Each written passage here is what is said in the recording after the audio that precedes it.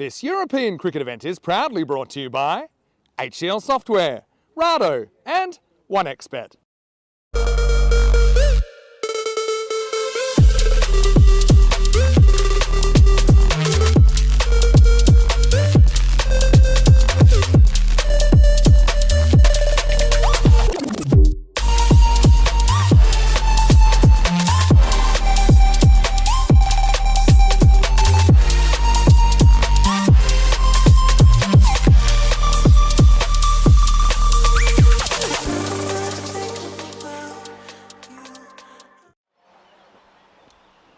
Good afternoon, cricket fans. It's Phil G here at the Stars Arena in Hofstadter for the continuation of the European Cricket Series at night, Belgium. It is day number 8, and that's Monday, start of the new week. We're halfway through the group stages now, and so now it's time to get into week number 2. And we start with today, Monday, is a 3-day match in this calendar. Got another 3 days tomorrow as well, another one on Thursday. But today, 3 matches coming your way. No introduction to camera, not a problem though. I'll do a little intro later on during at the start of match 2. But no time today. We are a little bit rushed to get things up and running. Unfortunately, they had a bit of an issue here with getting into the getting a few things out and ready. So never mind. It's all been ironed out now, and we're almost good to go. The teams are here. The teams are here on time. They were nice and prompt. That was good. Just a little bit of a glitch in the matrix earlier, but we're good. Nothing to do with the teams. And the teams, Antwerp and Hasselt, big day for them. And I'll tell you why, because Antwerp had a really good night last night, didn't they? Had a really good win, and well, actually took away 7 points yesterday. Sunday was their preferred day, because how about that, getting 7 whole points. And well, then you got Hasselt have turned up as well. They've only played 3 games. They've got 2 wins and 1 loss, sitting in 5th place in the standings. And you can see there that the toss has already been done, and Hasselt won the toss and elected to field first. They want to have a bowl and chase later on. So this is the afternoon match. We're then going to have an evening match, and we'll have the night match. So the afternoon match is primed and ready. It's only a few minutes away. Teams are, just hear them in the background there. You can hear a little bit of chat coming through the effects mic as they're getting ready to march on with the umpires. That's not too far away. Yeah, good day yesterday for Antwerp, and if you missed yesterday's fun for Antwerp, then you missed out on something pretty special, because they got well, they got all 4 points from the walkover due to the unfortunate situation that Belgium found themselves in, that they couldn't get to the ground on time. And then with that was match number 14. The match number 15 started on time, and that was a terrific game. Really good close game. Belgium went into bat, scored 119 for 9 in their 20 overs, really struggled, couldn't get a really big score on the board. Antwerp came out and they picked up those runs with 1 single ball to spare, so they get 3 points for that. Belgium did end up getting the bonus point in that match. Match 15. Let's have a look at the teams now for this match coming up. So Antwerp bouncing back from last night's big win, and they're very hungry for more. And you can see they've got a couple of ins, 4 ins in fact. Stanik's in, Divan is in, Bati and Shehzad come into the side, and then on the Hasselt side I'm looking at Tajinder Saran. He comes back in to be keeping wicket, and a couple other ins there. And Supercomputer looks at this and likes Hasselt to the tune of 55% chance of a win here. Not giving Antwerp probably for due credit. I thought Antwerp played sensational last night in that that evening game, the night game. Yeah, I kind of referenced the evening game being the first match, which starts at 7:15, and the proper night game starts when the lights are on and it's all happening. So yes, the first game was unfortunately abandoned, and all 4 points went to Antwerp. That's why Antwerp find themselves in 2nd position in the standings. We'll look at the standings a bit later on, not too far away. They are currently on 12 points, 3 points behind Belgium, and 1 point in front of 12 Stars, the hosts. So we're almost set to go. Ball is in hand, and that means we're about to get going. And so match 16, for your enjoyment and for ours as well, starts right now. Oh, almost started right now. Umpire had us all fooled there. And Nurdin Zakil is going to start things off. On to Jabakal. Watchful. Happy to watch that one go through first. Not in any rush. So we can say that, well, Wahidullah Ajabakel belted a very good 60 last night in the Antwerp win over Beveren in that second game last night. Found a bit of form, told me that he'd been struggling and he wasn't feeling right and proper, but he said last night things just clicked, and they certainly did. He got his team off to an absolute flyer and helped them get the win on the board. That has been picked up beautifully, and that is one bounce over the boundary line, over the covers, and 6 runs. Occasionally you might hear a bit of clunking coming through the effects mic from the scaffolding. The wind is picked up here, and there's a little bit of loose metal, which is just hitting the structure. Keeping an eye on the people up there, making sure that they're all okay. Our good friend Martha is up there with the duties today. I hope she's going to keep safe. I'll keep an eye on her every time I hear a clunk, just to make sure it's all good. But and a big shout out to our friends at 2 Circles for looking after us and doing a great job as well. 6 on the board without loss. Guided past the point, runs away, just near the sprinkler system and over the ropes there, and finds its way all the way to the guardrail. It's a good shot. There it is. So this is a good start for Antwerp. A little bit of loose bowling. I think you can excuse that, can't you, on a bit of a cool Monday. It's around about 12, 13 degrees at the moment. There's some heavy clouds around. I've been told there's no chance of a shower, but I look at these clouds and I think they look like they could be possibly some rain, but nothing at the moment. And we hope that that stays away and it stays exactly like that. That's the last thing we need today. It's been a complicated day already. So yeah, we're not keen on getting any weather whatsoever.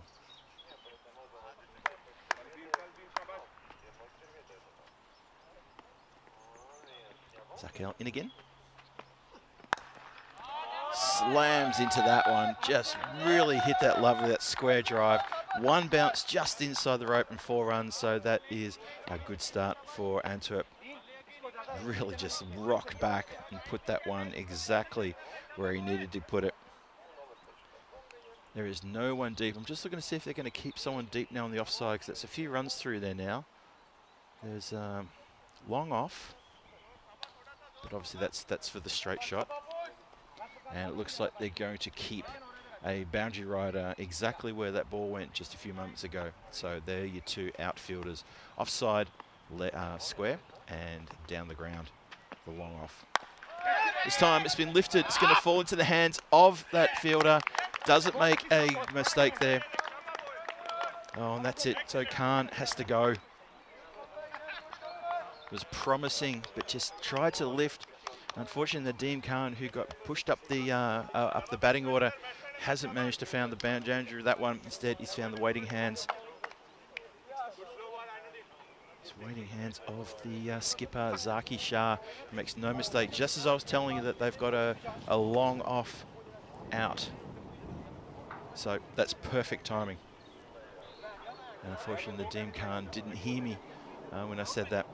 And have a look at upcoming events. Malta, Belgium and Jersey. Well, that's what's going on right now. So once again, ECN really stretching themselves here, and we're doing a fantastic job in the process by giving you cricket in 3 locations. So the Malta, the T20 eyes are happening, Rico down there taking care of business, having a lot of fun too with Tina, and of course Belgium, that's me, Phil G here for the night series, and Vinny Sandy, Mr. Maximo in Jersey running the Liberation Series. Had a bit of a look at that earlier this morning. The ground looks sensational out there in Jersey, doesn't it? How about that for looking sensational then? That's a really good shot. That's a Maximo. Wahidullah Jabakel, he's carrying on from last night's effort where he started things off really, really well for Antwerp. Got runs on the board very quickly and was really enjoying himself too. By the way, Sultan Diwan is the new batteries at the non-striker's end in the distinctive yellow helmet. It was 15 off the first over. Just mishit. Just goes to where a regulation square leg would have gobbled it up. Instead, backwards square leg cannot get to it in time. And it's just the 1 run. Brings Divan on strike. Into the side for Antwerp. I don't think we've seen him just yet in this contest. So we'll see what he can do here. It's been a good start for Antwerp. They have lost a wicket, but there's 22 on the board. And the 8 legal deliveries have been bowled. Slices that one, and then that goes over the point boundary. It was over sort of, well, yeah, pretty square, I'd say point, extra cover. Unfortunately, the fielder who was out there, the boundary rider, was moved back into the circle, and as a result, umpire originally said not out, and I'm a bit speechless there, because I definitely saw that was out, and I kind of found it quite funny that the fielders and the batter just went to reset when the umpire gave the signal of not out. Been reversed. Obviously, a taunt referee said no, that's not what I said. Sultan Diwan goes. He's four and out for him. Watch this again. So with the help of the video replay, you watch how close this is. It is very close, but definitely short by a good 6 or 8 inches there. So Antwerp lose their second in the second over. Sawa comes out now, and he's at the non-striker's end. So he's got a job to do as well. Well, that man, Jabakal, he's just going to keep going, and he's going to keep digging these ones out and swinging hard, and that is a lovely strike indeed. So he goes to the boundary again. His score is mowed along very nicely indeed. Just swings it and square drives that one beautifully. So that man who's just come out now, Sawa, he gets a bit of a bump up the order as well, because last night in that match, Antwerp with a bit Beverin, that man Sawa, he hit 16 off the final over to get the win, including starting the 10th over with 2 big maximos. So his skipper and his team have rewarded him by putting him up the order, which I think is a pretty good move. And of course, Sawa, he hit the winning runs. He hit a boundary, 4 runs on the second last ball, the penultimate ball of the game, and that sealed the win for Antwerp. They got a good win over Beverin there. Have a look there at the table. So Antwerp into second position there on 12 points. Big day for them yesterday. They picked up 7 points in total yesterday. It was a big Sunday for them. Hasselt, they haven't played as many games as anyone else. They've only played 3 games, and they're sitting second from the bottom. But they do have 2 wins and 1 loss, so their record is good. They just haven't had the opportunities to play more games. But they're playing 3 today. I'll explain that in just a second. It's gone up in the air, and it's going to carry, I reckon, the boundary line all the way. Yes, the fielder running out there even indicated 6, even before it hit the ground. Fakhar Zaman, as he was chasing it, I think he got to the boundary line and thought, I'll just help out people here and say that's going to go for a maximo. He was indeed correct. So yes, the team from Hasselt, they're here, and they're going to play 3 games. They've got this game, then obviously the evening game and the night game, and those 2 games after this one against Antwerp, the 2 games after are going to be against 12 Stars Hofstadter. So 3 games here today, and they have to go back to back to back. It's on the ground. Oh, big shadow, no. That was interesting. Jabakal, he didn't want to run to the danger end, not to the same fielder who'd already thrown down the stumps in the previous over. He quick scream of no. Wisely too, I think.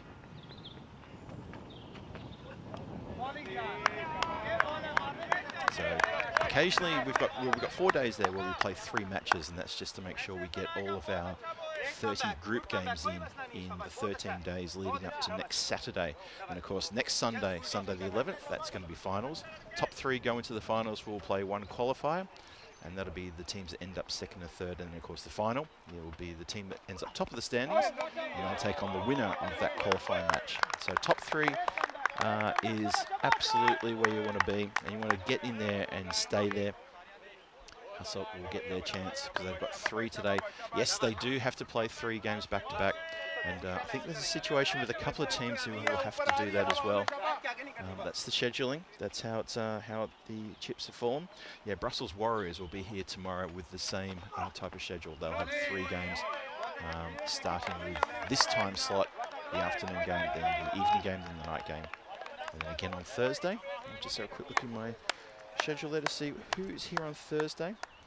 Thursday, it's going to be, well, it's not going to be a team playing 3 in a row, because that'll be Antwerp versus Royal Brussels versus Antwerp, and the return match, and then 12 Stars versus Beverin. Just over the head of the fielder there. just over his head, but it gets away from him. Good power play this, and that is going to end up on 43 for 2 after 3 overs. So a couple of fits and starts, lost a couple of wickets. There was a really good run out there by Zaki Shah, shying the stumps down from the mid-off position. But Antwerp have got some runs on the board here. 43 against Hasselt, who won the toss and elected to bowl first. So the run rate going nicely at about 14 and a bit. I think they'll be pretty happy with that.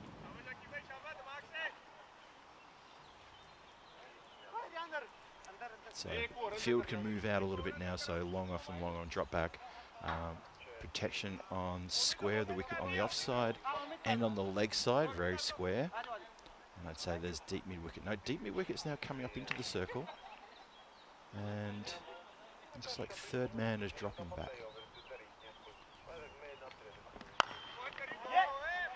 Ball that. Just watchful is Tasawa. Doesn't want to get too carried away here. He's got hasn't got any runs yet. He's only faced those 2 deliveries. Sorry, 1 delivery. That was the first ball he's faced. As I said, he did well for Antwerp last night, guiding them to a win. It's been hit down the ground into the waiting hands of the fielder, who takes a very good catch just in front of me here. And that is going to be a 2-ball duck there for Tasawa. So unfortunately, he does come undone there. Marcus Raja makes no mistake with the catch. Just had to jog a little bit to his right-hand side and completes a pretty good catch. So Hasselt, they're getting through the top order here. That's 3 wickets down. Now, Antwerp need to be really careful here. They're still riding the wave of their win last night against Beveren. They probably need to sort of get a little bit more focus back, see if they can get back on top here, because wickets falling pretty quickly here. Shout out to everyone in the chat. Thank you for joining us here in Belgium. Hope you're doing well wherever you are. A few more locals just running past us. I'm not sure what happened with the alarm clock with our hosts here, but they're all turning up a little bit late. I think they've just completely forgotten that there were 3 matches on today, which is, oh well, it is what it is. But they're here now.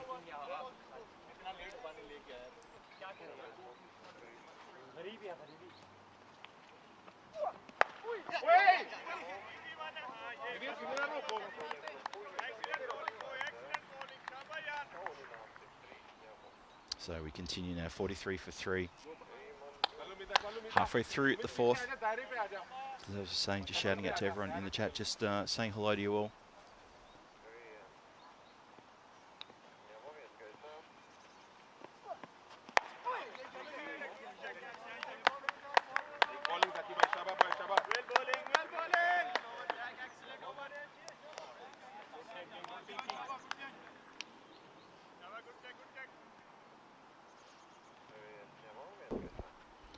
Again now, just enabling, just doing a little bit of crowd control here. Need to shout out to our locals if they're listening. Please, maybe just let the staff know when they're taking things around to the teams, not to walk in front of the sight screen when the bowler's running in. It's a little bit unfair on the batters. So hello to Paul Kemper and Christopher Ward there in the chat. Tim Harmer, good afternoon to you as well. Hope you guys are all well. Bank holiday in the UK. So we've got a few people tuning in this afternoon, maybe watching also the action coming to you from Jersey and Malta. If so, hope you're having a great day off as well, wherever you're watching around the world. If you haven't got a day off, that's okay. Still hope you're having a great day. 47 for 3 after 4. And Antwerp just, their run rate stumbling a little bit here, now down to 11.8, as they've just lost another wicket in that over.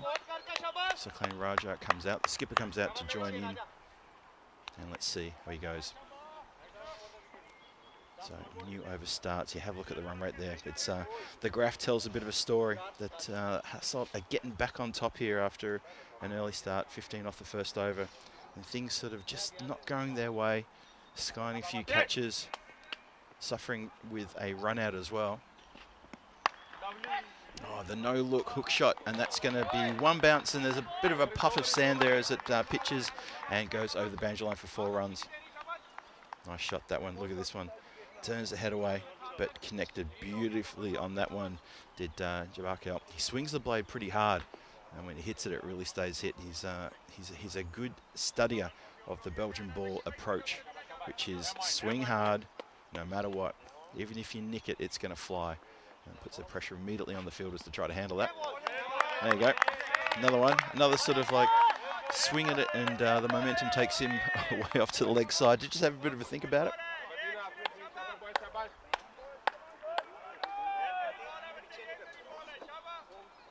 So big day of cricket today. 3 locations coming your way. Action from Malta, action from Jersey. First time I've been in Jersey. That's really good. Good for everybody. Brand new venue. And of course, the night series here with 3 matches. This is the afternoon match. Later, the evening match when Hasselt return against 12 Stars, and then the night match under lights. We'll flick the switch, and we'll have the final match tonight starting still in about 4 or 5 hours' time. That is going to be under lights, and that will be Hasselt again against 12 Stars. Edged, and well, one bounce. Player at the right at the far end of the ground there had to run around from third man. He's quite fine. He can't affect it though. Mahathir Mohammed, this is with the bowling. I think we've seen Mohammed Mahathir. I think it's his first stint here in the night series. He found the edge, but did not go to hand, unfortunately. And played with soft hands, just backward a point. No chance to run there. Hidula at the non-striker's end. Would have been running to the striker's end, to the danger end, and immediately turned down the skipper and said, no, Zaclane, let's not do this. And I reckon that's probably the right thing to say. There's a bit of support in the chat for Hasselt. There's definitely a run here. Just plays it softly down to mid-off for a quick single. It's good bowling, this. In fact, that over is done. Only 6 from it. That's a really good over. Let's have a look at ECC action coming your way in September. Premier Division is the big one. It's going to be massive. It starts on Thursday, the 25th of September. We're starting on a Thursday just to make room for all the action that comes before it, the Western Shield and the Metal Shield, which is coming before all that. But anyway, Premier Division starts on Thursday, the 25th. Now, the Premier Division group games, they start at the very beginning of ECC, and then we have the finals at the end of ECC. And in the middle of that, it's been socked off the ground in an attempt to affect the run out, and not quite successful. But good thinking that to try to manufacture a win. Have a look at this. Comes in and gives it a proper kick. Could have been close, you know. That could have been a lot closer than originally thought. 54 for 3 is the score in the 6th. We're over halfway now in the innings. Oh, Zaki Shah. What a good delivery that one was. That I think it's just gone over the stumps. And he slowed it down a bit too as well. And that could have easily just dropped on top of the bails and dislodged them. As it is, it didn't. And Jabakel, he's got 42 from 21 deliveries, striking the ball really well.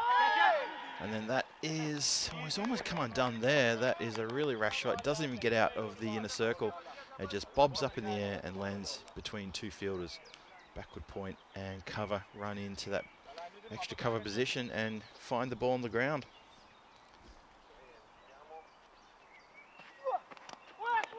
It's good delivery. Yorked him. Wicket keeper goes up, and skipper Zaki Shah just waves it away and says, no, not really. There you go. Hello there to Trip Denny, who's joined us, and hello to Thomas Martinez. Good afternoon to you both, and thanks for joining us.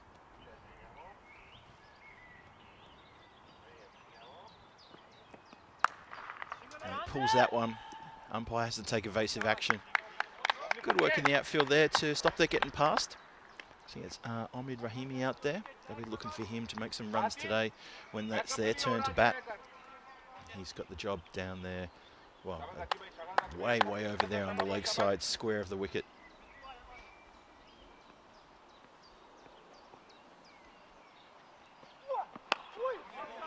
Good Yorker length again, not nice in the block hole, just punches it out for a single. And that is a very good over as well. Well, Zaki Shah, he's got 1 for 8 from his 2. That's very economical, got a very vital wicket as well. So he's bowled he's well for his team. Hasselt looking pretty good here. That's a pretty disappointing scorecard, batter's card for Antwerp you got there. At the top there though, Wahidullah Jabakel, he's still got 44. He's still out there, 23 balls his face. Saklan Raja has been there for 7 deliveries. He's on 5. And he'll get his chance to get motoring soon. But unfortunately, the top order just haven't locked in together here for Antwerp. And they're 3 down. Good bowling from Hasselt. Swings hard at that one. And that goes one bounce into the fence, which borders the forest and the football field.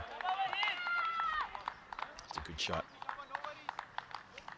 So he's now raced up now to... Now is he up to 49 or is that his 50? No, that is his 50. So yes, there was a bit of a clap there. I thought he had one more to go, but he had that single on the last ball. Apologies. Jabakel, well done. 50 from 24 deliveries. Holding it together for Antwerp. Big shout for LB that. Have another look at this one.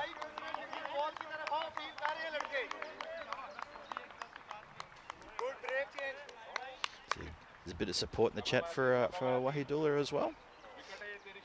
Nishal, I see your comment there, candidate for man of the series. Well, he had one big match yesterday. He needs to kick on and have another big innings here. Let's hit him on the pad again. This time there's no appeal. And leg by signalled. Just have a quick spy if I can see if my internet's working. I'll be able to tell you how many runs he's got. It's always a danger when I click on something on my laptop that I may not get back to the page I was on because I had so many issues with internet. The time that I've been here, it hasn't been, well, it just hasn't been. I've been very vocal about that, so I'll be quiet about it now. That sounded pretty good. That has raced to the boundary line. No one's catching that one. So Glenn Raja is getting on his bike and pedaling hard as well. And Antwerp sort of trying to break the shackles here, and they've been pretty successful in the last few overs.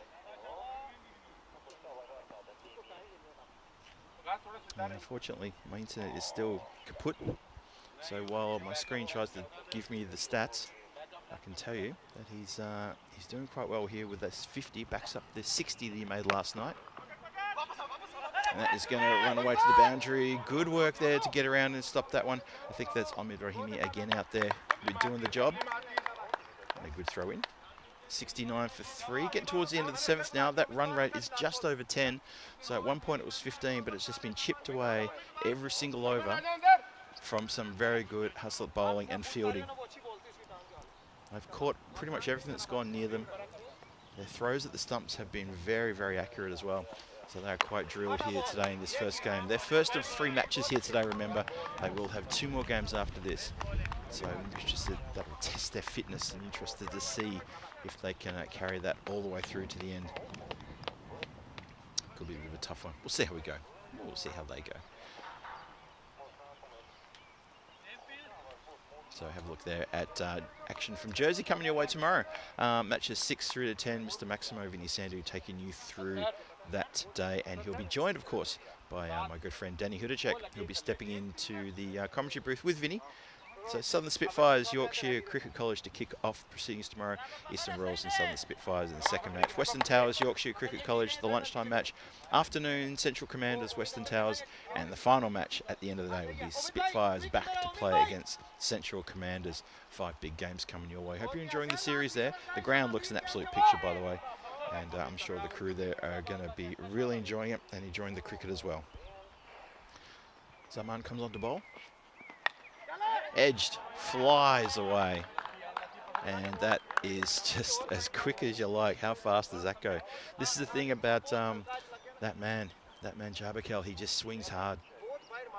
Catch an edge, that's fine. He gets to the boundary in quick time. If he middles it, it's out of the ground. So I can tell you that Wahidullah Jabakel, he had 97 runs in total prior to today. And that includes the 60 that he had last night. So in the innings that he's had, he's had 4 innings. One of them went for 60. So the other 3 innings only yielded 37 runs. Shot. Absolutely middled that one. That's what I just said about him. If he middles it, it carries all the way. He's just that sort of player. And that's a cracking boundary, that. So just getting back to Wahidullah Jabakel and just having that conversation with Nishal Shrista in the chat. He's only got 37 runs from 3 innings before last night's 60. So He's candidate for man of the series. I'm probably not too sure about that. He needs to do a lot more to get his hand up to be a candidate for man of the series. But you never know. He pulls that one. It goes in front of square. Out to Dick mid-wicket. Dick mid-wicket's down on his knees. Oh, that could have been curtains. Oh, I think there was a little bit of wasn't even ball watching. I think Wahidullah just automatically thought it was going to be 2. Have a look at this. Fielder's down on the ground. Just that's probably why they thought they could take it. It was Sherry Butt who was very fallen over there. Straight up in the air. Someone's got to catch this. They're looking. And the catch is taken by that man, Sherry Butt, who holds it well. And if he wants someone to catch a sky and catch, it's going to be that man right there. Nicely taken.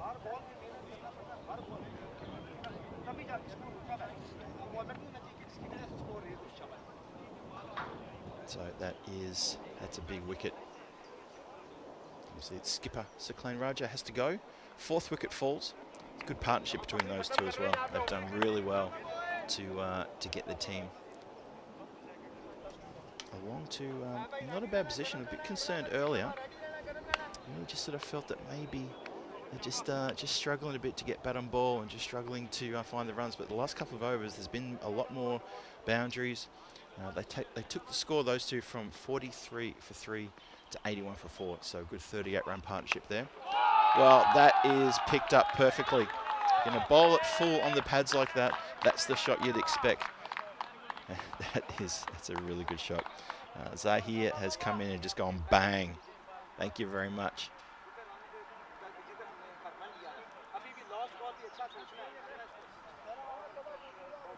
Yeah, that's not a good delivery. So Zaman, he tastes victory with 1 ball. The very next ball, he has to get a brand new Grizzly because that, yep, that is out of the ground. Not a good ball and punished accordingly.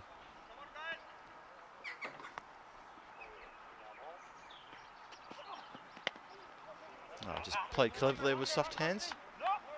Nice easy quick single there. That's going to finish the 8th. 88 for 4. And it's 8 overs gone. The run rate is just bumped up a little bit now. Back up to 11. Just remember that Hassett won the toss and wanted to field first. And I'd say they'd be pretty happy with that. I think if you said to them, with 2 overs to go, 88, what do you think? And they'd think, yeah, we'll take that because we reckon we can keep them under 100. So Antwerp here with still a lot of work to do. You can see the uptick there over the last couple of overs in the run rate. And that's mainly because Wahidullah found the middle of the bat a couple of times. And Sakleen Raja, before he was dismissed, also found the bat a few times as well. So done pretty well there indeed.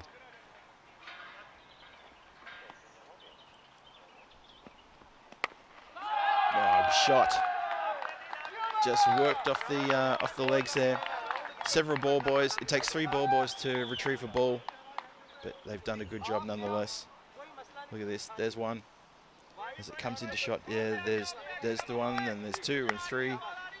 And then they're asking, they want to be the one to throw it back into the field of play. I'm not sure why we've got 3 ball boys all standing together over there. Maybe they're expecting a flurry, and they're going to get tired. We'll find out.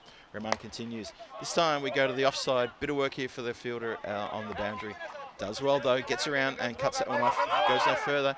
Well, now that is crazy. Absolutely crazy to think you could take another run there. The fielder held the ball and didn't throw it in, which was interesting enough as it was. But then they thought, well, if he's going to stand there holding the ball, let's do this, let's run. Wahidullah was desperately keen to take that cheeky little single. And Ilyas Zahir said, no, I'm not going anywhere. Now that's gone straight up in the air, and that should be a second catch for Wickets Raja. And it is indeed, takes a very good catch. Hold his nerve, no problem at all. Now, he shakes his hand as though it hurt, but I think that was more of a comical moment rather than actually it hurting. I hope he's all right. But it's a second catch for him in the outfield. And that is the end of Wahidullah. Jabakal, a dangerous batter indeed. So not a time when Antwerp wanted to lose that wicket. Instead, they now have to have another batter come out and try to restart the engine here after a set batter goes out. Hello to Wayne, the loose cannon in the chat. Good to see you, Wayne, as always, my friend. And I hope you're taking care of business in there. I'm sure you are. Trip is still there with you. Thomas Martinez as well. Chris Smith, hello there, Chris. I didn't see you jumping in the chat before. Hope you're well. Enjoying your day off there in the UK. Your bank holiday. Now, that was interesting. Good work as well. The ramp shot came out, and then there was a very deliberate direction that ramp had to go, as the ball was not bowled particularly quick. So Miwais Shahzad, who's just come to the crease, has manufactured something very nice there. Something for the fans and the fans of the ramp shot and of the well, it wasn't quite a reverse, it was just a ramp really. But manufacturers of funky shots.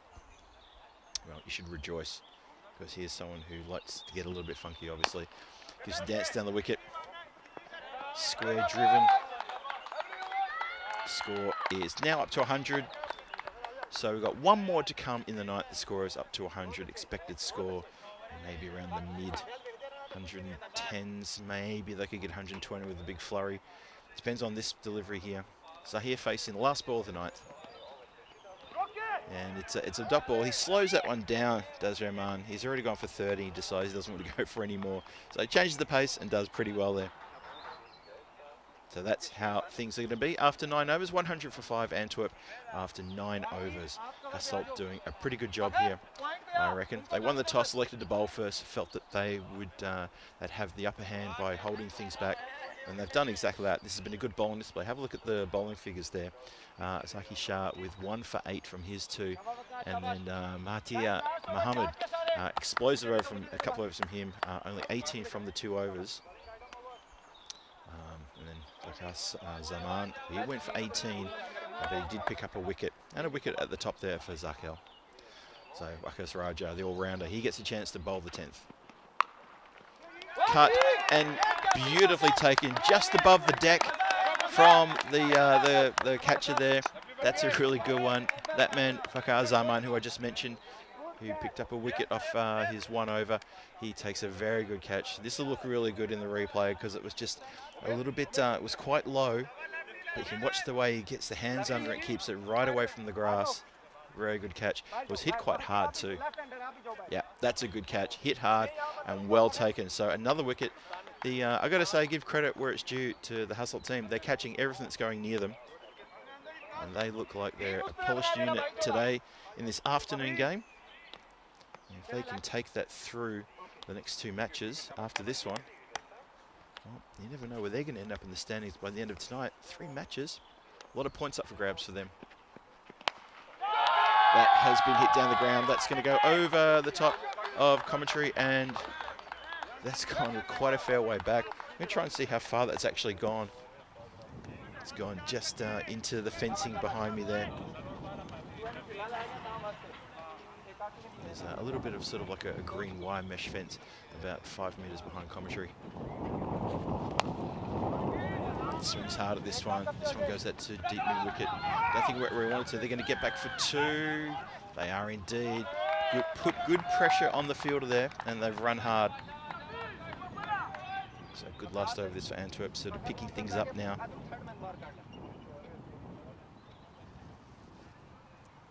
Good to see Nichelle in the chat interacting with all of our mods, and Nichelle with a little bit of a zinger there when he gets asked, "When are you playing?" I ask the same question to my captain all the time. That's a great comment. Put a smile on my face. It reminds me of the old days playing in Prague for the Barbarians. And that goes over the boundary line for 6 runs. That's a good shot. This last over getting a lot of momentum here now. Mind you, though, I did play every week pretty much for the Barbarians, so that was good. Hello to Jake Stewart. Good to see you as well. I gave you a shout out earlier, but then I had to go run off and do a few things, so apologies for not catching you after that. Good to see you still here, though. And yeah, these earlier matches, they're absolutely perfect timing for you, aren't they? Slower ball. Rakas Raja's getting a bit tired of being hit around the ground, so he slows it down, and that is a clever delivery. I think the batter was like, he almost hit himself in the back of the head, I think, because he gave the back of his head, his helmet, a little bit of a a bit of a nudge.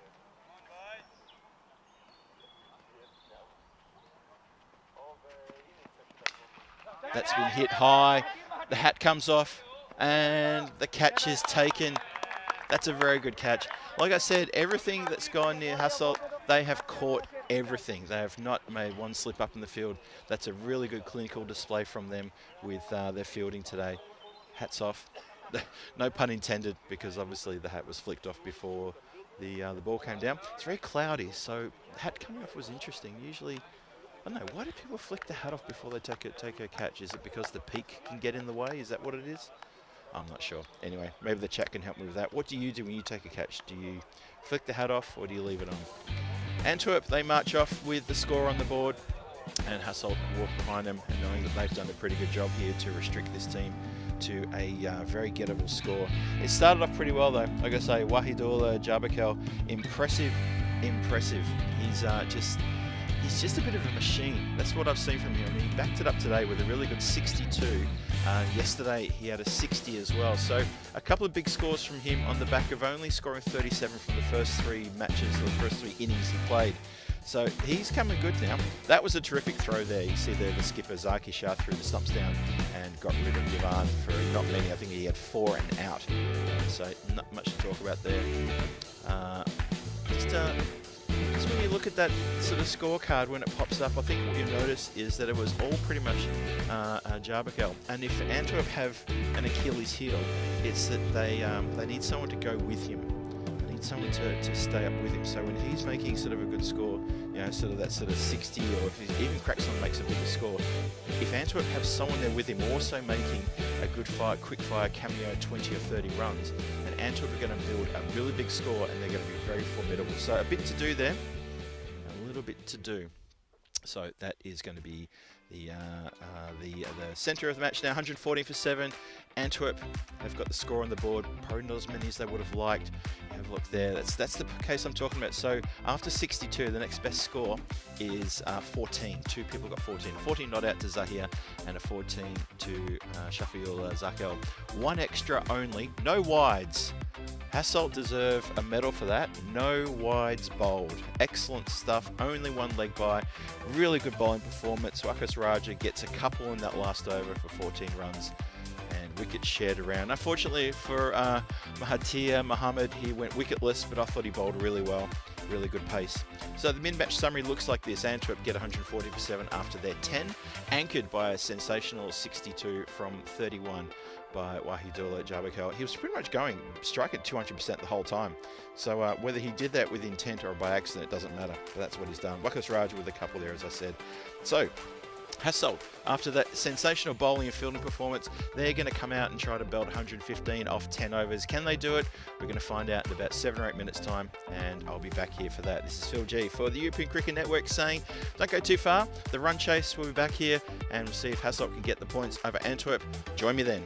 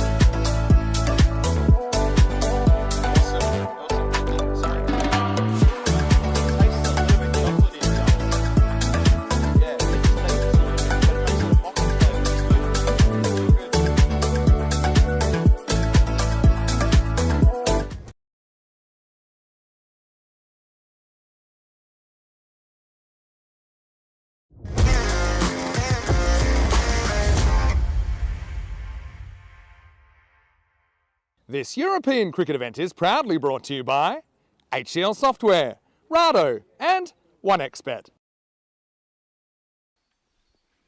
Big warm welcome back to everybody to the Stars Arena for this run chase coming up right now in this match 16. Hasselt looking to overhaul this target. Not a huge target. 114 is the score placed by Antwerp. And they came across a very focused Hasselt lineup there to only get 114. So 7 overs or less for the batting team to get an extra bonus point if they can score that target. And if Antwerp can restrict Hasselt to 79 or less, then they would get that bonus point.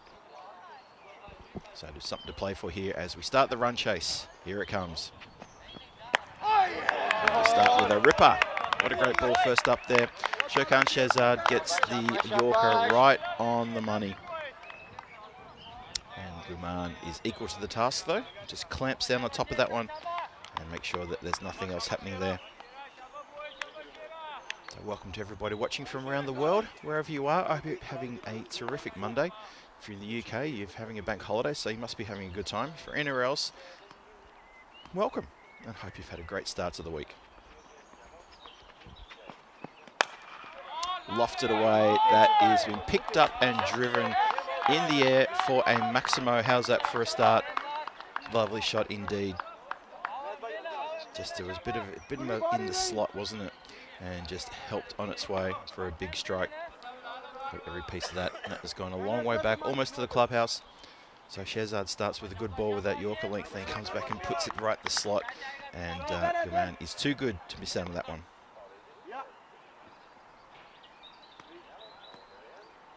So the total, 115 is the score that Hasselt are looking to pick up here in this game. And that is even better than the previous Maximo. That was short and wide and sat up for too long for the batter to decide where he wanted to put it, and he chose to put it right over the boundary, backward of point, and that's gone a long way back. Fielder is probably right now a good 80 metres from the bat, and he's finally got it. So that's good. That's a really good hit indeed.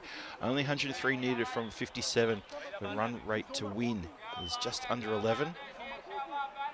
And this is not a good start for Shehzad. He bowled yesterday, opened up the bowl and bowled the first over, and he went for 22. Beverin getting after him pretty quickly. However, things sort of slid away for Beverin after that. They didn't really capitalise after that at all. And this is a good start too. That has been driven, cover driven, up in the air, over the infield, another 4 runs. So we're getting 6, 6 and 4 from the blade of Guman. He's decided the power play is going to be his little new playground, somewhere for him to hang out and do what he wants to do. And already the runs required are now under 100. So 16 on the board in the first 4 balls. I tell you what, if you're an Antwerp supporter, you'd be sort of a little bit nervous right now because this is a bit of a damaging start. And Shehzad must be feeling a lot of pressure right now.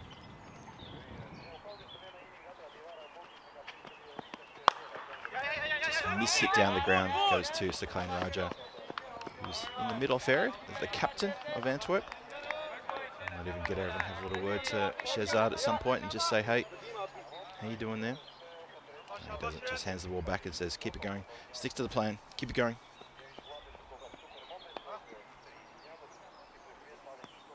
So last ball the first, good start here, blistering start here for Hasselt.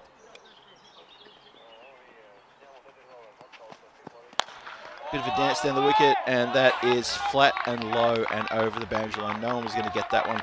There was a fielder down there deep at the long on area. You can see there in the background, had no chance to get that. Didn't have a long way to go, but it had the elevation and it had speed. And that is a really big over for Hasselt, chasing a score of, well, not really high, definitely under par. So 35 matches since the Golden Ball. Will we see one tonight? You never know. When you got ECN action going on in 3 different locations, you never know if a Golden Ball could pop up. Granted that it won't, if it pops up, it's not going to pop up at the T20 eyes. But between myself and Vinny, you never know. I was thinking maybe one of us could have manufactured a Golden Ball on a Monday. After all, in Portugal, a couple of, well, several weeks ago now, both Tina and myself managed to get Golden Ball happening on a Monday, on 2 occasions actually. Sakhain is hit down the ground. and that goes into the fence. Ball boy set himself to catch it, and in the end, he chose to let it hit the fence and field it. That was exactly what you should have done. Don't try and catch those, they're coming in too hard. You let it hit the fence right next to me here, and that was exactly what you should do. There's a good black wire mesh netting there that it just cannoned into. So, Sakhain Raja, welcome to the attack with a Maximo. Can't stop the single, played into the covers, but he immediately called through. Hasselt, they are playing like they've got all 4 points on their mind at the moment. And there's every chance they're going to get this. I'm not sure Antwerp are going to defend it. This has not been a great start. Already 30 off the first 8 deliveries. They're going to be really tough to try to defend this total now. It's remember, the score's only 115 for the win. There's already 30 on the board. Oh, it's a slow beamer, but he's seen it quickly and spanked that to the dugout area along the ground, 4 runs. And Hasselt are just having it all their own way at the moment. Saran this time gets into the action. Leans forward because he has to adjust, not realising that it was a slower ball. And he's almost been caught undone there.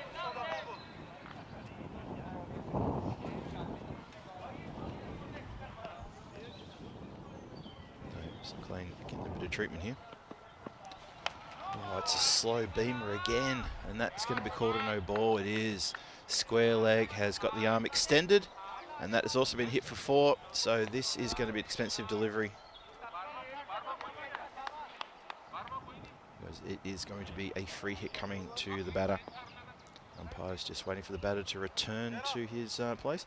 Well, he's off to have a chat with Square Leg. He probably should be focusing on the standing umpire, who's about to give him the signal. There it is. Standing umpire doing the right thing, just waiting for the batter to turn around and face him. So, Saran here. He went for a walk and a chat, and he's back. Free hit coming up. Well, it hit the wickets. They should scurry through for 1 here. And they do indeed. Good presence of mind, and it was really good to see that nobody jumped up and started chanting and getting happy about the bowled, so everyone was aware that it was a free hit. I think the batter, if anything, was looking a bit dejected, but I think he was more dejected about the fact that the free hit wasn't connected with. He wasn't upset about being bowled because it doesn't matter. Hello to Shawan, who's in the chat, making some good contributions there. Thank you very much. Love to have your comments in there. Yeah, it's definitely a wide ball. Now, I need everyone to know that I've got my fly swatter because I'm already getting buzzed here in the afternoon. So I'm ready to go. Best €2 I've ever spent. I see Michelle in the chat was asking who thinks Antwerp's going to win this. Oof. Well, the stumps have been hit there, so that is a wicket. Batter looks up the umpire and says, yeah, is that out? That, it was indeed out, of course, because he was bowling a regular delivery. And if the stumps get hit, I'm pretty sure in cricket that means you're out. So 41 for 1 now, and still got 1 more to come in the second over. So finally, Antwerp get a little bit of love from the bowler as they pick up a wicket.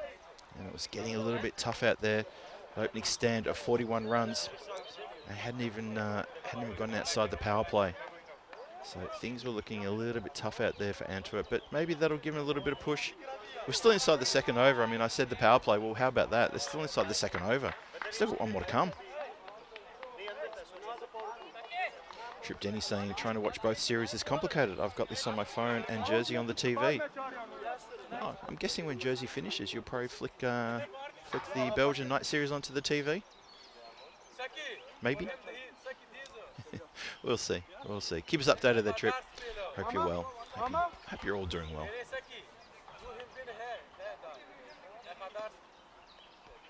So this is the Sakhain last ball of the second over. Oh, red hot chance straight down the throat of the player there. He's put down a sitter. Didn't have to move a muscle apart from put the hands up and complete the catch. And it's been grassed down. Oh dear. Chawazi Stanekzai has grasped it. Oh dear, hands on head around the ground. There's a couple of fielders still got the hands on their head. They can't believe that went down. A red hot chance there to pick up a wicket immediately. And that would have been Wakas Raja, who's a devastating all-rounder when he gets going. As it is, it's not going to happen. Well, that is disappointing. They tried to get the throw in to effect a run out, nothing going there. That is the end of the second over, though. Antwerp there on the standings, sitting in second place with 12. They had a big day yesterday, Super Sunday for them, picking up 7 points to help push themselves along in the standings. And obviously Hasselt at the bottom of the standings because they've only played 3 games. They've lost 1 and won 2, so they've got a chance to improve on that today, big time, with 3 bites of the cherry. 3 games. So this game, the evening game, and of course the night game, when we switch on the lights. Fahim Bhatti now. Hit out to just in front of square leg there. Does well to stop the ball. Might have done himself a bit of a mischief though. He's a bit slow to get up. Giving that hand a bit of a ring. That's Shafiullah Zakhel who's been put out there now. Yeah, just giving the hand a bit of a ring. I think he's stopped the ball, but that went like a rocket, and there was no one behind him to save it. We're still inside the power play, remember?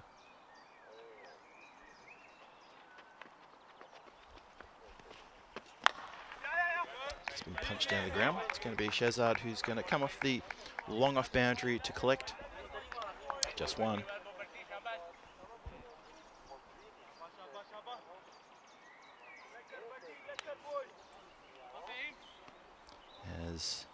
Now, what's that? Is that a stork? Yeah, is that a stork? Is that, or I think it is. That definitely looks like a water bird. It's not one of the geese that fly overhead, though, is it? Nicely captured there by our friends at 2 Circles. Should get him a gig on a wildlife documentary, maybe. Very good work.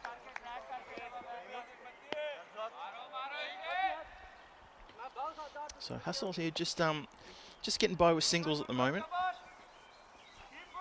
His third over the power play. Oh, lucky he just got the bat down in time, but it didn't hit the stumps. 45 for 1 is the score, halfway through the third. Draws the miss hit, and it's a dot ball. It's good over this one from Bhatti. He's bowled really well. It's only been 3 from it, from 4 deliveries. That's it's not bad at all. But it's about maintaining. So Hasselt need to go at less than 10 and over to pick up the win here. 70 from 44. So you've got to put him right in the box seat at the moment. That's 1-0 to Phil. I just heard that thump. That was me in the fly swatter. Another good ball. Saran here just getting a little bit ahead of himself there. That looked a bit premeditated for mine, so I think he just needs to just settle here. But he's not a fast bowler. He's just coming off a short run and just putting it in a good spot. So 45 for 1 is the score. Last ball, the third coming up. Power play almost finished. Only 3 runs off the over. This is exactly an over that Antwerp needed. Hit down the ground. Should be just the one. Shazad does the perfect long barrier with the fielding and keeps it to just 1. And that is the end of the over. A terrific over. Only 4 runs from it. Never mind there was no wickets picked up. Doesn't matter. Only 4 runs from it. And that attempt to try to slow this charge from Hasselt. Mind you, though, there was 42 off the previous 2 overs, and that was where the damage was done. So now the field is going to have a bit of talk about who goes out, who stays in, and how's the bowler going to handle this one. Shafiul Zakhel gets his chance to come on a bowl, as he always tends to do. Comes and bowls the 4th, and then usually just get bowls out completely in the middle overs there. Have a look at Antwerp there, their innings, and they sort of really grind to a halt after they lost that 3rd wicket in the 4th over. Have a look at that, just 4, 6 and 4 in those middle overs. But a bit of a bookend though, some good start and a good finish. This has gone straight up in the air. Can someone catch this? It's a tall order and a lot of ground, and I'm not sure the player who ended up going for it was the one who should have. I think there was someone a bit closer, and it's the fielder with the ball sort of smiling there, who was in the well, he was in the fine leg position, and that's unfortunate. That's gone to ground. 47 for 1. Oh, he's pulled that one around the corner. Shouts of catch him. And that has gone for a Maximo. put a fair bit into that. So Hasselt getting back on their merry way here. Again, has to lean for that one. That has just hit the hand of the fielder down there at deep square leg. Sorry, deep square leg, deep mid wicket. Get your field positions right, Phil. Come on. And that one is even cleaner. So no worries about that one. That is out of the ground, proper big time. That's a bit of a chase for one of our ball boys. And I think that a new Grizzly will have to be brought into play now. You see there in the background, the player just watching that one sail overhead. That was a clean hit and a really good strike. Marcus Raja, he doesn't like to hang about. It's a great thing about the batting here in this ECSN. I know it's been a few years, and I've been talking about it's been a few years since we've been here, but this is just a reminder of what the Belgian domestic players can do. They're so damaging, and they just have the mindset that you don't see a lot of in a lot of ECSs we travel to and show you. And these guys are just, it's almost reckless, almost, but there's talent behind it as well. So, you know, it's so entertaining to watch as well. A lot of fun. Well, that's almost taken out the bowler and the umpire. Luckily, they're both short men, because that ball has luckily to get about sort of 10 feet in the air. Yep, maybe 8 feet in the air. Maybe not even that. Both bowler and keeper just in the firing line there. Score has raced up to 64 now. End of the fourth coming up. And launched. Expensive over. It goes magical with that one. 24 off the over. An over that Zarko would rather forget. And that means that the score is now going to race to 80 for 1. Look at that. Just crunched. That's really damaging. Tajinder Saran, who's the wicketkeeper for Hasselt, he's just really getting on here and enjoying what he's the bowling, and he's enjoyed most of that over as well. 24 from it. Wow. So 45 needed from 36. That run rate is tripped really way downwards now. Have a look at the graph here. That white line took a bit of a turn, left turn at Albuquerque from 3 to 4 and just accelerated in the other direction, just going away from that light blue line. Seem to be having their own way now.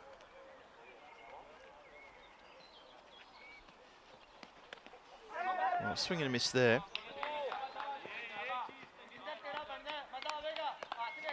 And that's just by, so very quickly called through on that one. Saran just saying to Wakas Raja, if you're not hitting it, I will. Let me continue on my merry way. I want to make a bit of a statement here. He's got 27 from 11.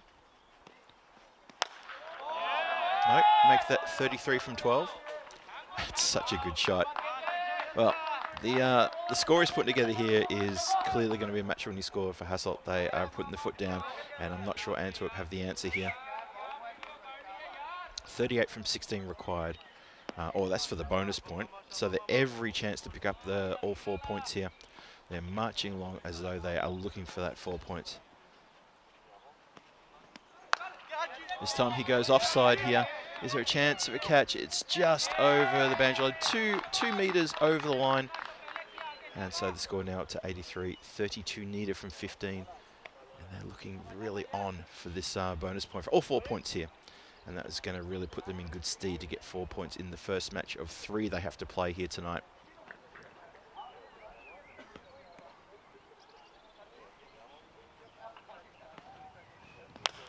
Oh, Zahir is getting taken to the cleaners. Wow. Just another flat shot.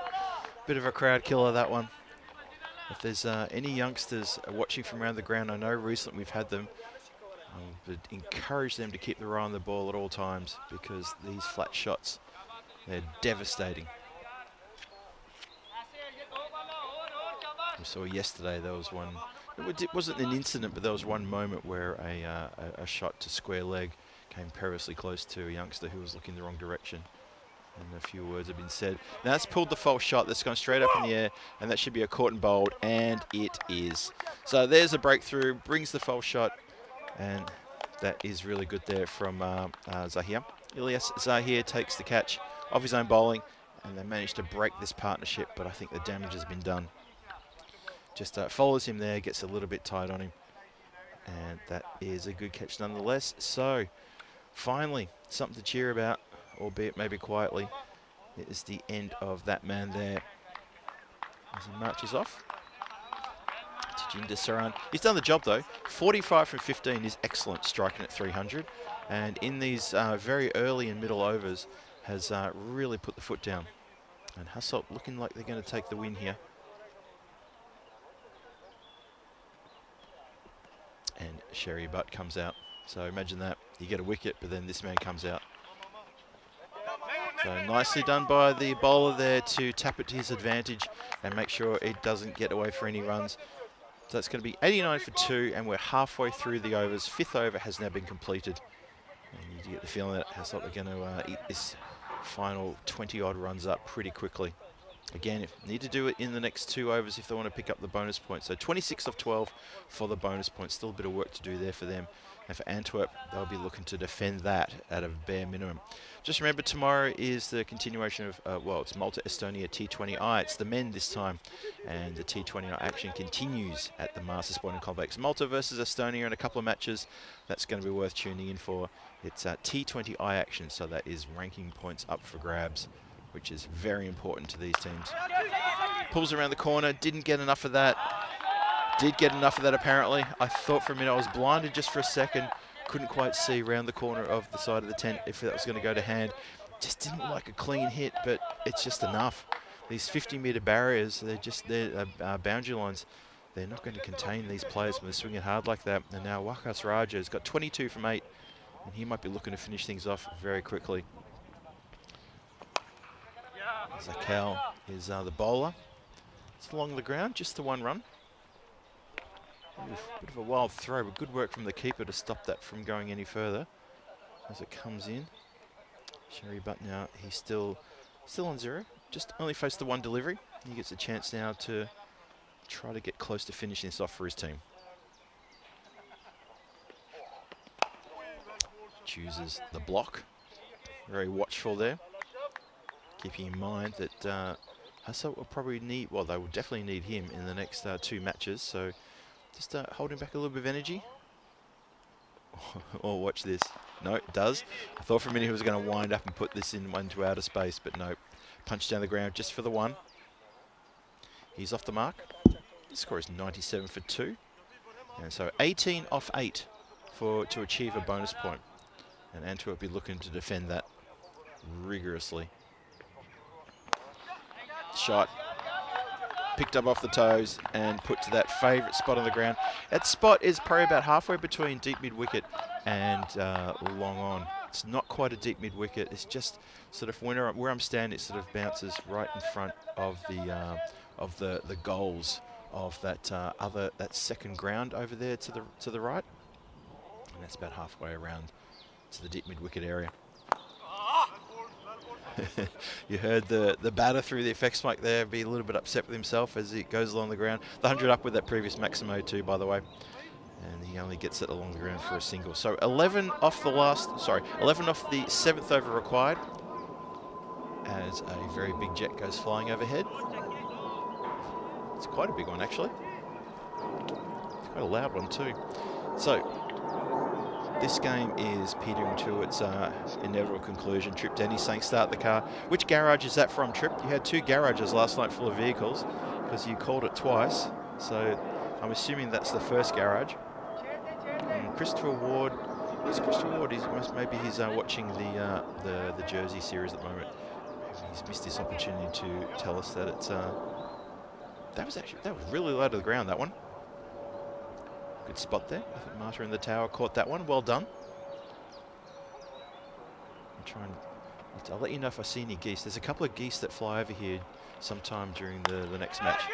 And that has been, well, he's opened the face of the bat there, and it could have actually gone anywhere. And as it turned out, it just went to the left of the cover fielder, who almost managed to catch that one, almost guided it straight to his hands. In the end, it's just a single. It was almost like just the batter changed his mind halfway through the shot and just pulled it and said, no, I'm not going to try to belt the cover off it. I'm just going to play it with soft hands. There's obviously a lot of gaps on the offside there. I thought it could guide it for a boundary. Sherry Butt now. Swing and a miss. Bit quicker that one from Barty. He's not an express bowler, but he's definitely pushed that one through pretty quick. A good takeoff as well, and even the keeper was sort of up on his tippy toes to take that one. 105 for 2. So for the bonus point, Hasselt need 10 from 4 deliveries. So a couple of boundaries, or at least one of those a Maximo, and they'll get the bonus point. Swings at this one, he's going to get an edge, and that's going to fly away, and the call is Maximo. So there's one. So that gets them almost to the conclusion of the game. Almost. So 4 from 3 to tie this game up for Hasselt and for them to take the win. 111 for 2.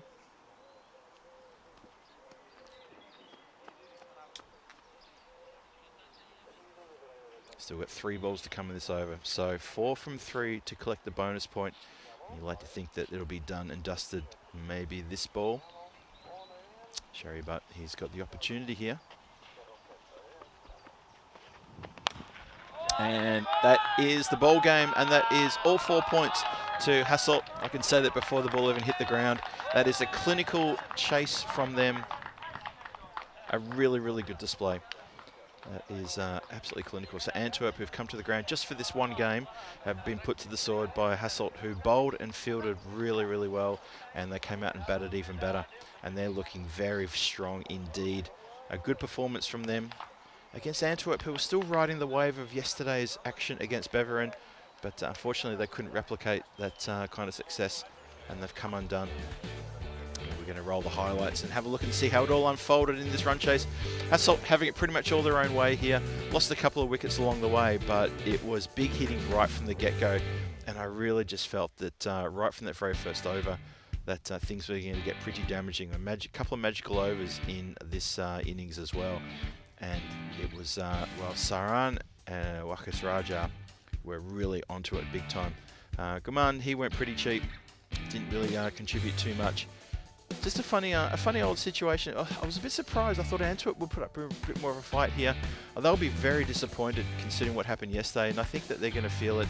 I'm just looking. I can see Nadine Khan, who's one of their key bowlers. He's walking with a very visible limp, which is not good for him. So I'm not sure what he's done there, but it looks like he may have done himself a mischief at some point. Anyway.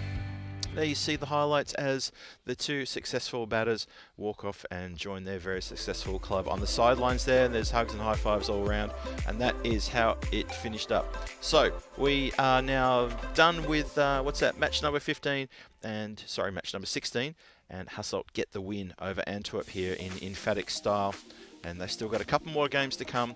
Have Hasselt. Antwerp, though, they can pack their bags and head back to the car park, and we're going to see them again in a couple of days' time. Just check when exactly, but it's going to be very shortly because they've still got several games to go. We will see Antwerp back here on Thursday. They have got 2 matches on Thursday to play, so that's going to be their schedule. In the meantime, let's have a look at the batting card here. Well, Gaman, he did actually end up getting 24, but he got it from 8 deliveries. That's probably why I didn't think he was there for very long, because I really wasn't here very long. Tajinder Saran played a terrific innings there. That 45 from 15. Wickets Raja, good support. That 31 not out as well. In the end, it was a score that just was not going to be enough. So 117 for 2. They get the win with 3 overs and 2 balls to spare. They get the bonus point with 2 balls to spare as well. In the bowling department, well, just the 1 wide. So these 2 teams have both bowled very, very well indeed. And what wickets shared between Saklan Raja and Ilyas here. And that's all they can really cheer about, unfortunately, for Antwerp. It's not to be their game, and it's not to be their day. Their day was yesterday, I think it has to be said, so that's all good. And the win there, you can see there, it's an 8-wicket win to Hasselt over Antwerp there. Pretty emphatic style. They get all 4 points, and that is going to get them off the bottom of the standings table and gives them a real big boost going into the next 2 matches.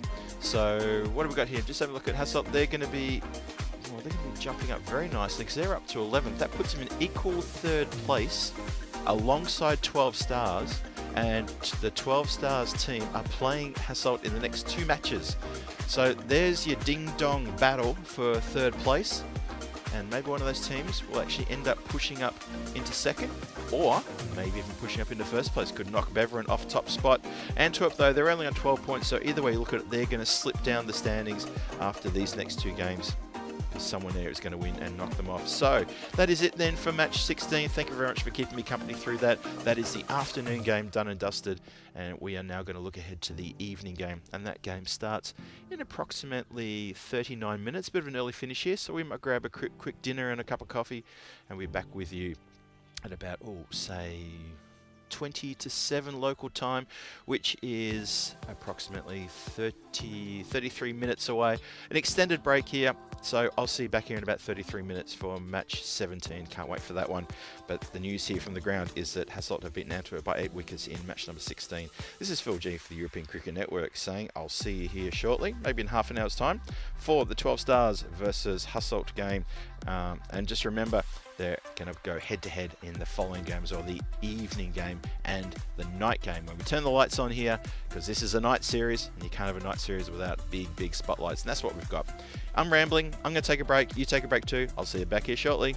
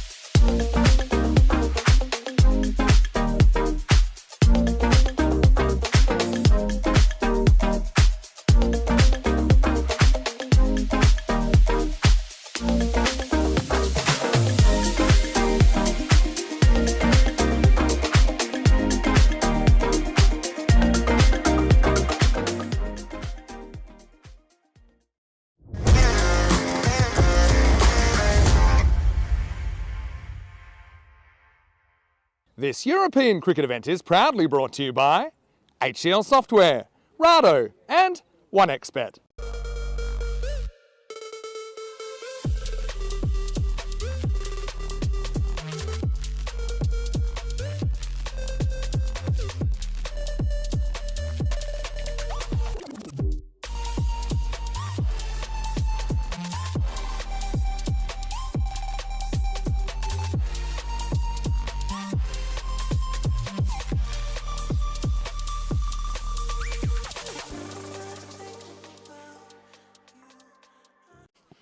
Welcome back to the Stars Arena. Phil G here for the European Cricket Network and the continuation of this night series here in Belgium. How good is this? It's well, we've got the second match now. We've got 3 matches on today. First match has just been completed. Second match about to start. This is the evening game now, and it's going to be match number 17 we're up to, and it's going to be Hasselt in their second match for tonight. They're playing 3 tonight, remember. The second match, they're taking on the host, 12 Stars. Big for both teams, with Hasselt trying to get more momentum into their standings and get pushing further up onto the leaderboard and see what they can do with this game. 12 Stars, they're sitting in 3rd place at the moment, and they would love to get another one as well, another win tonight. They've only got 3 more games. They've played more games than everyone else on the standings. So for them, every game now is vital to make sure they stay in the top 3. So it's going to be interesting to see how they do. They've got 2 games tonight as well. They're going to play the doubleheader against Hasselt this match, and then match 18 coming up in the evening under lights. Can't wait for that one.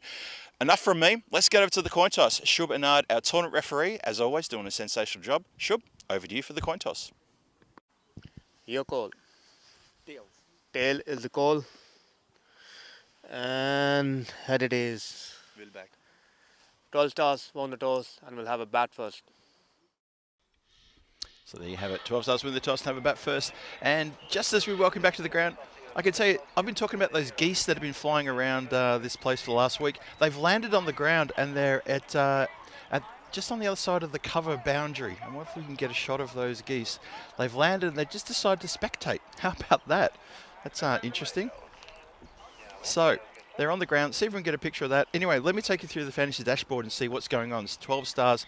Hofstadter have got 3 changes. Kuram Chima comes in. Nimish Mehta and Khalid Ahmadi back in the side as well. They'll be welcoming him back. That is the sound of the geese you can hear in the background. They are so loud. Adnan Shinwari comes back in for Hasselt as well. So they're the teams. They're getting ready to go. And as you see there, and as you saw from Shub's coin toss there, 12 Stars won the toss, and they like to have a bat first. So they're looking to put the score on the board. Okay, so the geese have had enough. They're going to get chased by the ball boys. It's a shame we couldn't get the footage there, because they were sitting there on the ground honking and making a lot of noise. And Supercomputer says enough of this geese talk, Phil. Let's talk about this. It's an 80% chance of the win. So the win predictor says 80% chance for Hasselt to take the win, and only 20% chance for 12 Stars to get the win. Pretty confident that Hasselt are going to take the points against 12 Stars. So we'll see how we go.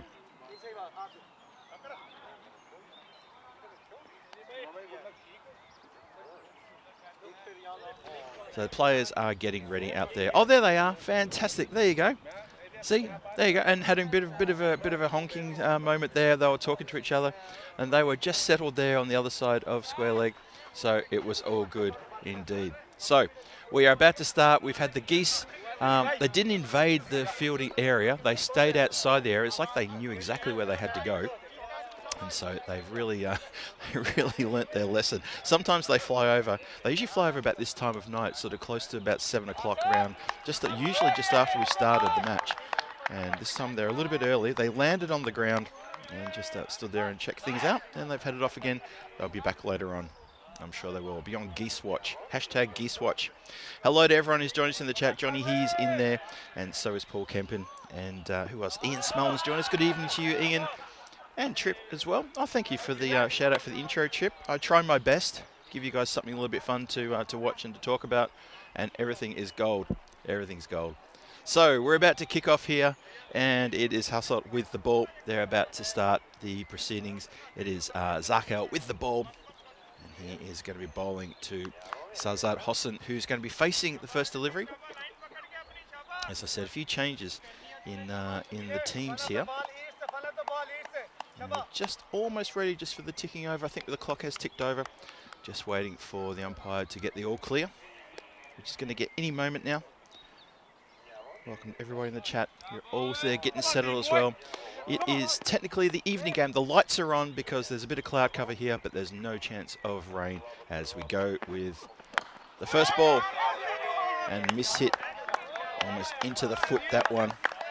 And match 17 starts. In case you missed it, match 16 finished a little bit earlier because Hasselt chased down the 114 runs or 115 runs required in match 16, end up with 117 for 2. And they chased that down with, was it 3 overs plus 2 balls to spare, so they picked up themselves the bonus point. They got all 4 points in that game, and that's really big for them. So looking for another big game from them here in this match. 2 dots in a row, shapes up to throw the stumps down. Hassan just looks to the side and moves away and says, throw him down if you like. Doesn't happen though. So who's out here? Let's have a look and see, or which fielders are out. We have cover is deep, and who else is deep? Just having a look around. I bet it's going to be, okay, so no, cover comes in now, and square leg backward, just slightly backward of square goes out. Just try and find the other person in the moment. Gets the charge, swing and a miss. Good start here, good noise around for Hasselt as well. And the other fielder out is, looks like it's Sherry Butt, who's fielding down in the long on area. Patrols that part of the ground he does. He's taken a lot of catches down in that part of the ground too, and saved a lot of runs for the team. So we are definitely ready to go. Trip Denny is also joining us. Kitty's watching, so hello to Kitty. Hope you're enjoying the cricket as much as Trip does. I'm sure you guys both do. I picture you, they're both sitting on the couch together, munching on popcorn, having something to drink, and just soaking it all up, the ECN action. Anyway, hope everybody's well. And we get a run off the bat. It's just a miss hit again. Just tight bowling, this really good bowling. And the umpire wasn't giving the peace signal to his counterpart there. He was confirming that there are indeed 2 balls left in the over. Or he may be giving the peace signal as well, you never know. Big shout out to the men in black here, they've done a terrific job so far. And also our tournament referee, Shub Anand, who's done a fantastic job. And we're starting today. Well, today is the start of the 2nd week in this tournament. Well, that has been lifted away. That was too short. So a blemish there from Zakel, and he gets dealt with accordingly and hit out of the ground. Some side on. Bit of a wind up. That's a good strike nonetheless. It is, looks like it's Hema. Yeah, Kima has knocked that one out of the ground, so good shot that one. 7 on the board now. Bit of a slow start here for 12 Stars.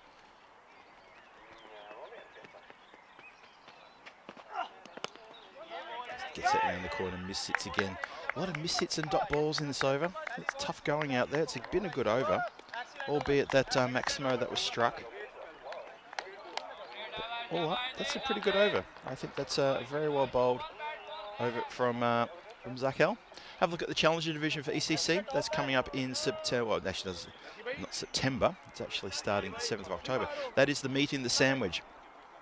And what I mean by that, Challenger Division is slotted right in the middle of, at the start of ECC will be the Premier Division group games, and at the end of the ECC will be the finals. So Challenger Division, group games and the finals are the meat in the sandwich in terms of when that's going to happen. So the 2nd of October it all starts, and finals day starts on Wednesday, 15th of October. And after that will be the finals of the Premier Division. So ECC action, get yourself prepped for that one. I know it's still a few months away, but if you're making plans to get down to Cardamom to watch ECC, or even if you're planning just to maybe, I don't know, get together with some friends and have a bit of an ECC party, let us know. And let me know if you're going to go to Cardamom, because I'm thinking of heading down there as a spectator. Rahman here looking to get a wicket, and unfortunately it's gotten through everybody. Oh, he's a little bit frustrated. That's not. I think that's the 2nd time today he's gone for 4 byes. He had that happen to him in the previous game as well. So he's probably feel a little slightly frustrated. It's never good to see that as a bowler.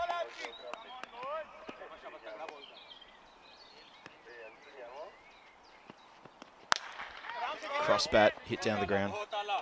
Work here for Long On. Does the job as always.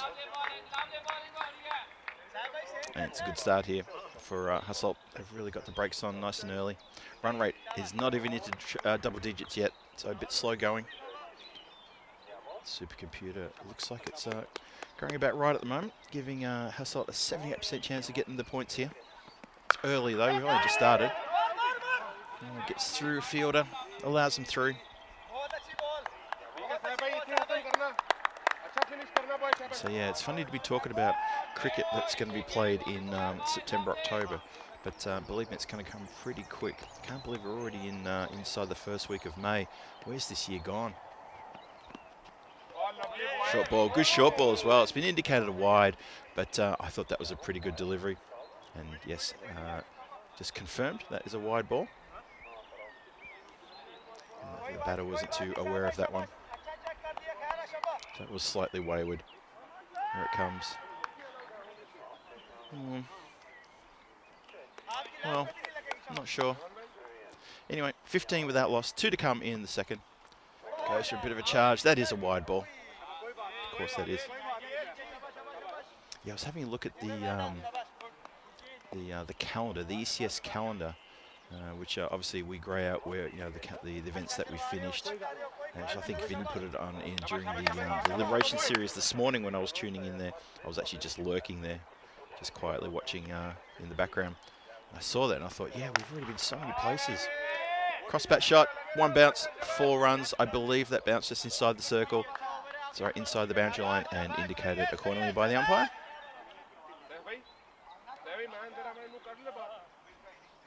So yeah, just things are going very quickly this year.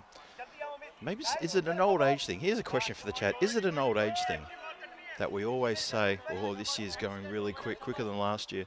It's a funny comment that gets made, and I'm guilty of saying that. I tend to say it every year, and I wonder if it's just something to do with, I don't know, just getting another year older and everything just, you've got so much to do that you just run out of time to do everything. That's a terrific shot. That is absolutely carved through the point region all the way to the boundary. That's gone like a rocket. Watch this one again. Preps, and that is 2 meters to the right-hand side of the fielder there who cannot get anything on it. Nice strike, 4 runs. 12 stars. As you can see there, with Hasselt getting the good win they had earlier, the 4-point win, that took them from 7 points to 11 points, and with a healthy net run rate, they push up into 3rd place, and they push 12 stars down to 4th.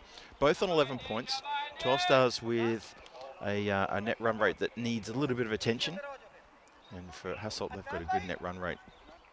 So in the standings, Hasselt here have a really good chance to shake things up at the top. So another win, and suddenly they're going to be sitting up there in 2nd place. So a lot for them to play for.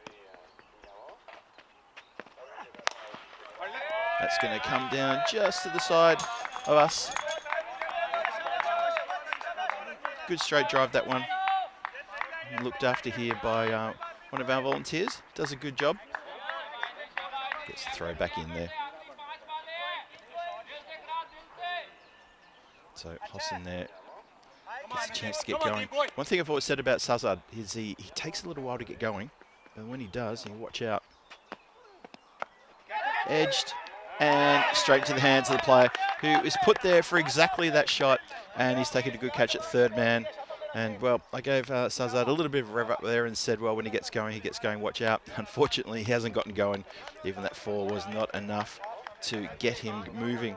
Watch this again. Thick edge, upish, and straight into the hands there of Haman Guman, the opening batter for Hasselt. Takes it very nice. Just underarms it back in and says, thank you very much. And so that is a bit of a blow there to 12 stars, who have a bit of work to do now. One more time. Thick edge, just didn't keep it down and didn't guide that at all, just straight into the hands, the waiting hands of Gaman there, who holds it very nicely indeed. So 28 for 1 in the 3rd over. The power play, still 4 more balls coming to the power play, so still a fair bit to do.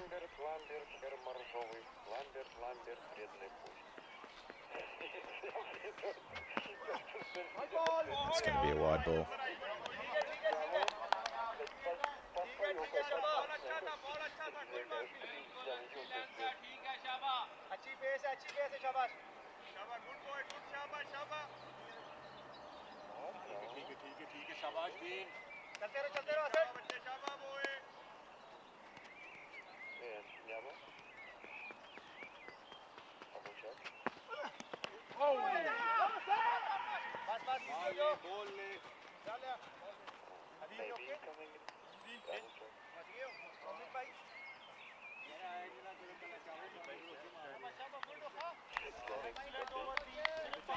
.30 for 1, halfway through the third over. Duck out 1 for 13 he's got. Well, Keem is still there. He's on 16, so he's a bit of a live wire. 16 from 7. Just been joined now by Ali Raza, who is definitely a live wire. And Keem has lost his wicket, so much for being a live wire. Bowler walks past with his hands gestures, so to say, what was that? Huh? You missed that one. And he'd be right to say, though, because Zarkel has struck again. And that is some very good bowling. He's bowling very well. This is a good opening spell. So second wicket falls, and there's still a bit of work to be done. 12 Stars are looking a little bit out of sorts at the moment. Or is it just the fact that Hassel are looking really on today? I'm not sure which way to read that. We'll see how we go. What do you think, people? I think they're looking pretty good. Karam has to go 16 from 8.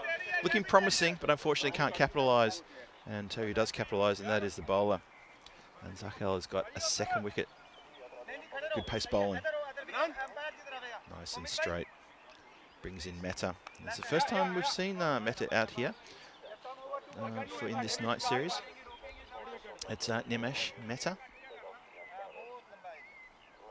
And I think if you're a 12 Stars fan, you want to get Ali Raza on strike quick smart.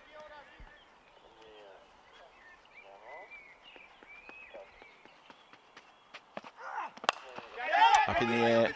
Who's got it? Who wants it? That is a sensational catch. Absolute ripper. Well done. Well caught.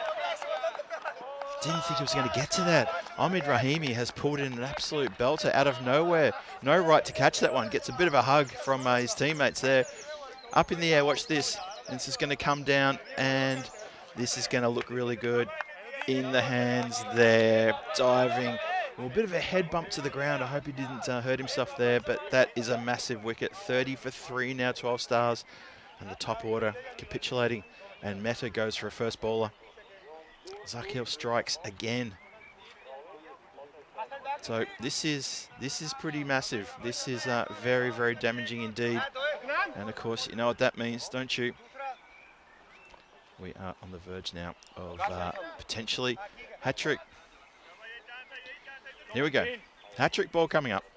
Last ball of the over. Let's even get 3 in 3.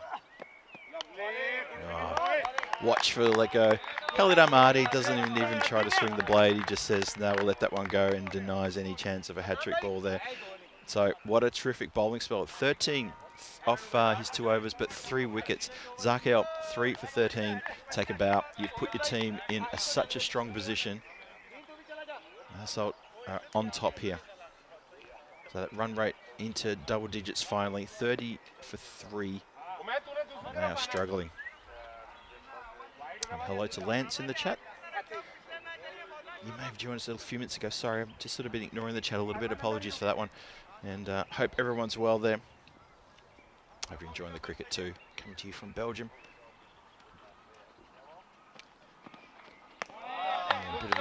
Ali Raza just going for a bit of a walk there. Looking to really get into it. And he doesn't connect.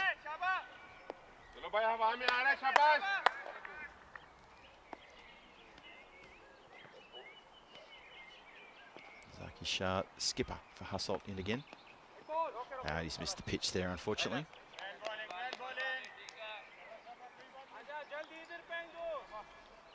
Yeah, this game is definitely swung in favour of Hasselt at the moment.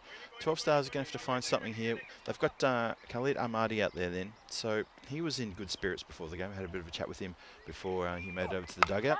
And he was sounding very positive. That's also looking very positive for Hasselt, because that is a terrific catch. Absolutely watched it all the way into the hands. That's Gaman for the second catch for the innings for him. but he's taken that one beautifully, got in position really quickly, ran across, and luckily for him, I think he's the only player out there who's got a hoodie on underneath his gear there. So he was prepared for the weather. Watch that, he very quickly just run back into position there, catches it inside the boundary line, gives himself a little fist bump, and then he gets hugged and mobbed, because that is a massive wicket. Ali Raza also goes for a duck. So the ducks maybe had been at the ground, well, the geese are at the ground, but I think the ducks are now turning up. So we're getting a lot of the avian varieties here in the last 20 minutes or so during this match. That is big trouble now, big trouble. Oh, big shout. Big shout. Follows up the wicket with an appeal there, which is turned down. Look at that. Yeah, just looks to play it down leg side, and umpire quickly says no, ball was doing a bit too much there. This is Sharma who's facing the music. Tries to catch it. Oh, it's all happening out there. I tell you what, Hustled are absolutely hot, red hot in the field right now. That is Gaman again, who is owning that part of the ground, that third man area. He's saying, everyone back away, I've got this. He's almost managed to throw down the stumps in a strange little moment where Sharma just wandered out of his crease thinking there was a single. Nothing happening there. Whew.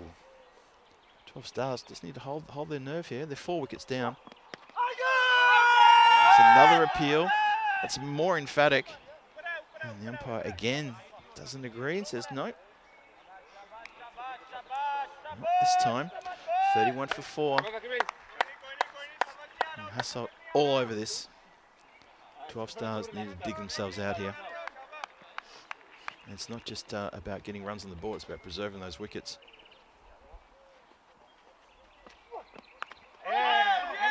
And that has knocked him over. That's disappointing. Well, hang on, the umpire's indicating 4, but that has hit the stumps. That can happen sometimes too. I think the umpire thought he'd gotten all of that one and hit it around the corner for a very fine boundary.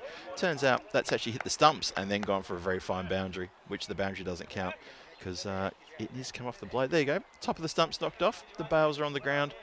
Rajiv Sharma goes for a 4-ball duck. And the top order batting card of 12 Stars is looking pretty bad reading right now. Khalid Ahmadi, he's at the non-striker's end. He's been watching the carnage unfold. So in the last, 6, 7, 8, 9, 10, last 13, 14 deliveries, there's been 5 wickets. 5 wickets and 5 dot balls, 2 wides and a leg by +1. So everything has stopped. Everything has completely stopped. Zakel's last over was 3 wickets, and there's been 2 wickets then in Zaki Shah's over. So 4 overs bowled, 31 on the board, 5 wickets down. Zaman now gets his chance to bowl to Ahmadi. And Shahzad has just joined Ahmadi. Between the two of them, this middle order have to stand up for 12 Stars. Just away movement, doesn't counter for that one. Smullen saying there's a bit of a GB tingle in Jersey. Would you believe if Jersey get a golden ball on the very first day of their first ECS, Vinny calling it all by his lonesome? Oh, no justice. That's if it happens, of course. Thanks for the update, Ian, though. Connected, big time. That's a big strike over the boundary line for 6 over point, and that is a welcome boundary. So finally, the 12 Stars dugout can probably open their mouths and breathe again. They've been so caught up here in these last 2 overs with 5 wickets falling. And what I said before, there was 5 dot balls, 5 wickets, a handful of wides and a leg by +1. So finally, they get runs on the board. Zaman is who gets carved over the point boundary. Ahmadi goes aerial. This time it's going to be over long off. And just over long off. That was in the air for an eternity. And it landed, maybe 1.5 meters over the boundary line. Watch where this comes down, and watch how Wakas Raja, who almost thought he was in the chance for a catch here, and Oh, okay, maybe call it 2 metres, but just thought he was in it all the way there. That's a wide delivery. So a couple of Maximos, gets the score up to 43. And that was very wide, that one.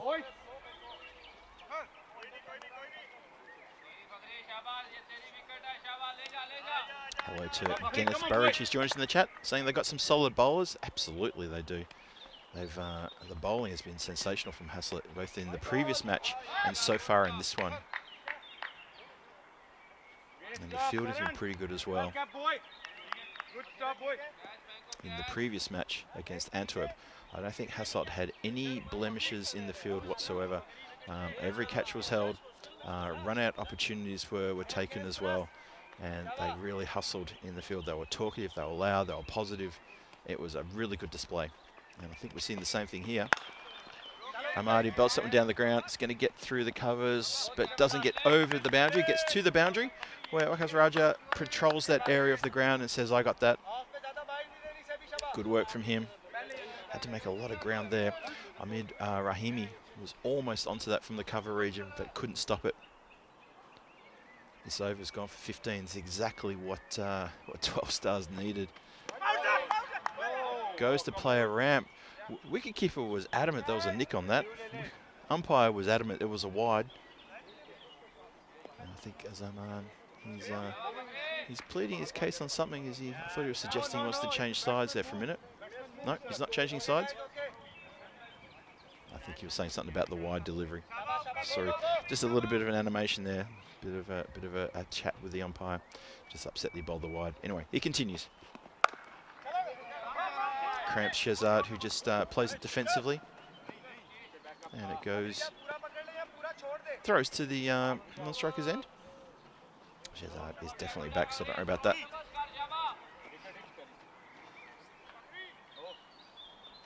So Amadi to face the last of the 5th. He's on 13 from 5. The score is 48 for 5. That run rate under 10 at the moment. See what he can do here. Smack. That sounded good. That really sounded good. And that is a Maximo. So an expensive over that one. It does go magical in the end. It goes for 23. And that is exactly the tonic that the 12 Stars wanted. And they've got a good over there.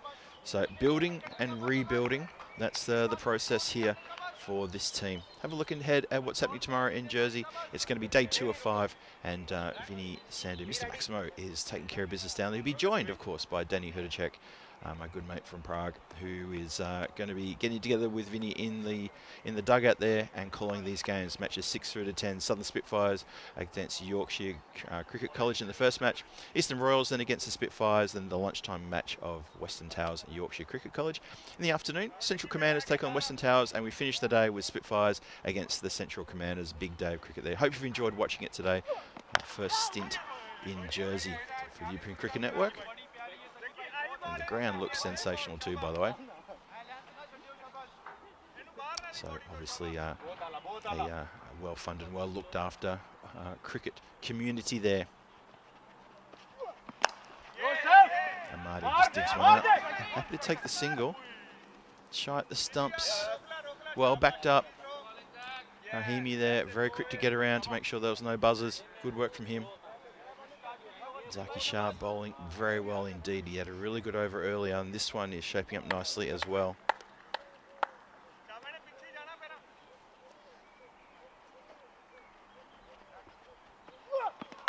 Well, not sure where Shezad was going, but I know where he's going now. He's going straight back to the dugout. So he's given the charge and missed it completely, and he's lost his stumps. Looks at his bat. Zaki just maybe saying, well, I knew he was going to do that. Literally, that's, I think, what he was saying. Just like, well, you know, they're going to give me the charge, and I'm going to bowl it straight at middle and leg. Big wicket. Another big wicket. Every wicket's big here. That's 6 down now. Yeah, Hadayat's he's looking a little bit dejected by that. You can tell by his body language he's a little bit upset. But in the end, he gave the charge and came undone. So Haslett on top here. They've been on top here for a few overs, you have to say. I think that they've put together a terrific bowling effort and fielding effort. And And that's always a comfortable thing when you're a bowler in a side, is when your fielders are backing you up by holding catches and throwing down the stumps. And the wicket keeper very active as well behind the stumps. Good delivery, that one. Just straight and slightly. And almost had the batter in a bit of trouble had he missed that one. Would have been an enormous shout for LB if he had missed. In the end, he clips it away nicely. And a good return throw as well. 57 for 6, 2 to come in this, the 6th over. Now, Khalid has hit that. Oh. Now, I believe it's gone for... I think they're going to just check and see what's happened here, because I think that the catch was spilled on the boundary line. They want to double check and see if he was over the line, whether it's actually a maximum. Look at this. It's hit straight down the throat of Sherry Butt, who has to leap and try to bring the catch down, but it's as he comes down on the rope. That's what they're checking. Yeah, from this angle, yeah. It's really hard to tell, and I'm not sure what the umpire's call was. The umpire's going to call it 6. They're saying that from the replay, the tournament referee looks at it and says, that looks like he's on the rope. They would have had a good view, actually, from where the tournament referee is situated as well. Would have had a really good view on that. Unfortunately, I'm blinded because I've got a side of a tent that I need to try to, like, walk around in order to see exactly that part of the boundary. So I was unable to lend any assistance, but it's a 6. Ahmadi living dangerously here. And he gets a 6 in the book. So 63 for 6 now. Just plays it with soft hands. They're going to get through a first single. Good running there. Good running. That's from Jane, who's the non-striker. He gets up to the other end to make sure that Ahmadi is going to be on strike for the start of the 7th. That's a good good bit of thinking, that one. So 64 for 6 after 6. Thank you, Ian, for the update from Jersey. No GB. It was a 6. Okay. I still think that would have been pretty good, though, for the Jersey ECS Liberation Series to have a golden ball on their first day. This would have been something special about that. Never mind. I'm sure Vinny will be talking about that one up exactly. It's a batting card. We'll get back to that a bit later, though, because it's still a bit to do. Ahmadi, again, just a little bit of luck running his way there. He gets an edge, and keeper manages to stop that one from getting past. Good work from behind the stumps. Tajinder Saran, who was very handy with the bat in the last game. He's doing pretty well with the gloves. Had a good game behind the stumps with the gloves. Shinwari with the ball. See if he can make an impact here. 6 wickets down. Like to get his name into the wicket column. Ahmadi gives a charge. It's straight up in the air. It's a catching opportunity. Someone needs to take it. Doesn't get taken. Oh, a fielder comes in off the boundary line. Came in a long way, almost to the actual inner circle. So that's quite a way to run in. And it's gone to ground just a bit too far in the end. Good effort though. Really good effort. You see there. Zaman just puts it down. And I think that the throw-in hit the blade, the bat, and Ahmadi said, no, I'm not going to take buzzers on that. Very fair. This has also gone up in the air. That's coming near us. And that lands just the other side of the scaffolding. It's funny, it actually swung in the air. When it left the blade, it was coming directly towards comms, and then it swung in the air and ended up on the other side of the scaffolding. So Ahmadi getting a little bit of outswing there with his shot. 72 for 6. Oh, that's full, and that's on the hip and turned around the corner really well, just straight. And yeah, just bread for jam, or is it jam for bread, the saying? I never know which one it is. Either way, it's 4. Bounce there and straight over the line, but turned it around really quickly. He's raced to 39 from 13. What a damaging player he is. Plays most of his cricket on the other side of the border over in Holland.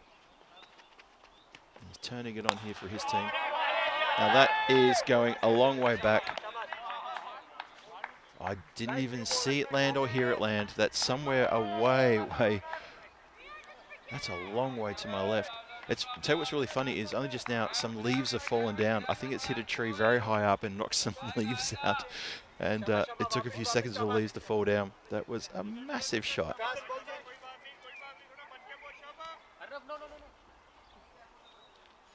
So 82 for 6, we continue. And Shinwari is going to go magical. He's absolutely taken to the cleaners. Shinwari is now the new business shirt because he's been taken to the cleaners. That's how it works. That is such a big over. And that is a generous round of applause for that man, Khalid Ahmadi, because he's going to bring up his half century with that shot into the bush, into the forest. Incredible. So tomorrow in Malta, we've got the men's T20I action. 2 games there. Malta taking on Estonia. Big couple of matches. The ECI action, obviously, on the weekend. And now we're all done with the T10. We're now going to move into the T20 action. We had the T20 for women today. We've got the men tomorrow. Rico, Full and Tina Goff taking care of that for you. Please tune in and enjoy that.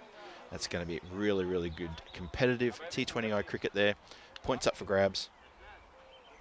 Valuable little series, that one. And Jane just waits on that one and punches it to backward square for a boundary. Yeah, we're very happy with that one. It's a good little cheer from the boundary line. Runak Jan, who manages to get that through. A bit unexpected. I don't think anyone expected it for some reason. It wasn't called a Bronx cheer, but it was like a, I don't know, it was a strange or funny cheer that came from 12 Stars. Almost like, didn't expect that. By the way, Ahmadi got the 51 in 15 deliveries at the end of that previous over. Almost taken. That's the first catch put down by Hasselt here today. And the keeper's still down. He didn't get to the stumps, and then the throw from Guman. No one at the stumps at either end. So just a little bit slack there. Not the catch. The catch was very awkward. But just out there, just after that, the throw to the stumps, and there was no one at the stumps at either end, either wicket. And just one of those things that fielding teams need to be very aware of, that if a fielder's going to have a ping at the stumps, someone be there. Take the ball. You never know. Affect the run out. Ahmadi, he's facing. Oh, this one's gone up, up, up and away. That's a bit of a Superman shot. It crashes into the metallic fence just on my left and goes back into play. And that is another great strike from him. So single-handedly, he's dragging the 12 Stars up to a very competitive total here. Good striking. Watch this. Crunch into the... It hit the pole right on the full, that's why. That was that loud dung that you heard. 99 for 6. Oi, wait on that one. Oh, tell you what, Wakas Raja puts out a mitt and very bravely knocks it down. He's, if it hurt, he's not showing it. Could you put this down as a catching opportunity? I guess you could. Oh, now he's giving the hand a ring. I tell you what, that would have taken a few seconds to feel that, but he's feeling it now. And it's his bowling hand as well. So, look, Jane just punches that out to deep mid-wicket. 100 up, by the way. Ahmadi, 58 from 17, looking really dangerous. Almost had a caught and bowled, but, I mean, I don't think you can really say... It's very harsh on the bowler to say that's an opportunity to put down.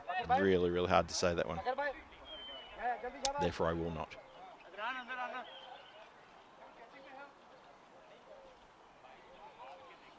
So, Raja. It's his last ball of the over. Last ball of the 8th.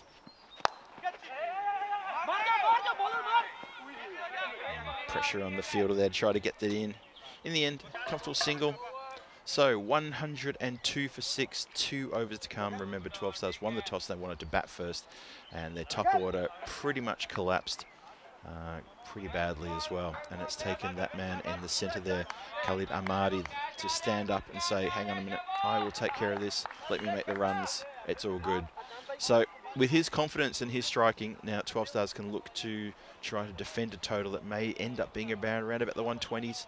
Have a look there. Since the 4th over, it's been a really good uptick of the run rate, now up to 12.75, thanks to the blade of Khalid Ahmadi. He's playing a terrific innings here. And I think the umpire thought the bowler was going to come bowling in there. He was just measuring his run-up just to see how it did. Just testing himself there. So, Ahmadi is facing the start of the 8th. And it is going to be Gagan Mann who's going to start proceedings. Here he comes. That's a good first ball, gets a dot. A dot against this man is always a good win. Thomas Martinez saying my head turned red after seeing that. That was the shot that went straight into the right hand of Wickets Raja, and I think we all felt that as well. There was a real brief moment. I think the whole world just held its breath, and I think there was a few people thought that was a nick there, but you still need to hit it though, and there was nowhere near that. Watch this one again. Good delivery though. Cracking good delivery. Doesn't miss the stumps by much. Also just misses the blade, just whispers past it. 102 for 6 is the score. We're in the 9th. Okay, good man. Looking to try to break this partnership. Well, that shot's gone away. That's going to carry the boundary line, I reckon. It's one of those shots when you see it played, you just know the edge is going to fly quite a long way. And speaking of flying a long way, the jet goes screaming overhead. Need to watch out for that, because if Khalid is going to be hitting them that high, and I think air traffic control here in Brussels is going to have to get the jets to go around the ground rather than come straight over, because they do fly straight overhead here. There's another one up in the air, chance of a catch here. Wickets Raja getting under it with a sore hand and all, and he holds the catch really well. That's a big breakthrough. So in the final sort of 2 overs here, Ahmadi doesn't get a chance to add to it, and he's now gone. Skies one, couldn't get it any further away towards the boundary line. And Wickets Raja, he's still favouring that right hand as well, by the way. And it's going to be cool out here. It's probably about 12 degrees out here right now. So when that ball is coming down out of the sky, it's thumping into the hand, and it must leave a mark. It must really smart the fielders here.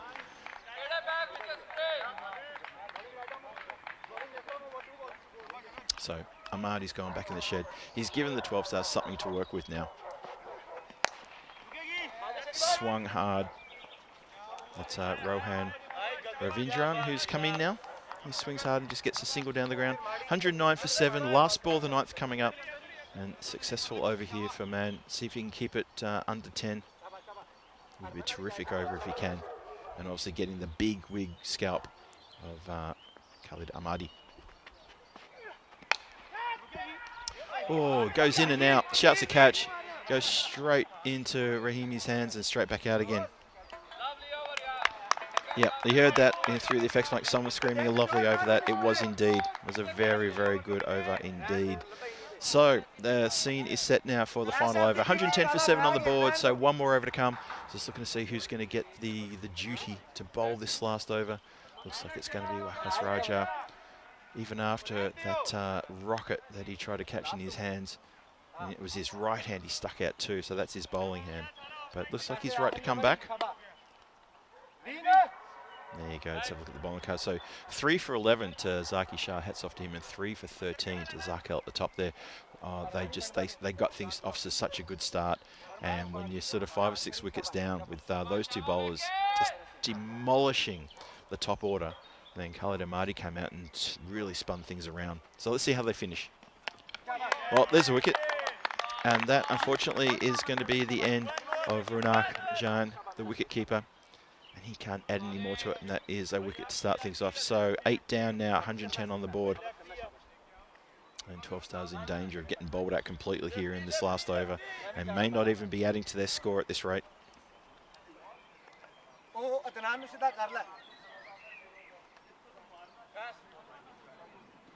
Oh, hello to Dave B, who's joined us in the chat. Hello there, Dave. Hope you're well. I think it's the first time I've seen you here this afternoon. So, Hasselt doing well. They were very clinical in their match against Antwerp just before. If you missed that, they got picked up all 4 points. And Antwerp riding the wave of a good day yesterday, getting all, well, not all 7 points, but they picked up 7 points yesterday. There was the 4 points for the walkover, and then 3 points for the win in the last game. And Beveren picked themselves up just 1 single point from that match. But today, Antwerp go home empty-handed, unfortunately for them. Looks like it's the skipper out there now. Is indeed. Bravi Thaplial.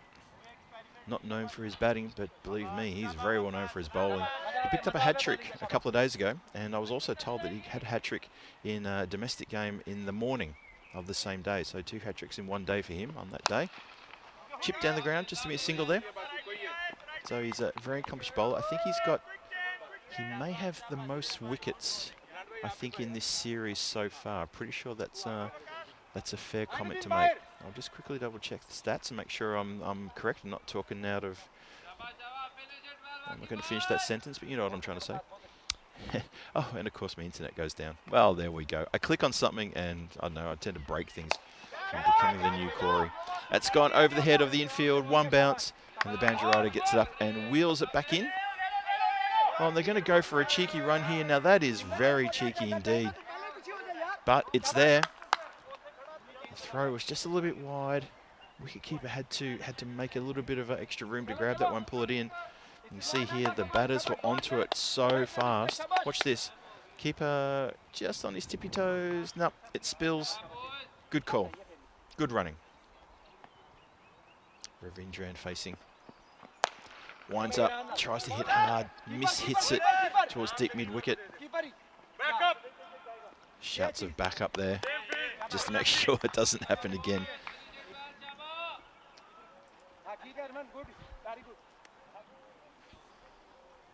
So I make it 1 more ball to come, 114 for 8 on the board.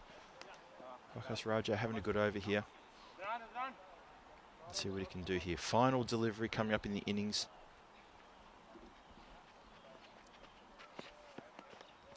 Plays the ramp and plays it very nicely. Tucks it around the corner. Even the bowler just gives a little clap and gestures to the batter and says, well played.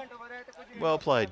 So they get a 4 on the last ball of the over. It's 118 for 8 after 10 overs. So 12 Stars looking at a point like they were going to struggle to even get into triple digits. They have ended up on a pretty good score thanks pretty much to one person, and that is Khalid Ahmadi, who does very well indeed.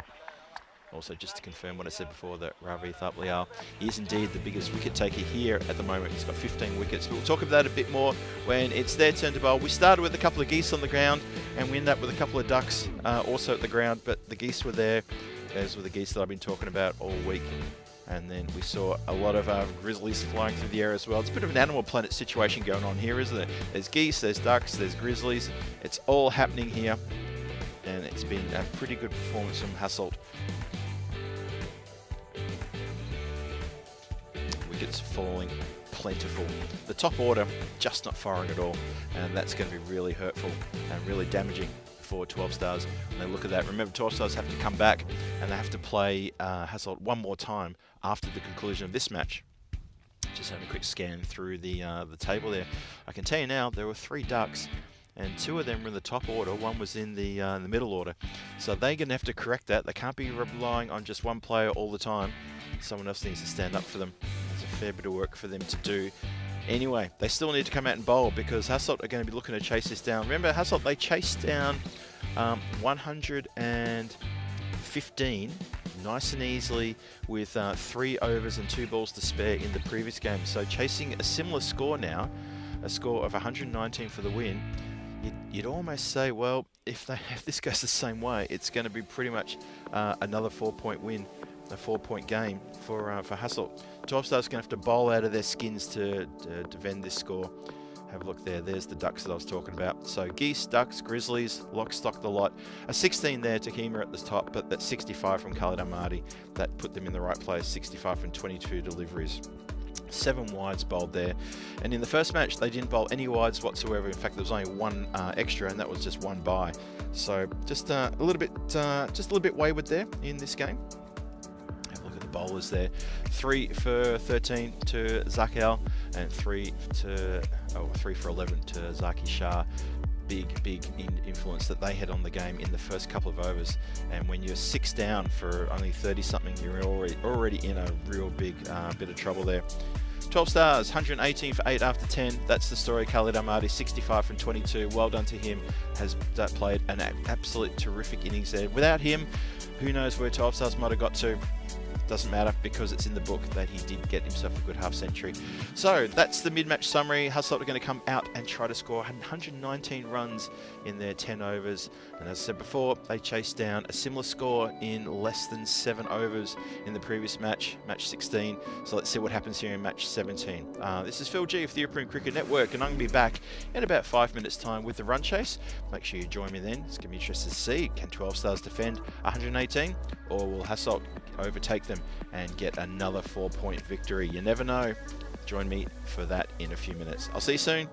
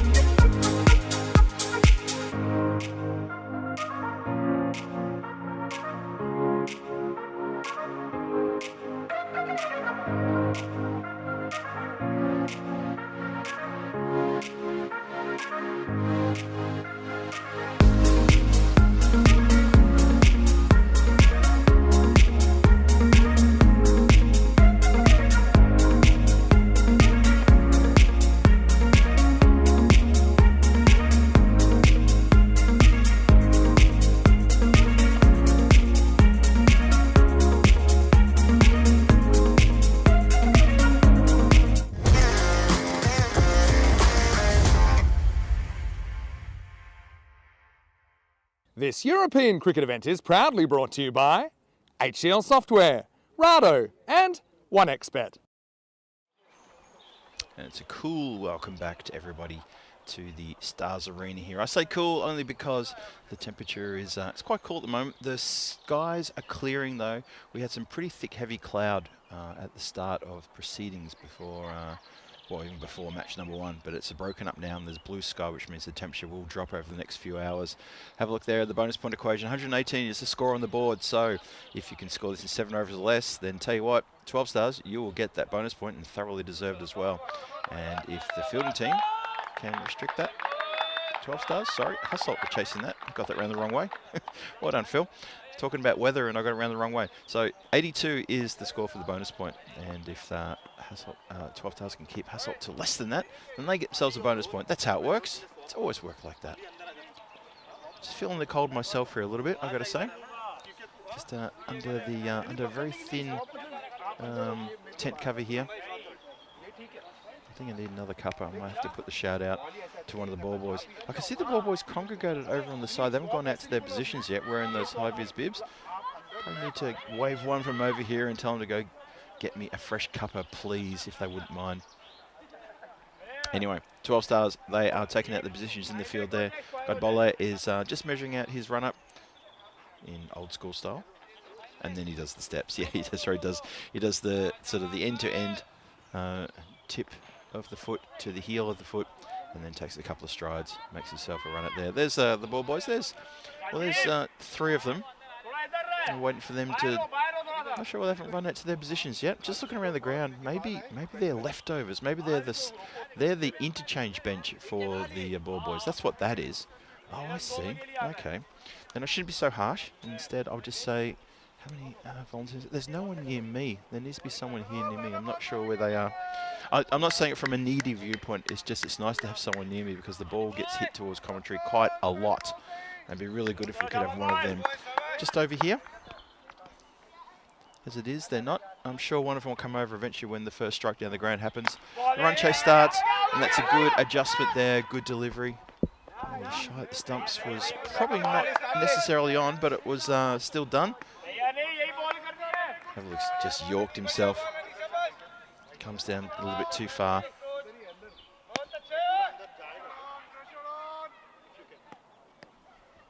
So it's a good start there. Good delivery. Godbolle just changing up things a little bit. Pro saw the advancement and made sure it went in nice and tight in the york there. So 119 is the target. 83 is the bonus point number to keep an eye on there. Good delivery. Almost brings a wicket with that shot. Hasselt be looking to make it back-to-back wins if they can chase down this score of 119. In the last match, they chased down an Antwerp score of 114. So chasing 115 for the win in the last game, and they chased it down in less than 7 overs. Did very well indeed. Got all 4 points. Carved through the covers, and that is a good shot well in front of square for 4 runs. So that's the first boundary. That's Saran there getting bat on ball and crunching it through the cover region. Just rocks on the back foot and really gave that a proper punch. So Hasselt need to be going at 12 and over. Be interested to see if they try and approach this the same way that they approached the game against Antwerp, which was to go really hard from the off and look to get the 4 points on the board. Club down the ground again. That goes this time to the leg side. Straight to Ali Raza, who's patrolling the boundary at deep mid-wicket.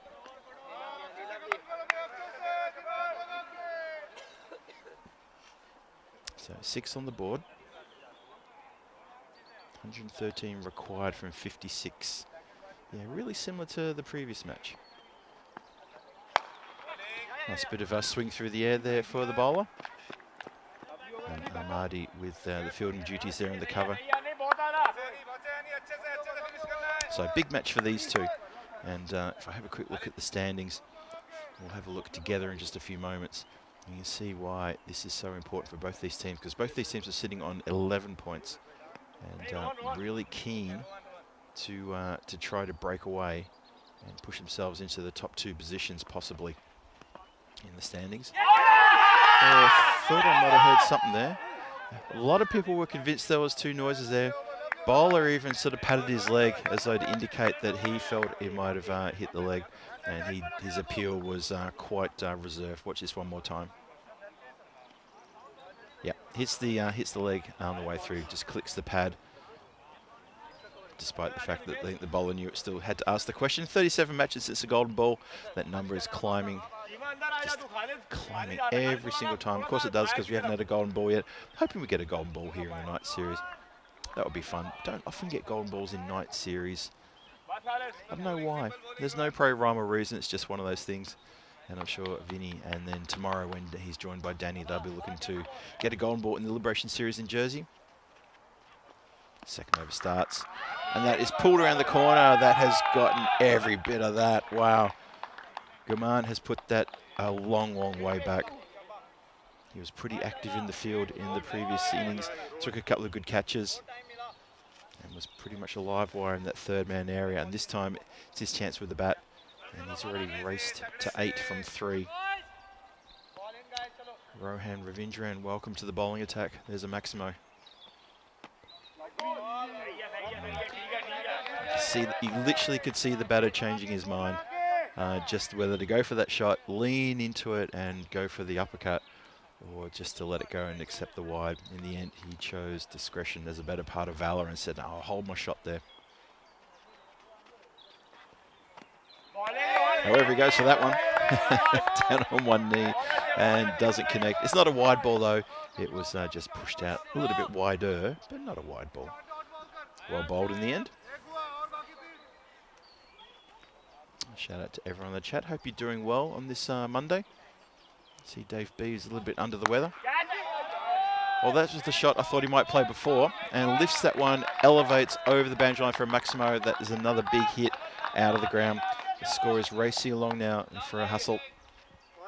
They're not chasing the big score. You're only chasing, what, 118, so 119 for the win. And that's another big Maximo here early on in the second over. So 20 on the board already, only halfway through the second. Gumani has got 14. He's motoring along very nicely. Rohan Ravindran coming for a bit of stick here. Oh, nicely placed. Didn't have to hit the welly off that one, just nicely placed it indeed, and that is a really good shot. So a couple of bounces over the boundary line. Look at this, just almost adjusted and thought, nope, I don't need to really crunch that one. Nice shot indeed. Yeah, Dave B, we're wishing you well. Hope you get well soon. Never like to hear one of our mods is not doing well in terms of their health. So, yep, get the cough medicine, get some Vicks Vapor Rub, do what you have to do. Shot. That's going to head towards the tower. Marta, look out. That is another Maximo. So it's raining Grizzlies here at the Stars Arena, and 12 Stars are looking up in the air a lot more than down on the ground. Need to be careful. They'll be visiting the chiropractor tomorrow morning if they keep staring upwards like that. Going to hurt their necks, because that is another big shot. This over has already gone magical. 23 from it, one more to come. That run rate required is now under 11. Watching Guman there as he misses and desperately gets back into his crease. Maybe for a second there he thought maybe the keeper could be up. Look how fast he scampers back in. Look at that. And almost loses his balance running back in there. And just stands up straight and says, no, that's okay, I'm in control. It's all good. That is the end of the second over. 30 on the board. And Hasselt looking like they're marching really nicely here. I just heard a dog bark somewhere in the background. That was interesting. Someone near me with a dog.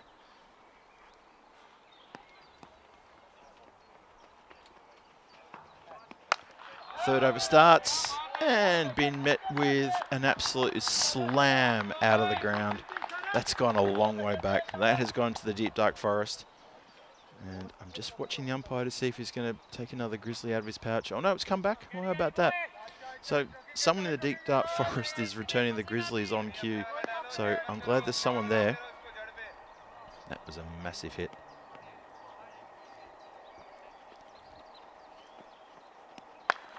No, it's a slower one. It just goes into the body as the batter is batting away there.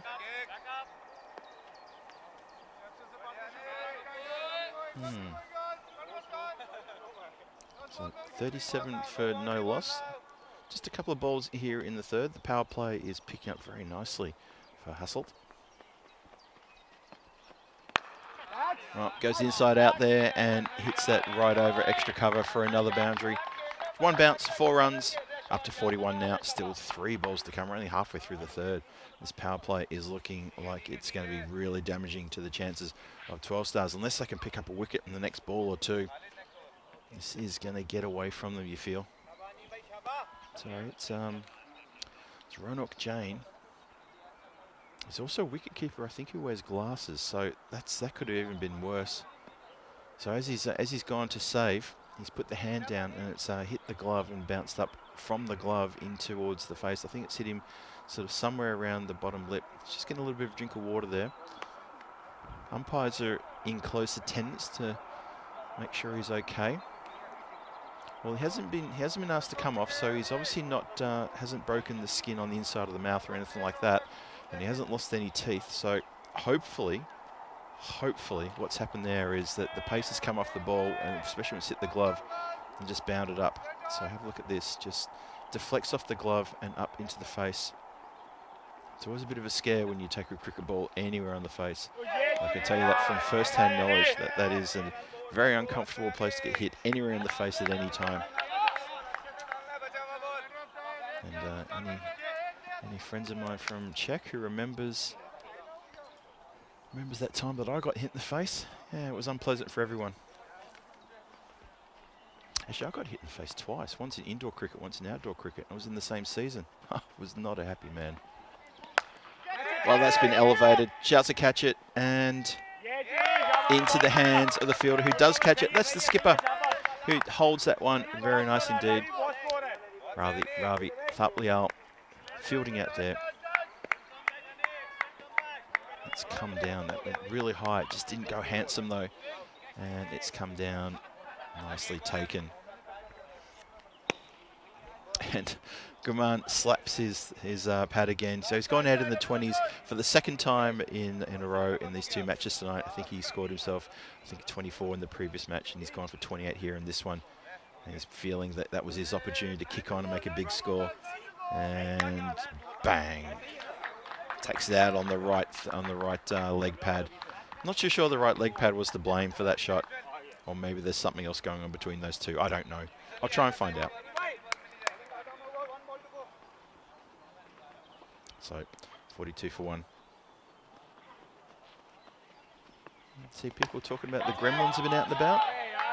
As Wakas Raja is also out and about, and he has put that one over the boundary line. So no chance for anyone catching that one. That's a big Maximo to start off your innings out of the ground. So 48 for 1 is the power play score. 48 for 1 in the 3 overs. Hasselt looking like they're having it all their own way at the moment. Have a look at the 12 Stars there. A couple of big overs there. The 5th over and the 7th over both went magical, 23 and 24. That's when Khalid Ahmadi was really on a heater. And unfortunately, you look at before then, it was just such tough going for 12 Stars in that innings. Hasselt here doing the job. See a few people talking about the stream buffering. Hopefully everything's okay now, folks. I can assure you it wasn't me. Maybe Dave's bug, crawled out of Dave and just got into the wiring or something like that. We've all had to just endure that. Not sure. So Ahmadi is hit straight down the ground on his first ball. Good work there from Ravindran to get around to stop that from getting to the boundary. So 70 needed from 41. The run rate required for Hasselt is currently 10.24, just a bit over 10. And Ahmadi looking to try to slow things up here. Try and put together a good couple of overs to go with his with his batting. The excellent score that he made before. He made a 65 of 22 deliveries and really stood tall for his team. Got them up to a target where they give the bowler something to work with. The 50 up as well with that wide.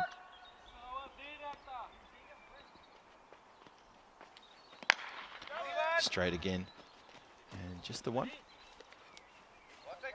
Yeah, good innings that he put together in the previous innings.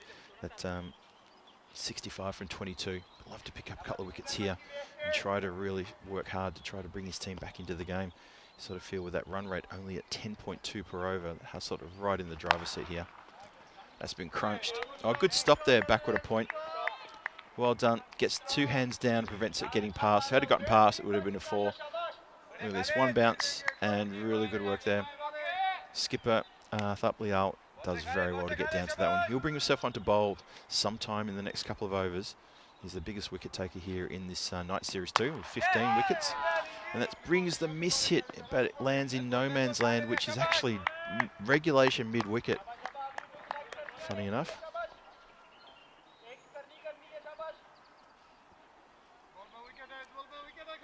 There you go. Just sometimes it just doesn't go your way. Oh, that's going to be called no ball. That was a beamer. That was a dangerous delivery. Called no ball very quickly from square leg umpire and concurred from the standing umpire. Watching the background here. Yep, very much. Easy call, that one. And Kelly's just been told that is that's not good. And I think he's just been just given a warning as well. And it's just been explained that we can't have that happen. Umpire's still talking to him, so still just letting me know. Yep, there's the free hit signal. Just waiting for the umpire to give the free hit signal. There it was. And here we go.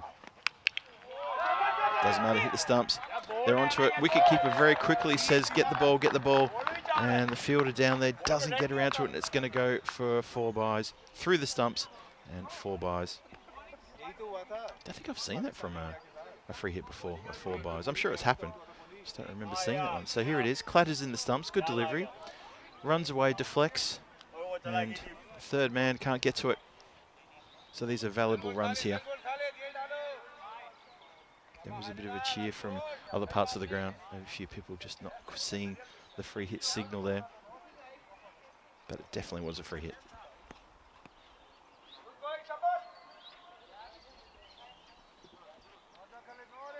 Oh, hello. Sorry, Luke, I didn't see you in the chat there. Good to see you.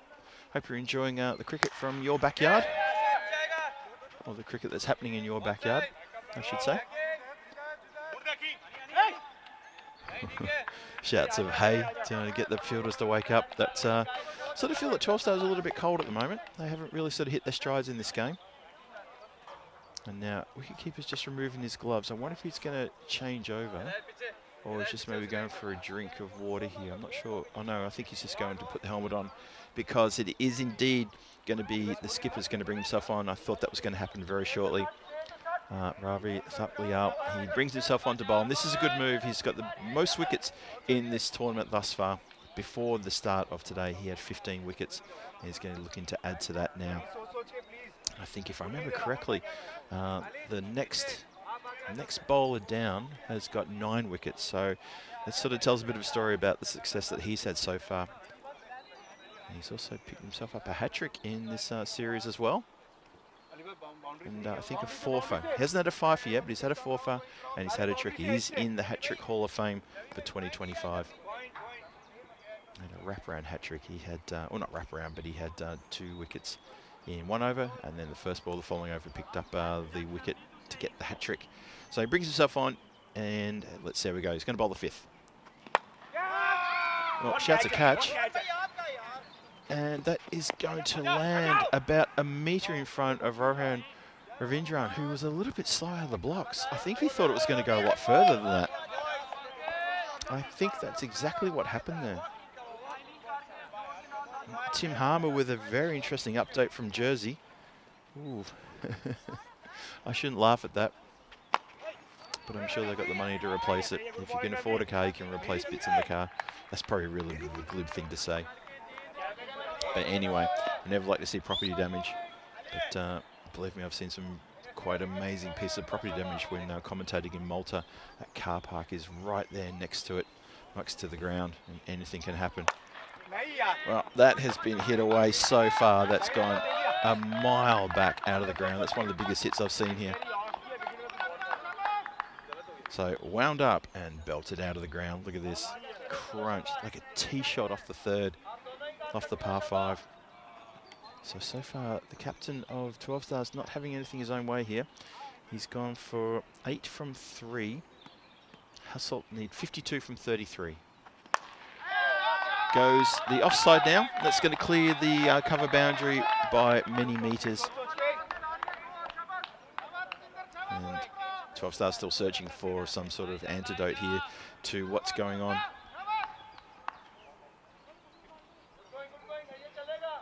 And Smullen with another good update from Jersey about the clubhouse window. Wow. Ooh, that almost got hit the timber. Good work from the keeper, but they can't stop the single. So Tajinder Saran is getting into the runs here. He's up to 28 from 15. Wakas Raja's got 9 from 4. 74 for one to score. Last ball of the 5th coming up. And while we're hearing about the carnage in Jersey, this game is pretty much going all the way of Hasselt. You mentioned the clubhouse in the chat about the clubhouse being under threat there, clubhouse window. I notice here that the clubhouse windows have got bars all across them just to prevent exactly that from happening. But then again, the clubhouse is also about 95 metres away from the centre of the ground. Hey, well, this was coming up tomorrow in Jersey. They're still playing there at the moment, but then tomorrow, day 2, Southern Spitfires take on the Yorkshire Cricket College at the start of the day. Eastern Royals against the Southern Spitfires. Then the lunchtime match is Western Towers and Yorkshire Cricket College go head-to-head. Afternoon starts with Central Commanders and Western Towers, and the final match of the day tomorrow there in Jersey. Southern Spitfires are back to take on the Central Commanders. Vinny Sandhu is going to be there. He's going to be joined by Danny Hudacek, a good friend from Prague, and obviously you all know Danny very well. He's going to join him for the commentary there for the Liberation Series. What a good series it is. First time in Jersey, and so far it looks like it's going fantastic.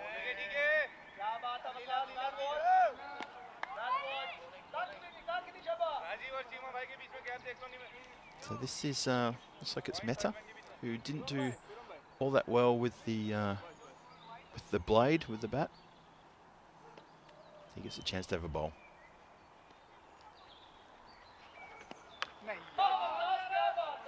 And that has been smacked around the corner, and it's gone for 4. 1 bounce and 4 runs. I'm just noticing Mehta's got 23 on his back, which is the same number as his captain. And there's a black 1 in front of the 23. Probably should have done the right thing and put a white 1 in front of that 23, just to make sure that the numbers are very distinguishable from other numbers. Maybe officials might have to have a word to 12 Stars about that one. Well, he's tried to bowl that a bit quicker, and instead that's just been hit flatter and further. So Wakas Raja, who is no slouch with the bat whatsoever, he's a very talented all-rounder, is that man.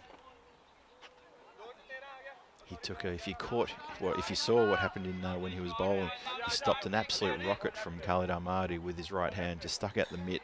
The ball didn't stick, so you could say it was a chance, but my goodness, that was an absolute Exocet missile straight out of the middle of the bat. He's probably still feeling that, to be honest. Easy, just 1. I heard just 1 being called out there. As Ali Raza does the fielding. So the score is chipping along very nicely. Still need 32. Okay, so for the bonus point, there we go. Thank you guys for putting the bonus point equation up. 32 from 9. And that may be a bridge too far, unless something miraculous happens in these next couple of deliveries. Well, there's one miraculous thing. Right on cue. So maybe Saran and Raja do have a plan to try to get the all 4 points. I wouldn't be surprised.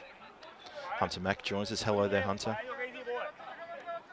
Yeah, I agree with you there, Hunter. This chase is very much under control. It remains to be seen whether they're going to play for all 4 points, which means they've got to do a lot of big hitting for these next few balls, or they're just going to settle for the win.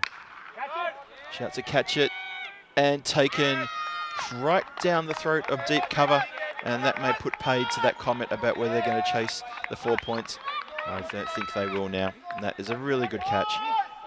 That is, of course, Shazad, who holds on to a rocket that goes straight to him. He didn't have to move too far, but he's still got to hold that one. Look at this one on the replay. It comes right in and well taken. In no danger of stepping on the rope as well. So good catch. And that's the end of an excellent innings there. Tajinder Saran, who goes off, gets a pat on the back from his skipper. He's done the job. And Hasselt looking like they're going to be picking up a win here in this second match here tonight in evening number 8. under lights too. We did turn the lights on just before this match started, even though there's a bit of blue sky around. But the cloud cover was quite thick and heavy there for a bit, so the lights are on. 93 for 2. Here's the score. One more to come. It's been cut away nicely. It's going to get through the gap. Pick the gap perfectly. Sherry Butt is the new batter, and he gets off the mark with a boundary.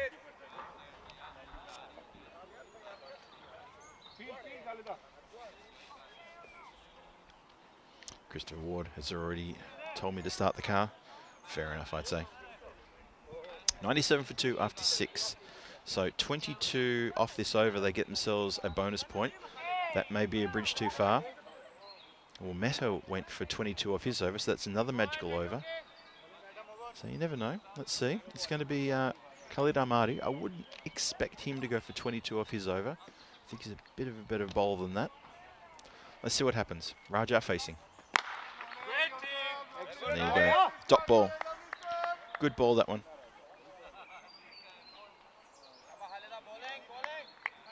So 22 from 5 to get all 4 points.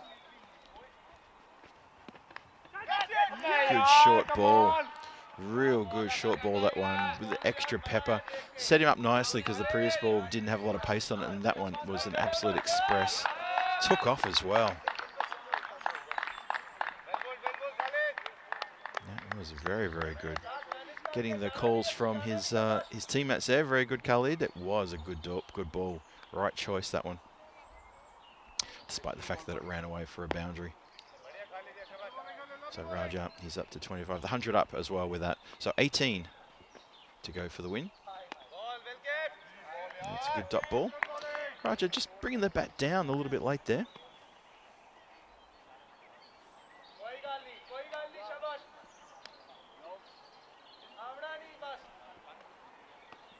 So halfway through the 7th, 101 for 2. And shouts of just easy one. So the good news for 12 Stars is they're going to pick up a point out of this match. But it looks to me like Hasselt are going to march on and take the game. As the birds chirp in the background and the sun slowly sets in the west. This game comes towards its inevitable conclusion. Still a few runs to be collected though. Fancy footwork out there. Ani Garbala just happy just to stop it with his foot. He can lean down and say, yep, there we go. It's looking pretty academic now. 16 off 1 for the bonus point. That's hit hard down the ground. Rahan just in front of me here fields that one with the long barrier. And just the 1 run. So 104 for 2 after 7. And just confirmation there that 12 Stars have indeed got themselves a point out of this game. There's the dashboard for match 18 coming up after the conclusion of this game. So 12 Stars will go into this game with no changes. And for Hasselt, they've got 2 changes there. So it's going to be as that Stanik Zai comes back into the side. And so does Mahathir Mohammed, who played, I thought, a pretty good game in game number 1 today against Antwerp. He bowled well, but without success.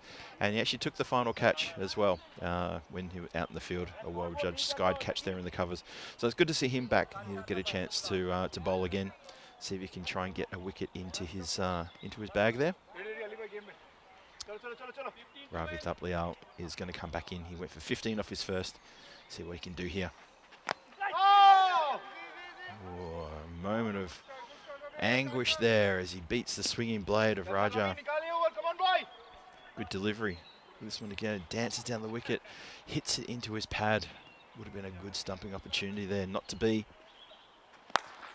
Stand and deliver stuff that, and that is out of the ground. Big Maximo, just onto that little area which is the other side of the football fields.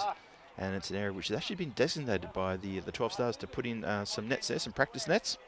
They just need to get the drainage in first and then get the ground nice and level and solid. They can build themselves a little bit of a training area over there, which is a wonderful idea. Well, that's gone leg side, and that's pretty much off the radar. Helped on its way for 4 runs. Didn't really clobber it, just got a really good enough feather edge. Keeper ambitiously put the gloves out in the hope that maybe it could be hitting the gloves, but not to be. And this game is almost done. 5 from 15 required. And Raja playing a great innings here. 37 from 16, playing a terrific innings for Hasselt. Goes straight to the third man, who's inside the circle. The throw to the bowler's end. Good work all round. So it looks like Raja will end up being top scorer in this game. 38 from 17. And Sherry Butt has lost his wicket there to a straight one. Just completely misses that one, hits all over. It was only 4 runs required from 14 balls. Just goes for the big swing downtown, and he's come undone. So 5 from only 2. And the skipper for 12 Stars, shake of the head there. You can see him there, middle of the camera, shake of the head. He's looking up towards us and just saying, well, what should have been, what could have been. Hits the stumps. Brought himself on at the right time, but you know, you can't do everything yourself. And unfortunately for 12 Stars, they're going to go down fighting here. And Sherry Butt's not going to be part of the big celebration, but he will be part of the team celebration at the moment. Big cheesy grin as he walks past Khalid Ahmadi, who probably gave him a cute little sort of like smile and send off there. Maybe he said something like, "Good shot that," or something like that. Good camaraderie between the two teams here. Ahmed Rahimi comes out. Hasn't had too many opportunities with the bat, and when he has, he's kind of made a bit of a meal of that. He's hit it straight back to the bowler, who cannot believe he's caught it. Bowler's caught it and just handed it back to the umpire almost in the same motion. And the umpire's almost feeling that, well, do I go down as the catcher here? Because he gave him the ball so fast. Watch this again. Tossed it up, expected nothing from it. Just took the catch and just went, there you go, have the ball back. Well, Rahimi's going to feel a little bit hard done by here, but little cock of the head from the bowler. The body language says it all. Good catch nonetheless.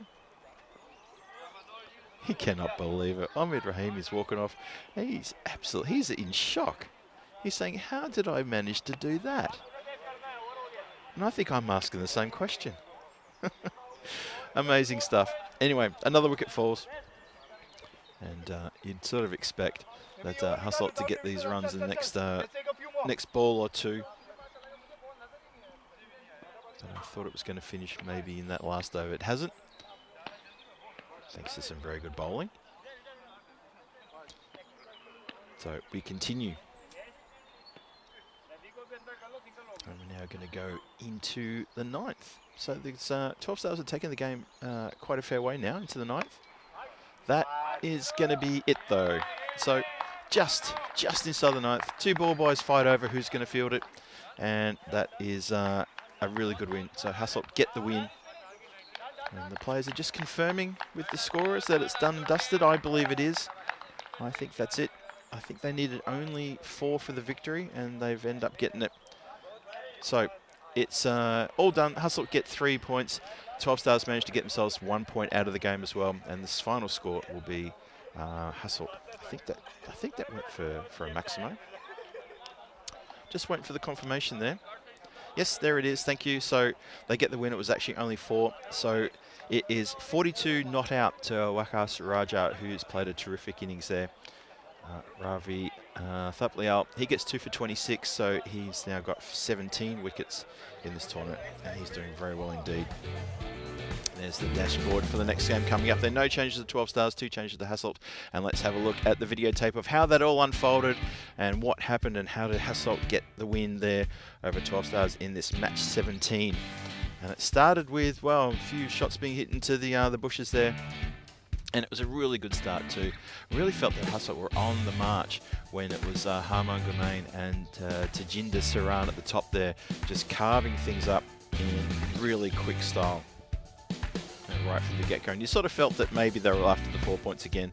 Unfortunately, well, I wouldn't blame your leg pad like that. I think Gumain's been a little bit harsh on his pads there by smacking it like that. He was striking at around 250, and it looked like he was on for a big score. I think he was just upset that he didn't get to hang around and make a big score. So 28 for him. Tajinder Saran kept going. He got a 34 to go with the good score that he put on in the previous match as well. Wickets Raja is the one to talk about though. That 42 not out, sensational stuff from him. Towards the end though, a couple of strange wickets. Sherry Butt getting bowled, and then Ahmed Rahimi, the caught and bowled the very next ball. And grins on the face of the bowler, and a few people around the ground having a few laughs as well. Could not believe he's hit that ball straight back like that. Hit it like a rocket, but held nonetheless. So Hasselt complete a pretty good win here at the ground, and they get their second win of the night. So that's going to be even better for them. And obviously when we get to look at the standings a bit later on, it's going to tell us a bit of a tale about how their tournament is turning out, because they're going to be up on 14 points and in second place clean. Have a look there. So you've got Guman, Saran and Raja putting together a really good win for this Hasselt team. 10 extras in that as well. I think there was 4 wides I saw there at the bottom of the screen. And you can see there the bowlers. Well, Ravi Thaplial, he comes on and gets 2 for 26. Mehta gets a wicket, albeit he was quite expensive. And Godbol at the top there got a breakthrough nice and early and got 1 for 25. Unfortunately for Rohan Ravindran, he went wicketless. And that was a bit of a sorry tale for 12 Stars. They've got a bit of work to do now, because the next match is coming up your way in about half an hour's time. So it's very important for them to just regather themselves, have a bit of a chat, have a bit of a team meeting, and work out what's going to happen, because 118 on the board was not enough, and Hasselt overtook that one with, well, that's 11 deliveries spare, and it's a 6-wicket win. And you have to say those last 2 wickets that fell were rather unusual. Wasn't expecting that. So for me, that was a pretty comprehensive win, to go with the big win they had over Antwerp as well. So Hasselt looking like they're doing the business here. And this next match, this could put them top of the table with a win. And they'll be very happy to go top of the table, because they played 4. This is their 5th game. After next game will be their 6th game. Beveren currently sitting on top, having played 7 games. So a lot of ifs and buts and movers and shakers on the standings. We'll get to that. We'll try to deal with what actually is going to happen, or what has happened rather than what might happen, because there'll be too many permutations and combinations of that one. Every time I look at the standings, there's always a different team on the bottom of the table, which kind of tells me that a lot of these teams are very evenly matched, because every time they play a game, they jump off the bottom and push themselves up. Anyway, let's get into that later. We'll talk about that soon. 28 minutes until the next match starts. So please join me, Phil G, here on the European Cricket Network during this night series here in Belgium. And I'll see you back here very shortly indeed. Join me in about, well, I'd say 22 minutes.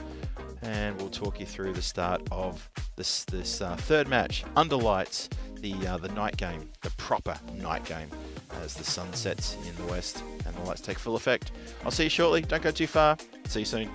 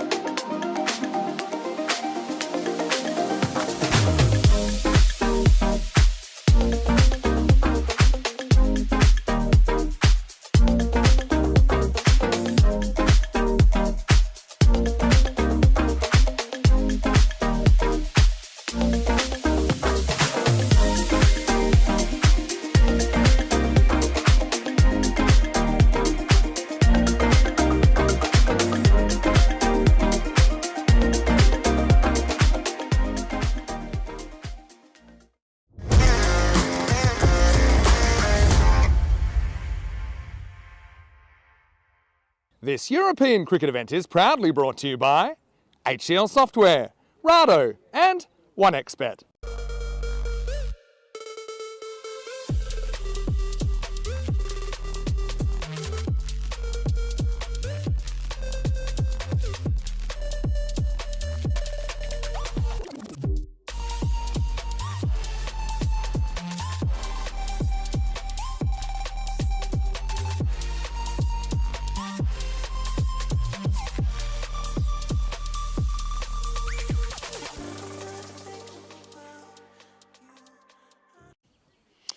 Good evening, everybody, and cricket fans around the world. Welcome to the continuation of Night 8 here. It's the third match here today, and it's going to be the return match of Hasselt against 12 Stars, and it's going to be a big one coming your way shortly. They've just played that game before, and this is the second match of that doubleheader, and it's the third match in a row for Hasselt as well. So have a little thought about them playing 3 T10s in a row. That's going to be a big, long day for them. So let's see how they go. Let's get over to the coin toss with our tournament referee, Shub Bernard, who's going to take you through that. Shub, all yours. Take it away. Your call. Heads is the call. Tail is it. We're going to bat first. Hustle on the toes and we'll have a bat first. Thank you very much for that, Shub. So there you go, Hasselt. They win the toss and they've elected to bat first under lights here. And I've got to say, batting under lights in the second innings is always a little bit tough. I've heard that from a few of the players over the last couple of days, saying that once the lights take full effect and the skies get a bit darker, it does make it a little bit tricky, a little bit difficult. But it's all to play for these two teams. So 12 Stars taking on Hasselt for the second time tonight as well. Have a look at the fancy dashboard. Unchanged team for 12 Stars. For Hasselt, they've got a couple of changes, giving a couple of those players a rest. This will be the third game in a row for them. So Stanikzai comes in, and so does Mahathir Mohammed. That's a pretty good couple of ins for them. Just giving a couple of their players a rest, which is a good idea. Playing 3 T10s on the trot is not a lot of fun for anybody. It's quite a bit of a task to ask. Supercomputer is giving Hasselt a 78% chance win predictor to pick up the points here. That's pretty emphatic over 12 Stars. We've just seen these two already go head-to-head, and there was a good win to Hasselt, quite comfortable in the end. Lost a couple of wickets just at the end there, but to be fair, I think that the game was already done and dusted.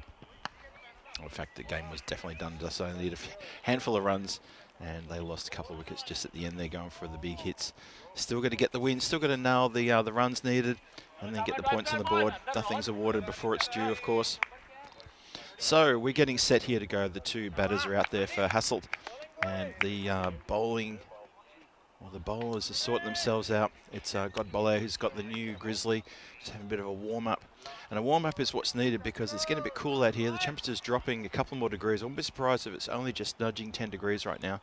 It's very cool conditions out there. It's going to get probably even about 1 or 2 degrees cooler as we start now. Match 18 is off and running.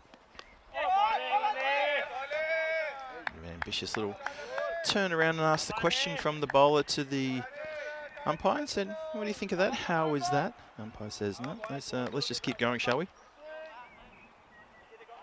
So it, of course, is that man, Guman, who's out there with Tajinder Saran. Just had a spider about the size of like a 20p coin just come across my keyboard. As that shot gets knocked out towards the boundary for 4 runs. And I looked at it and giggled. Sorry, I'm just used to spiders much bigger than that. And it just ran onto the keyboard and just ran straight off again. Probably saw that I was an Australian and said, you know exactly what this is all about. And just literally left the scene immediately. Hello to everyone in the chat. Wayne just having a bit of a laugh there with Luke over his keyboard. And yeah, I think that letter S is the one, isn't it? Anyway, another good shot. That's going to go over the infield and goes for another boundary. A little bit of frustration for the fielders there. They're drawing a bit of a false shot. I don't think that was intended to sort of go like that. But anyway, Guman, none the same. He's hit 2 boundaries back to back. And this is going along nicely. Scary already. Good morning to Rob Thompson, who joins us. And hello to Sim as well, tuning in from Canberra. Slow ball there, just waits on that one, sees it, and hit down the ground. Razak covers that one off. Hello to Chris Smith in the chat as well. I think Luke's just left us now.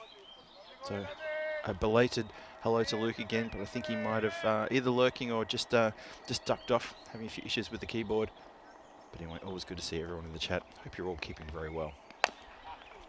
Cross bat from Saran flies out towards deep mid wicket. There's protection out there. Now that I believe is Mehta, not Ravi Thaplial. I can see the 23, but it's that black 1 that he's got in front of his 23 that's a little confusing. Nemish Mehta. And really should try to colour that one white. Never mind. I think I'll know that from now on. I know what Ravi looks like, so that'll obviously be my key. Dances down the pitch and angles the bat on that one and goes for another boundary, does Guman. And he's liking that part of the ground because that is the 3rd hit he's put out there. That's a really good shot. Zishan Malik joins the chat and says, can we talk about this match, please? Go right ahead, Zishan. You're more than welcome to. That's what the chat is there for, so please jump into that anytime you like. So it is going to be T20I action tomorrow for the men in Malta. Malta and Estonia. Estonia still there. They played the ECIs on the weekend. And now they're going to turn their attention to the T20 format of the game. T20I action for you. Rico Full and Tina Goff looking after proceedings down there at the Master Sporting Complex. Please make sure you tune in for that. That's going to be exciting stuff. See these two teams going head-to-head for T20I ranking points as well. Khalid Ahmadi comes on a bit earlier than usual this time, and that's been hit down the ground. It's just going to go over the head. Oh, Rohan Ravindran was running with it, thinking maybe with a chance of catching that, and I think it's gone just next to the scaffolding in the end. Well, it's definitely gone for Maximo, we know that. Nice hit, that one. 20 up. Only 1 ball now into the second over. Hassel won the toss and elected to bat there. You see on the bottom of your screen. Looking to build a big score here. Now that has gone up, up, up, up. Keeper wants it. And just misjudges at the last minute. Stopped and stuttered when he didn't need to. And I wouldn't say that the lights were not in his eyes. It's still quite bright here at the moment. So it hasn't sort of hit that point in the match. Yeah, especially the 3rd match or the late match that we play here, where the 2nd innings it's particularly tough on fielders to try to catch the ball coming out of the lights. Now it comes out of the darkness and it comes into the light, and suddenly there's got to be a correction. So that's just unfortunately gone to ground. And that is a flat bat shot and almost a terrific catch there. Well, Saran is giving his right hand a bit of a ring here as that has jarred him. That's hit the toe of the bat, I reckon. This will give you a good view. Not just the bat, but also the fielder trying to get around to catch that. Watch this. Almost. Ali Raza almost pulls off a ripper on the boundary line. That would have been something worth talking about.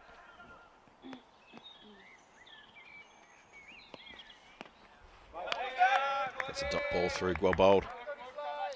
Ahmadi's gone for 12 from this over already. The score is up to 26. It's getting scary already.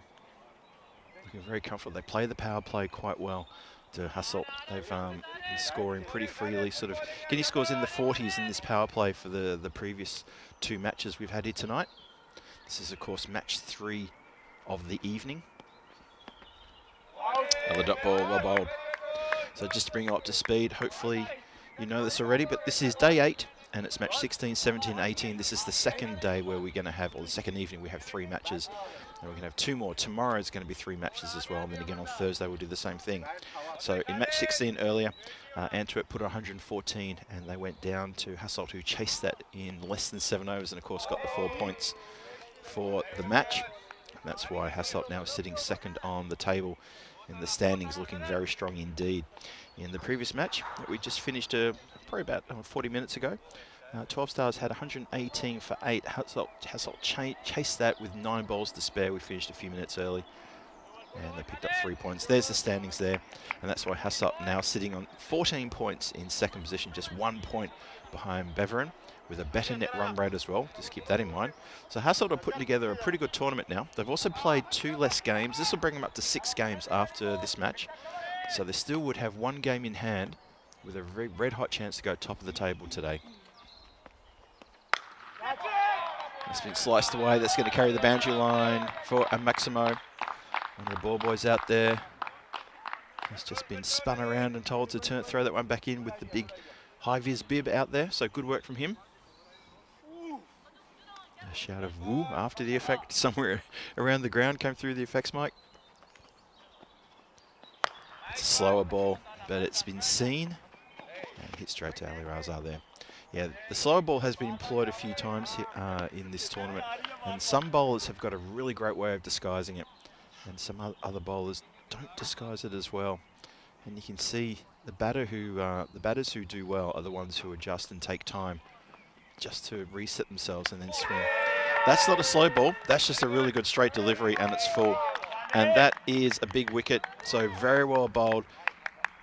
Ani Godwala gets the breakthrough, and that is, yeah, a moment for 12 Stars to say, well, thank goodness for that, because things were starting to get away from us.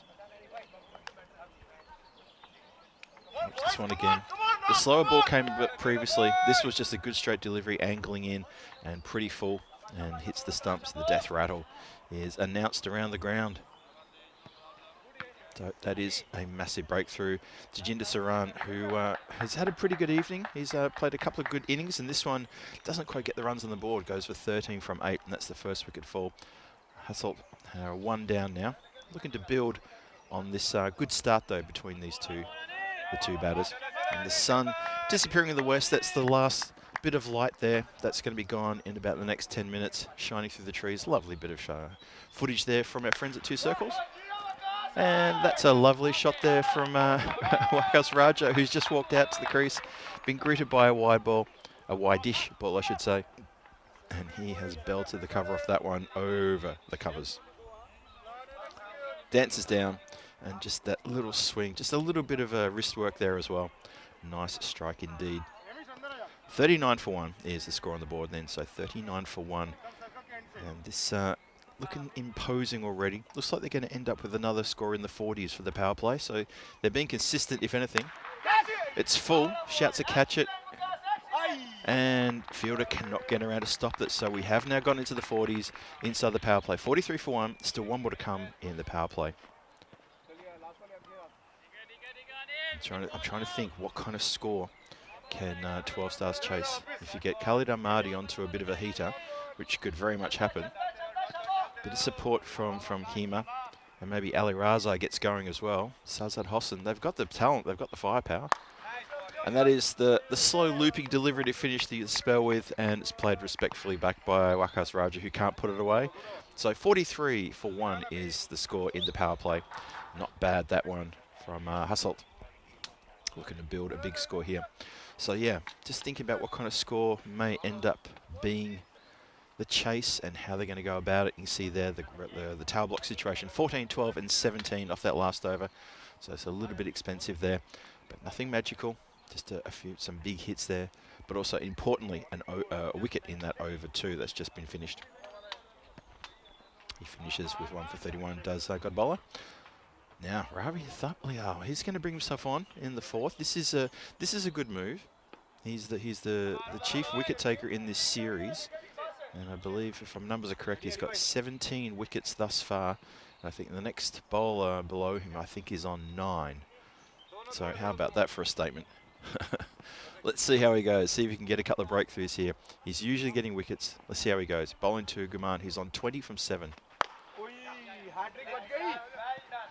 Just pushes out to the covers for singles. I would be surprised if they play him very sedately and very sensibly and maybe just hold back on the aggression. I can't see that happening. It just won't happen, will it? See how Wakas Raja goes. Oh, it's cut very nicely. He does get through the fielder. And unfortunately, it's a bridge too far for the boundary rider, who cannot get up to that one. It was behind point and gets away from the fielder, who's very square.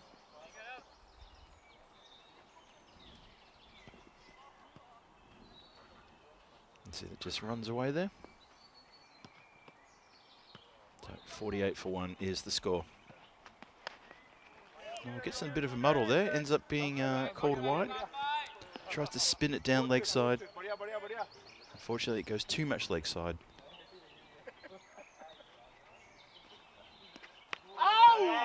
Hits the blade. Good delivery, that one. Good follow-up. Good follow-up indeed. So halfway through the fourth. Again, haven't gotten away. Haven't taken him to the cleaners yet. Well, then there's that. And right on cue, that is into the bushes and heading towards the bike path that runs just behind those trees there. Any pedestrians passing by might want to throw the ball back for us. That'd be lovely, thank you. So Wakas Raja gets stuck into that one.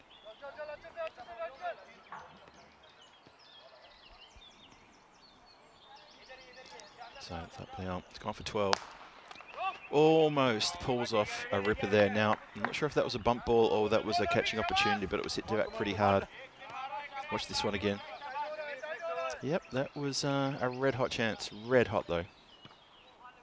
So it's a dot. Well, should be stopped at the boundary line and is.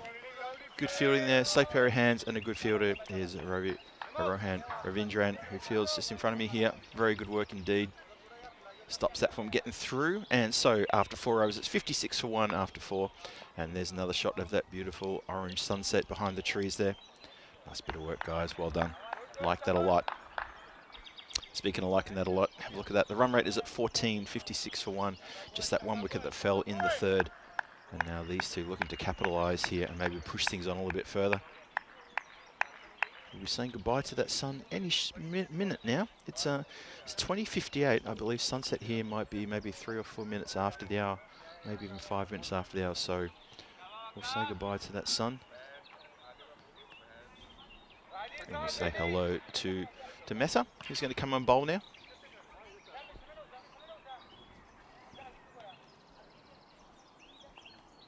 So we start the 5th. And shouts of catch. And I'm not sure who they're talking to about that one because that is out of the ground. Umpire gives the 6 signal. It's an interesting signal that umpire gives for 6. It's almost like he's pointing to where the ball went with 2 fingers and saying, it's over there. There, see? It's over there, guys. It's over there.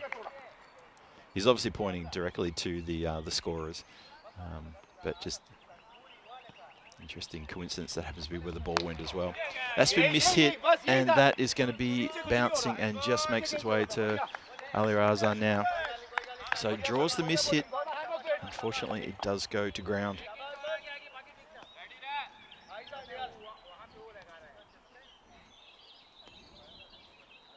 So Gumar looking to increase his score.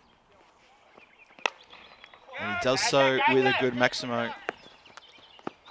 Oh, it wasn't Maximo. Sorry, that fell on its trajectory. I was a bit surprised by that. I thought he got all of that. So that has bounced, tapped and just bounced. Watch this one come down. Rohan just bounces there and he, it's almost like he fist bumped it.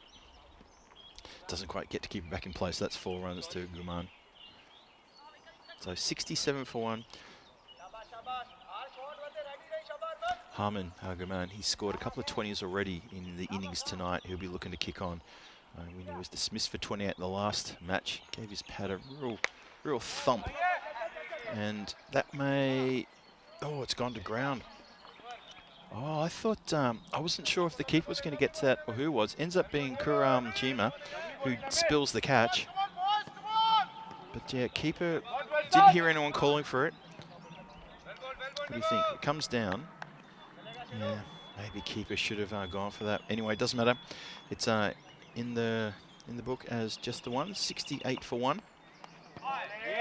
Follows up with a dot ball. Good delivery, that one. A little bit quicker, shorter. Sort of rolled the dice on pitching that one a bit shorter to Wakas Raja. He doesn't connect. So 1 more to come in the 5th.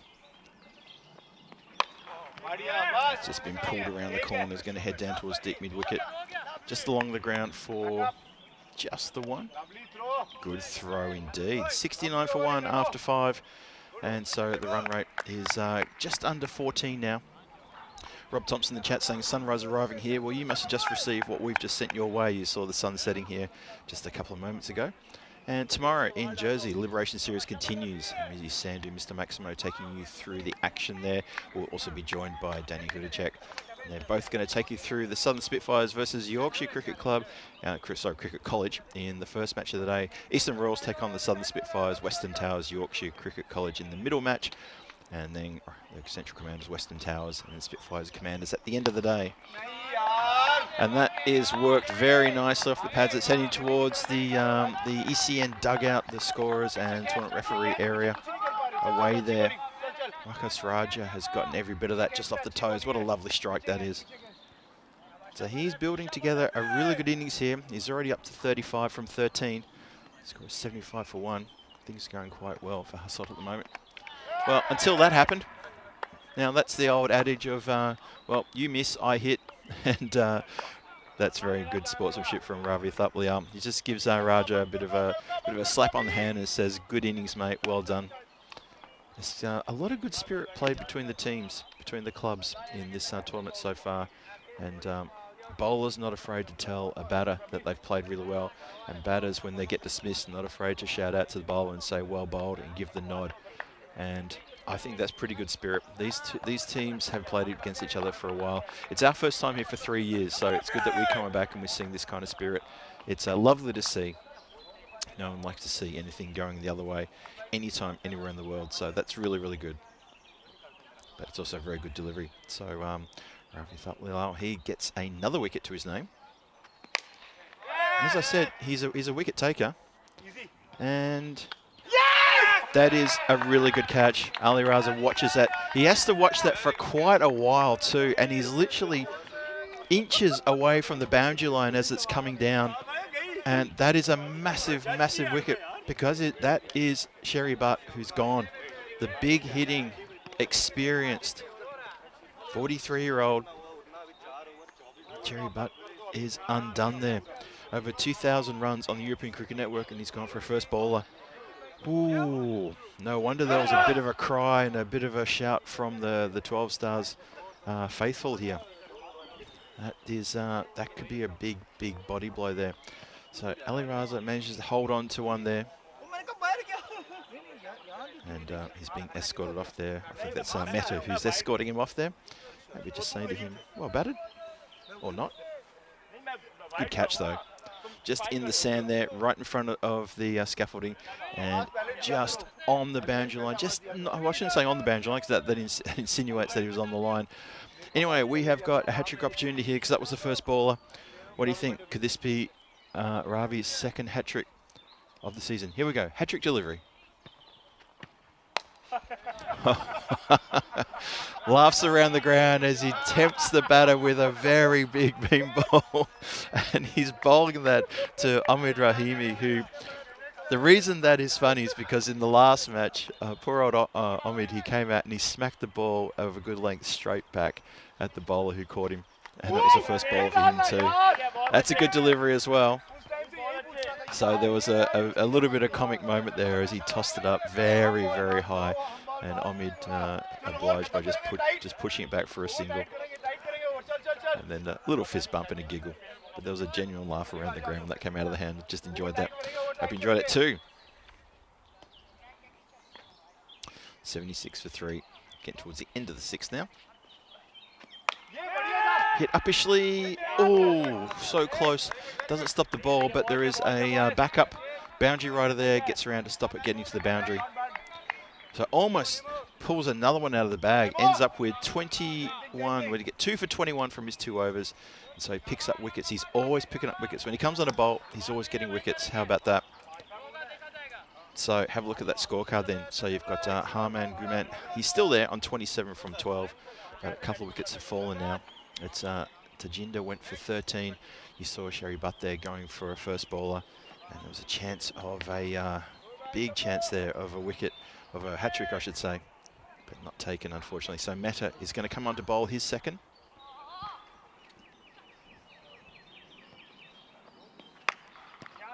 Swings hard at that one. Has that got all the legs?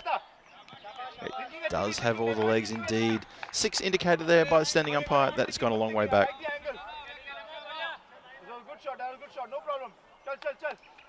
Ian with the update from Jersey. Thank you for that. Chase of 170. Wow. Wow, big time.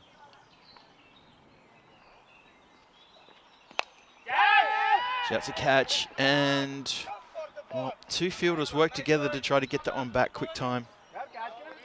But they weren't really close enough to take the catch there. Despite some close attention, Meta trying to get a wicket here.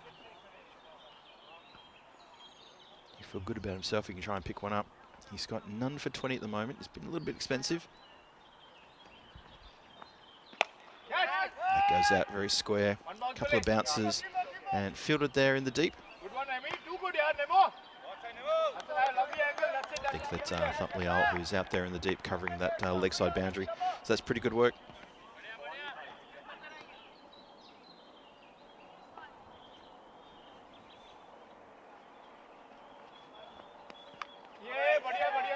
Just gets a bottom edge on that one, gets away from the keeper. So they're just settling here. Ahmed Rahimi not hitting the ball all that well.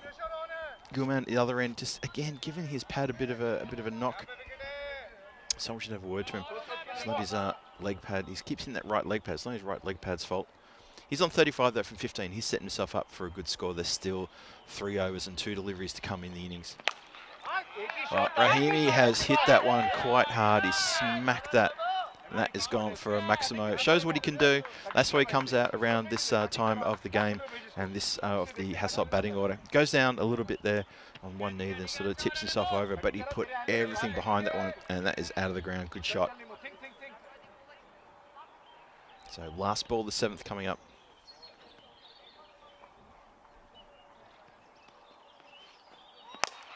Goes straighter this time. Bit of work to be done. They can't stop that. That goes for 4 runs. So 6 and a 4, and that is the end of the over. And Rahimi is getting into the runs now. You see here that nobody was getting to that except for the ball boys, who fielded that quite nicely. 96 for 3. 3 overs to come in this innings. And just remember, tomorrow night is night 9 of 14, night 9. Brussels Warriors, they've got 3 in a row tomorrow. So Brussels Warriors will be joining us, and they're taking on the Royal Brussels for the first 2 games to head-to-head 19 and 20. And then it'd be 12 Stars coming back for the night match under lights against Brussels Warriors. So Brussels Warriors got 3 matches tomorrow, and every chance for them to push themselves up the standings as well. If you have a look at the standings, you can see very clearly that Hasselt are capitalising here tonight and getting themselves pushed up. And Brussels Warriors will be looking to do exactly the same thing tomorrow, try to get to that top 3 position. Good ball, that one. Sazad Hossain getting a chance to bowl. That's a pretty good move. Something don't often see Sazad taking the ball, but here he is. Guman is facing. He's 35 from 16. He needs to kick on here in these final overs. Well, it's 2 dots in a row. Maybe just trying to hit too hard. Just not really thinking about delivering, going for that deep mid-wicket area. Rahim at the other end. He's on 12 from 4. He's had a good start as well. Well, there you go. Has that got the legs? It does not have the legs. Ali Raza with his 2nd catch of this innings. Takes it comfortably, bowls it back and says, reset, let's go again. Guman will be a little bit upset about that. 35 from 17, sorry, from 18. He wanted so much more than that. You see the background there. Ali Raza will just set himself perfectly to take that catch. See if he's going to hit his leg pad again as he walks off. I hope not. 35 from 18. That's still pretty good scoring. Just under 200. Just didn't get the elevation and couldn't get enough oomph behind that one. The only way to describe it is just simply oomph.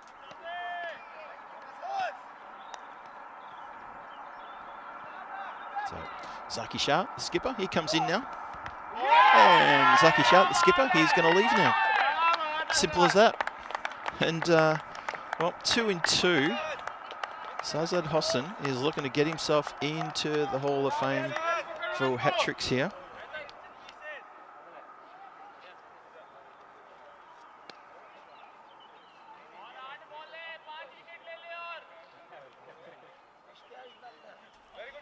Lovely stuff. So, by the time I got to call it, Zaki Shah was coming out to face the next ball. He's on his way back already. A little bit of a smile and a laugh there with his opposition skipper there on the boundary line. So, hat-tricks Hall of Fame. This is interesting to see what can happen here. You can see that Ravi Thap Lial, he's there at number 18. Already from this series, we have one in there. Let's see if we can get another one. That'd be good for the series, of course. There's a bit of a discussion going on with a whole bunch of the fielders behind the wicket there. I'm not sure what that's about. They lost something. I think they lost a bail. Is that what happened? I think a bail got dislodged and went a long, long way back. I'm not sure they're still. Oh, okay, maybe that's all it was. Oh, okay. I thought for a minute that the bail was flashing. They couldn't stop it from flashing. I was going to say, how distracting would that be? So, hat-trick ball coming up. You saw the Hall of Fame there just pop up before. We've had one hat-trick from this series. Can we get a second hat-trick here? Sazad Hossain. This will be massive for the 12 Stars if he can get one here. Hat-trick ball. Here he comes. Oh, not far away. Just drifted down leg. The right idea, the right ball to the right person almost. And it just kept drifting down leg. If it had just been a bit straighter. But ifs don't win you hat-tricks. Have a look at that. Yeah, it was definitely missing our leg. Still struck the pad and just flicked away. So Gagan Mans lives to fight another day. And he hits the straight ball back as well. It's been a very good over, an exceptionally good over. That is a double wicket maiden to Sazad Hossain, and that is a really good fight back here from 12 Stars in that over number 8. Finishes, a double wicket maiden. That is rare as hen's teeth. If you've got your ECN bingo card out, and if you've got that in your card, well done. You can tick that one off. Didn't expect that. No one expects that. And anyone wants to reference Monty Python, you go right ahead and do that.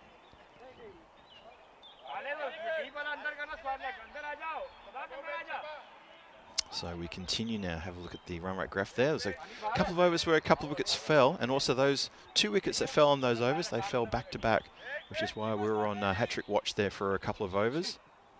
So it's 96 for 5. Ahmed Rahimi's been at the non-striker's end watching the carnage unfold. He had nothing to do with what happened in that last over. Carves it straight up in the air, catching opportunity here, and taken crocodile style. Doesn't matter. You still hold him. It's still a catch. Shehzad with a good catch and a pat on his back from his teammate Rohan, who says, well done. That's really good. So a very dangerous Ahmed Rahimi goes. And another wicket falls.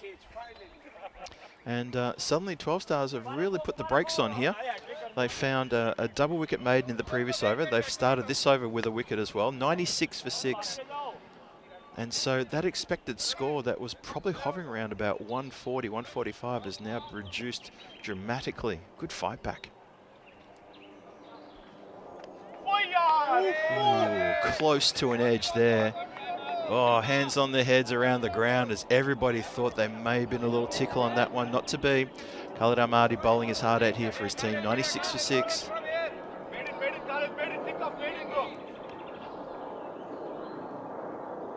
We'll see what he can do here. Well, interesting. There was a bit of a nutmeg situation, but it didn't carry on to the stumps. But a good delivery nonetheless. So Mahathir Mohammed here with a bit of work to do. He's faced a couple of dots. Needs to get bat on ball.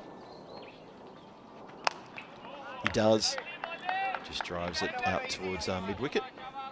There's no one in the regulation mid-wicket, so someone has to come in off deep to field that one. The chat. Deepak Bhatt says, guys, help, who will win this match? That never works here. Not on our watch, not on this group of moderators' watch. So Deepak, it's all up to you. That's hit straight. It's going to be 1-2 bounces. It's going to be not held back from the boundary line. So something to cheer about from Hasselt. They bring up the 100 with that too. 101 for 6. Still one more to come. And their expected score is still not going to hit the heights of what we thought it may hit. But they may still set a decent target here. Gagan Man. Well, that's a strange old miss hit, that. And that has just popped up in the air. Need to see, how does that come off the bat like that? It's almost like he's just forgotten to play the proper shot and just dropped the bat almost defensively. It's gone straight up in the air. And the catch has been taken. The caught and bowled has been taken. And Gagan Man is gone. 4 from 4. Watch this. Oh, it takes the hand off the bat. But it's like he just completely misjudged the line, the length, and everything, the speed of the ball. And in the end, just left the bat there. So another wicket falls. The brakes have well and truly been put on. Khalid Ahmadi gets his second. And things are happening. 2 for 17 from his 2 O's, Khalid. That's a very good return from him. Now, that's straight up in the air. Is that going to be caught? It is. Well, have a look at that. Ali Raza's taken his 3rd catch of the evening in this night match. And Shahzad Hossain has taken his 3rd wicket in this match as well. So it's all happening out there for those two. That is quite astonishing. But there you go. So 101 for 8 now, Haslett, and maybe playing this 3rd T10 match in a row is starting to tire them a little bit, because this is nowhere near the same Haslett team that we saw in the first 2 matches. And the 12 Stars are capitalising here on some errors. Hossain in again. Hey. And it's a wild throw to the bowler's end. And it's going all the way down to the long off area. Has to be backed up there by Ravindran. And he does. So they get through for just a bye. Still no runs off the bat of Shahzad. He's got 3 wickets and hasn't worn any runs off the bat yet. That's off the bat now. And oh, where's the dive? Come on, where's the dive? It ends up being 1 run. So there you go. He's had his figure sport now. 3 for 1 he has. Still got 3 deliveries to come in the last over.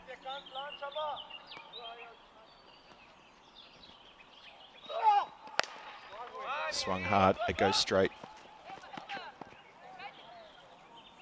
And Raza patrolling that part of the ground. He's had a lot of work to do in this match. He's taken 3 catches. He's stopped a few boundaries. And him alongside his counterpart at long off, Rohan Ravindran, have done a great job straight ahead in the fielding positions. Swings hard. Shouts of how's that? And given. Indeed. Let's have a look at this one again. So he was almost like the lone appealer, but he was absolutely adamant he got him. Look at this. Smacks into the leg, and he's plumb in front of middle stump, and that foot looks like it's a fair way back as well. Side-on view will tell us about height, but I think that's a pretty good shot from the bowler, and I think it's a pretty good decision as well.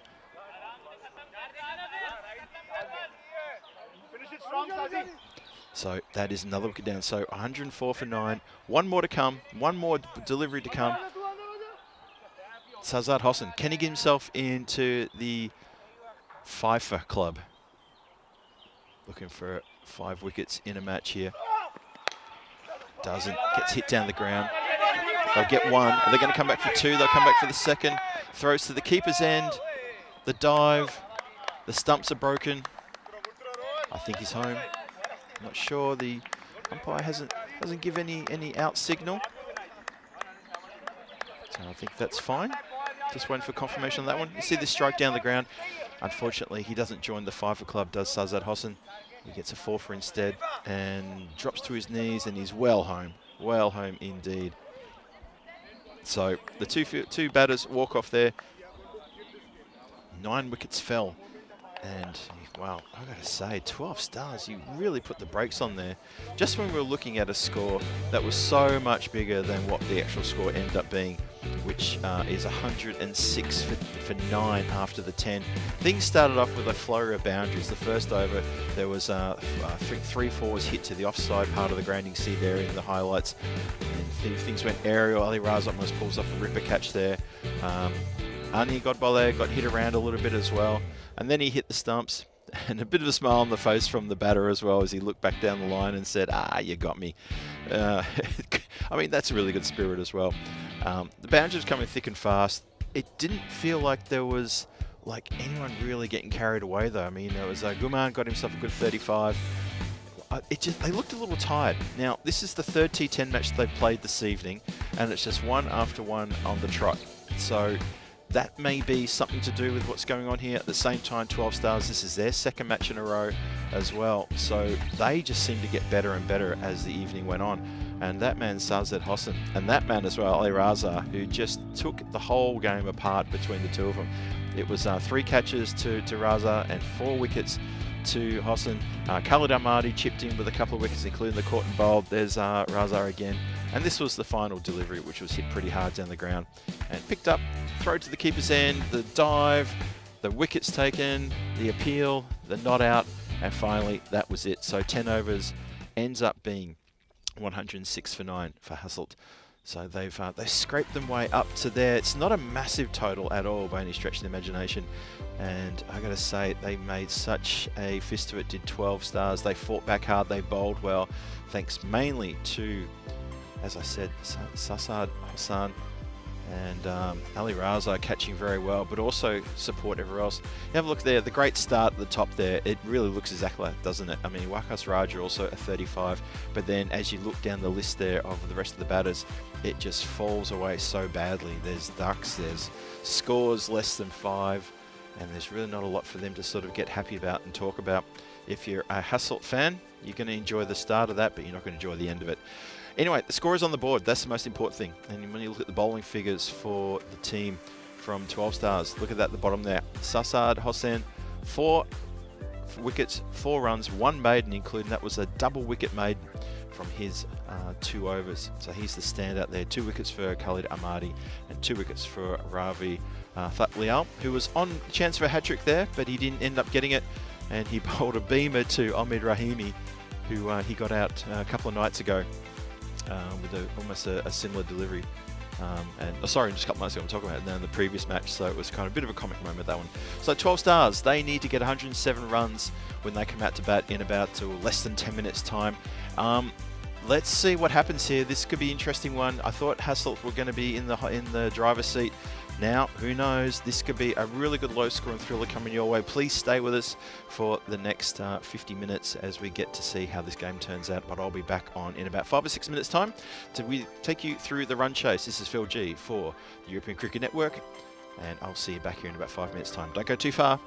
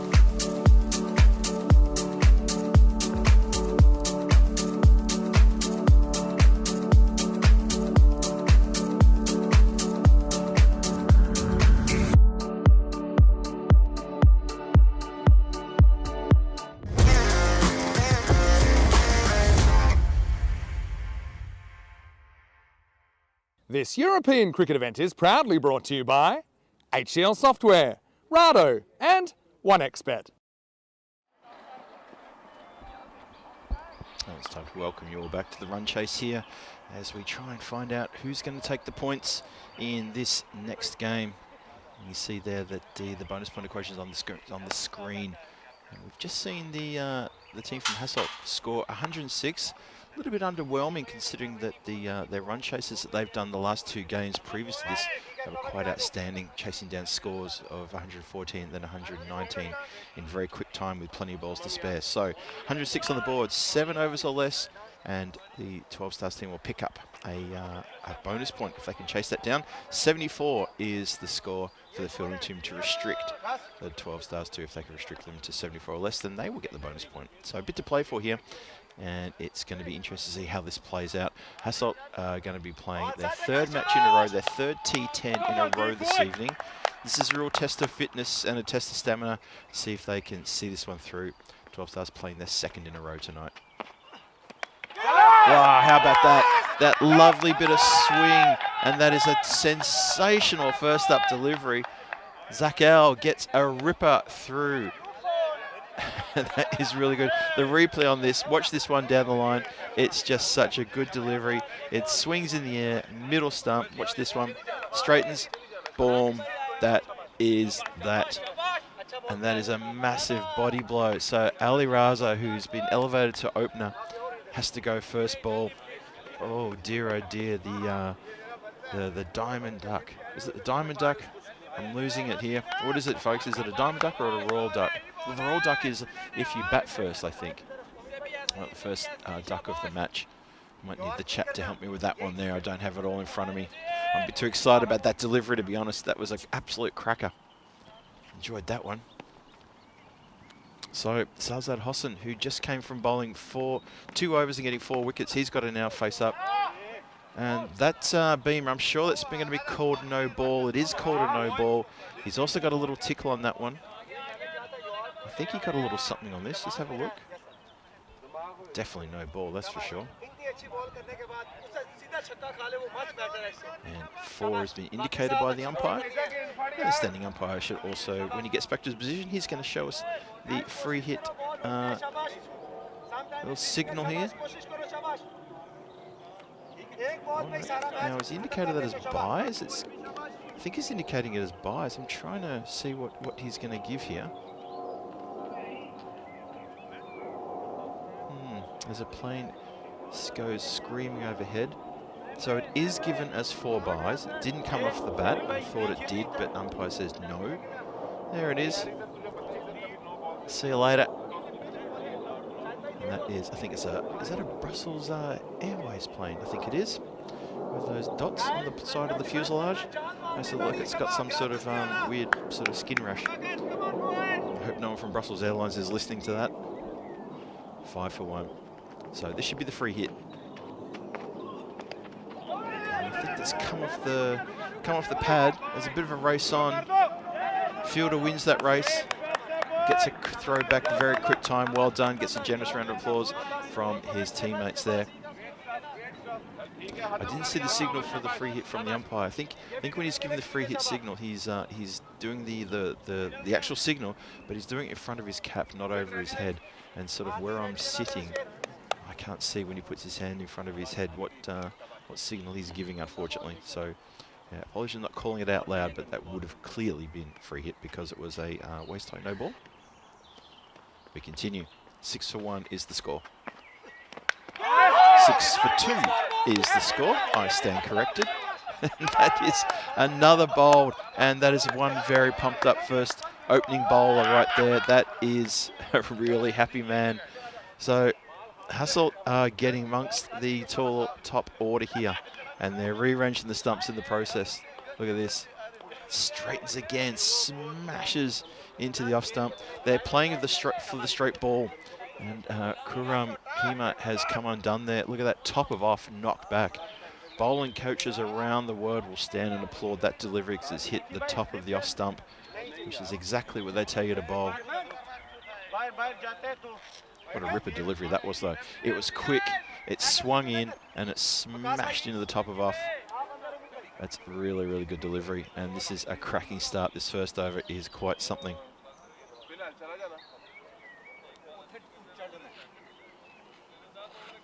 So I'm just reading Thomas Martinez, your comment there, or that commentator. Yes, that feels something. Let's not deflate the cube here just yet. All right. This is such a good over. Just got a little nick on that, did Meta, but played into the ground and well collected by the keeper there.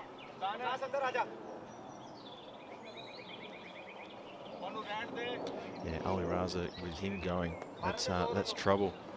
And then a couple of balls later, it's Kuram Chima goes. So still 2 balls left in this over. What a busy over this has been as the 2 geese fly overhead. They're a bit late this evening as the lights are taking full effect here. So just the 1 run there gets Meta off the strike and gets him off the mark as well. So Hossan gets to face the next ball. 7 for 2 is the score. Zakel's got 2 for 2. Obviously there was the 4 byes and then a leg bye in there as well. But off the bat, only 2 runs scored off the bat, off the bowler. Here we go. Last ball of the first over. Husselt completely on top at the moment. Oh, it swung in. You could see the bowler's body language. He really thought he had that one through the block hole. He thought he had it right through the gate. What a great delivery that was. Every chance he gave himself there to get another bowled. Such a good swing. Oh, that was a terrific one. That was absolutely sensational, so well done. Chris Smith just confirming the plane. It was indeed Brussels Airlines. I thought it was. Oh, it was an Airbus 319-112. There you go. 39 matches since the Golden Ball. Thanks you for that, Chris. 39 matches since a Golden Ball. And I keep saying it, but don't you think we should get a Golden Ball in the night series? I think we should. I can't remember the last night series we had where there was a Golden Ball. I've got a funny feeling, though, it may have happened. Did it happen in Portugal when Vinny took over the commentary duties? I think it might have, actually. I know we got close to the Golden Ball in the qualifier on the final day of that Portugal night series last year. Not the one this year, but the one from last year. Anyway, maybe we can. We'll see how we go. Chris Smith is also... Chris Smith, are you on Flight Radar 24? I think that's what you're on, because that's what I use. This has gone straight up in the air, and when it comes out from the darkness into the lights, that is astonishing how that can happen. So Zaki Shah just says, I had no idea where that went. It went above the line of the lights, and after that, who knows? I got no idea where that was. It came down behind him about 5 or 6 meters. And look at that, just, I had no idea where it was. It does happen sometimes. And I've seen it happen all last week and so far this week as well. It comes out from the darkness into the light area, and it's a sudden shock to know, and the fielder realises he's nowhere near it. That's a very ambitious appeal for leg before. It's going down leg, and it keeps swinging down leg, and it's missing everything by about a foot. There you go. Yeah. But the run-out chance was on. I'll definitely give him that. So 9 for 2 is the score. 12 stars after doing so well to peg back the Husselt batting to only allow them 106 runs. And they've kind of not started very well here, under a lot of pressure now.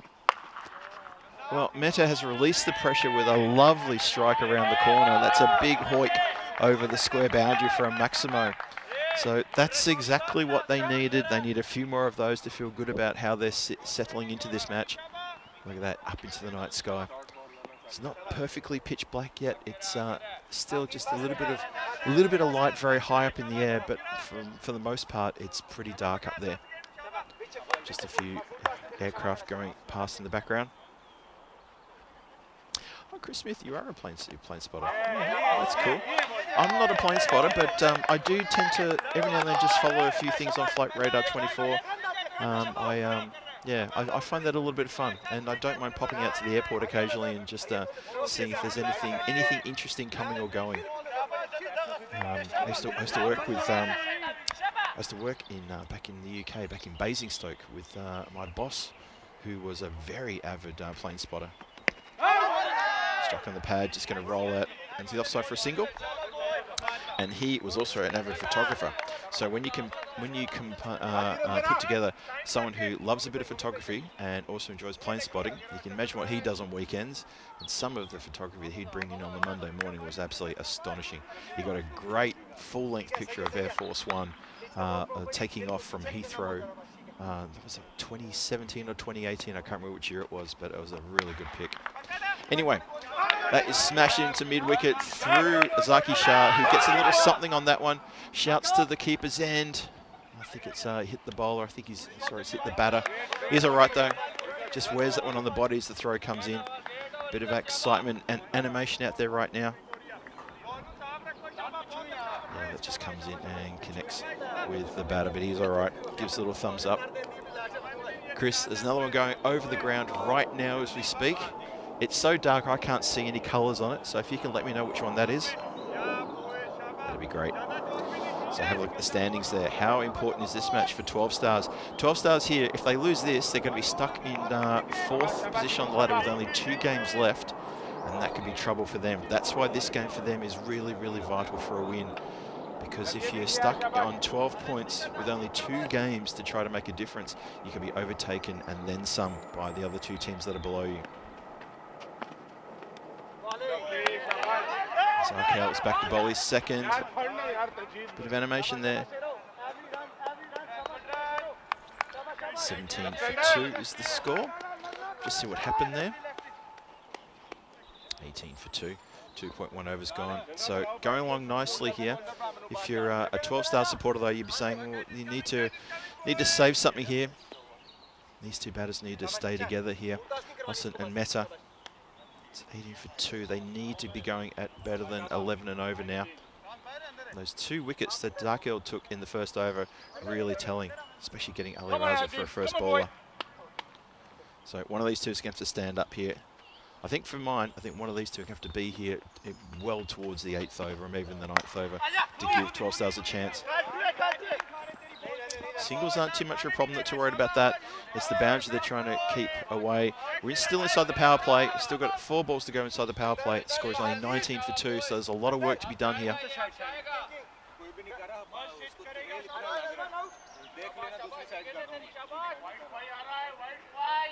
Some interesting stats coming out of the chat now. Very interesting stats indeed. I like Ian's one. The average human head is 100,000 to 150,000 hairs. That's interesting. Okay, Ian, I've got a question for you. This is to do with hair. I'll ask you this in just a moment. I know the answer to this already. Oh, that's just going to get past. Good work from the bowler to get down and smother that one, so it's ended up being slightly diffused, and it's picked up just on the other side of the wickets there. Look at this, gets down. Batter goes to make his ground, and in the end he actually ends up getting a little deflection on that as well. So it's had a couple of deflections, both off hand and bat. So my question for you, Ian, is blondes, brunettes and redheads, who has the most hair follicles, and who's second and who's third out of blondes, brunettes and redheads? Tucked around the corner, that's going to go square, and there is someone out there. That's quite funny because Wickets Raja was standing right in the direct line between me and the fielder who got the ball, and I couldn't see him. I almost said it got through for 4 runs. Then suddenly an arm came out of nowhere and threw the ball back in. So I almost jumped the gun there.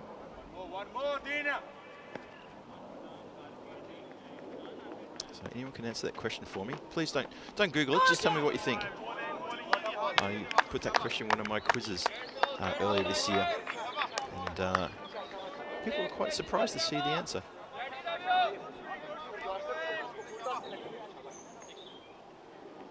So it's 21 for 2. There's still 1 more to come in the power play, and Zarkel has bowled a terrific over here to go with his previous good over as well. So this is quality pace bowling, and he's got the 12 Stars right where he wants them. Can he pick up 1 more?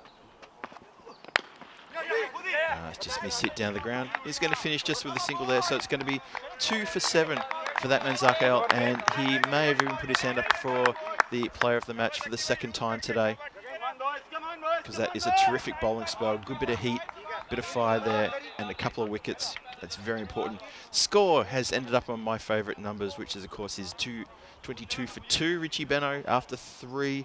That is not a great power play for 12 Stars. They've struggled. They're struggling big time. Need to find something here.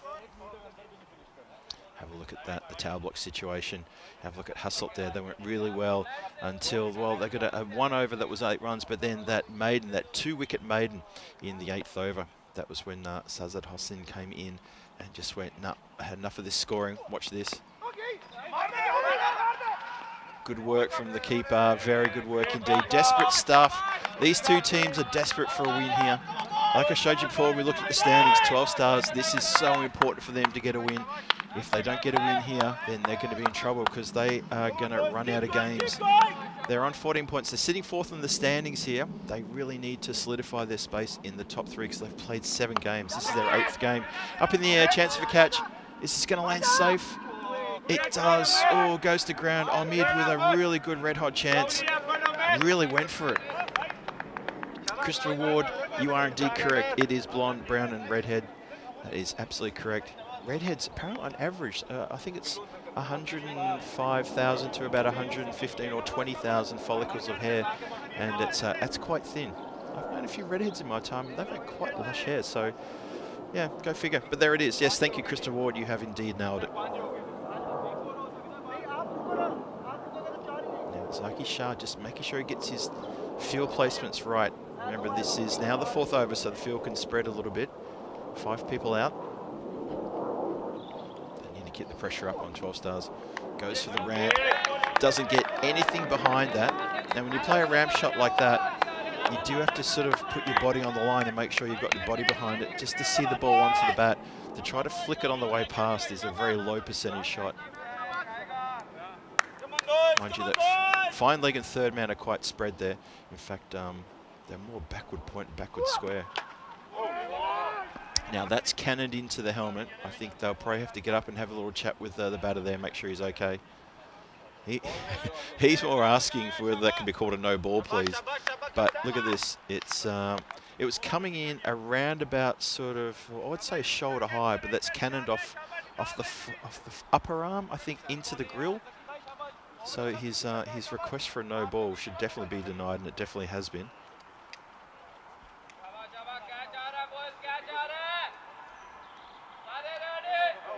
And there you go. So having a bit of a chat now. Hasselt having a chat, a bit of a conflay about the bowlers end. Sherry Butt, Wakas Raja, and Zaki Shah, the seniors of the team, just having to talk about what the battle plan is. 23 for 2 is the score in the 4th. Swings away, that's going to go backward a square, and that's going to go for 4. So strays there onto middle and leg and gets put away. Good shot, this one. So Mehta constructing good, helpful innings here. He's up to 13. Haven't started to accelerate yet. The run rate required is just under 13. So the big acceleration doesn't have to come just yet, but they need to be going along at a good rate. Full, picks up on the full, bounces just inches in front of the diving fielder there.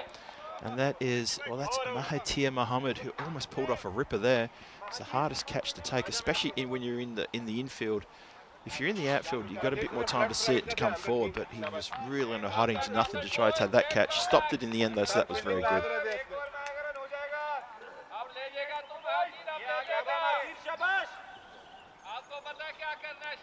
Anyway, shout out to everyone in the chat. Thanks for joining us this evening. Tim Harmer, Chris Smith, been talking about aeroplanes with him, Christopher Ward, and Ian out there as well. Good to see Ian. Rob Thompson still with us. Good.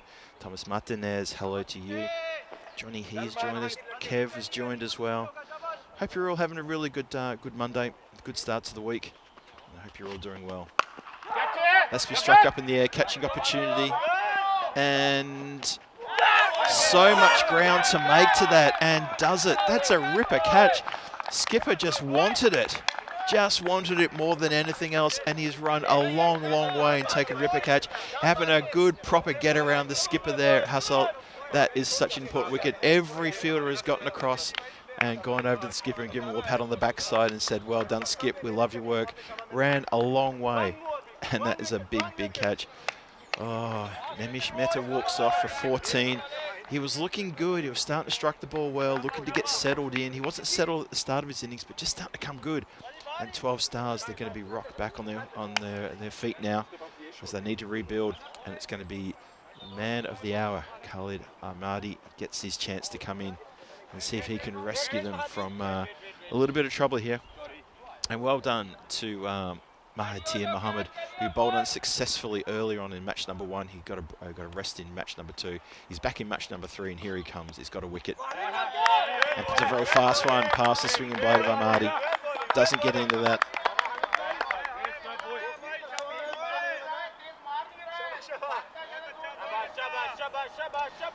Bit of animation now. I'm sure the 12 Stars dugout's also very animated, but yeah, that is Hassel feel that they really back in the driver's seat now. They picked up that wicket, and the supercomputer win prediction agrees with that. Have a look at that, 17% to 83%.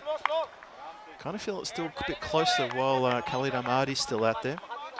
And Sazad Hossain, he's no slouch with the bat either. He's very handy with the bat. Made a couple of good scores in this series already. So for me, that door is still open for anybody to come in and take this game by the scruff of the neck.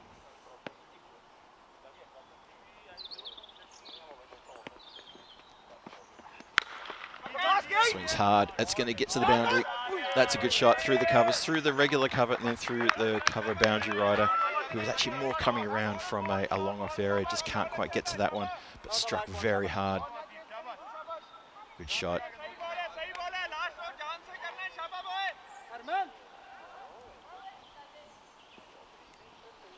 Interestingly poised this. We're almost getting towards the halfway point. So still need a lot of runs. That run rate now just under 14. Has climbed a fair bit in the last couple of overs. Struck down the ground. Good work from Sherry Butt there to get down and make sure that doesn't get past him. He's patrolled that part of the ground for this whole evening for all 3 games. He's taken, I think he's taken a couple of good catches. I think it's 2 catches taken down there in the previous games. And he stopped a whole lot of runs as well. Owns that part of the ground. 34 for 3. Last ball, the 5th coming up. 12 Stars run rate to win is up now to 14 and a bit. That's gone straight up in the air. This could be trouble. Khalid Ahmadi, his catch is taken. That is probably going to be the game. Sherry Butt holds on to a ripper, and Hassel are going to have another get around, I think, because that is a massive wicket. Oh, Mahathir Mohammed gets another breakthrough, and it's a vital breakthrough. Brings the rush shot. Khalid Ahmadi, who was the key to 12 Stars to take this game a little bit further, and he's come undone. That's a good steadying catch, and a little bit of a roar there from Sherry Butt as he successfully holds onto the catch. That's another wicket down, but that is such an important wicket too. Christo Ward just sat in the driver's seat. I reckon you're right there, my friend. I think you are bang on correct. I'm expecting to see some car emojis any minute now.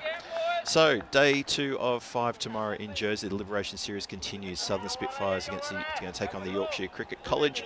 Then Eastern Royals and Southern Spitfires. The lunchtime match, while they're chewing on their lovely fried rice and vegetables, is going to be Western Towers and the Yorkshire Cricket Club. In the afternoon, we'll kick off with the Central Commanders and Western Towers, and then finish in the evening with Southern Spitfires and the Central Commanders, and that will be your dinner time entertainment. Before you switch over, hopefully you'll switch over to me here in the Belgian Night Series, and we'll take you through the evening with Phil G after dark.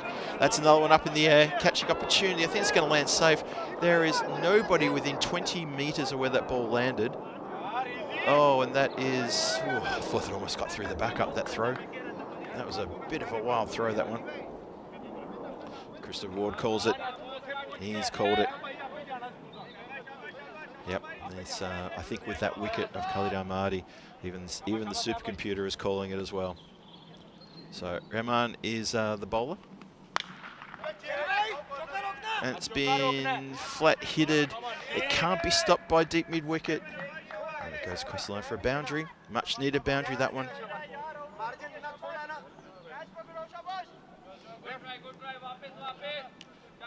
I see my friends, the moderators in the chat, just having a chat about, well, having a discussion amongst them about the abbreviated bad language being used in the chat. And I'm not afraid of saying this either. I'm 100% behind Johnny and Ian on this one.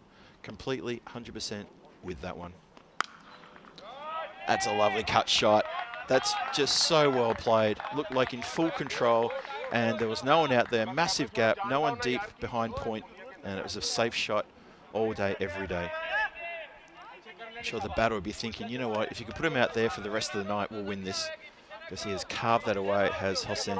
He's raced up to 21 from 16, so he's putting the foot down here. Still need a lot of runs off not many deliveries, though. Goes out leg side now, square. And there is protection out there. I think that's Guman who's out there patrolling the boundary.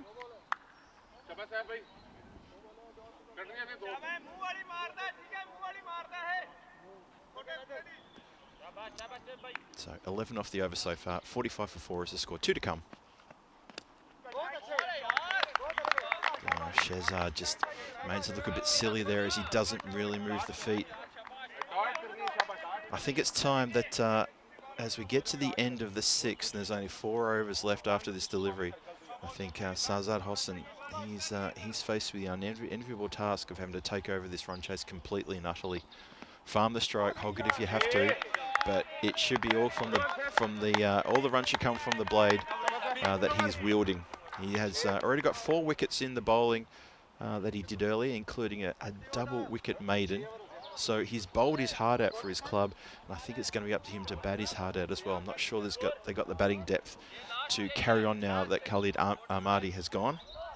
12 Stars facing a bit of a tough decision here, what to do next if they do lose another wicket.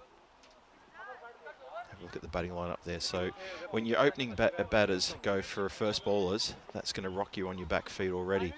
Mehta was looking good, got that 14 from 13 deliveries. He was starting to come good. He took a while to get going, but like a diesel engine, he started to pick up. But now it's Shehzad Hossein, it's up to him. He's got a lot of work to do. So if I was a skipper, if I was him, I'd be saying, this is it. I need to farm the strike. I need to face as many of these 24 deliveries as I can, and I need to make as many of these runs as I can. That's 4 of them.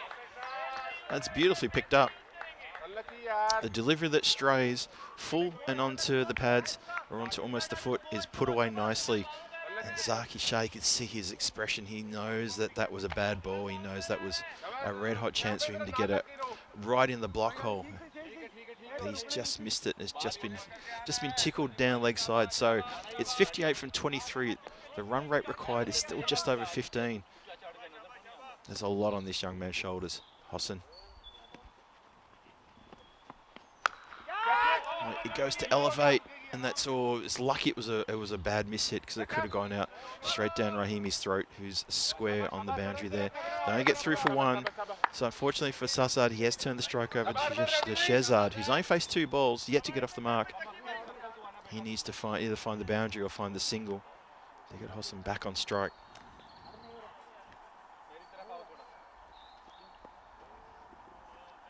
Here we go. Oh, it's bent the back, good short ball. And you see there, that was a genuine effort ball to bend the back and try to push it through quicker and get a bit of extra bounce. Nice stuff indeed.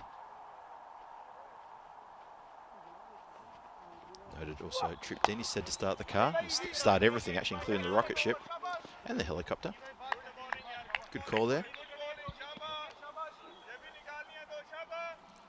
12 Stars are really up against it now. That run rate now required is up to 16.8. You just feel they're going to run out of legs. Good delivery in the block hole.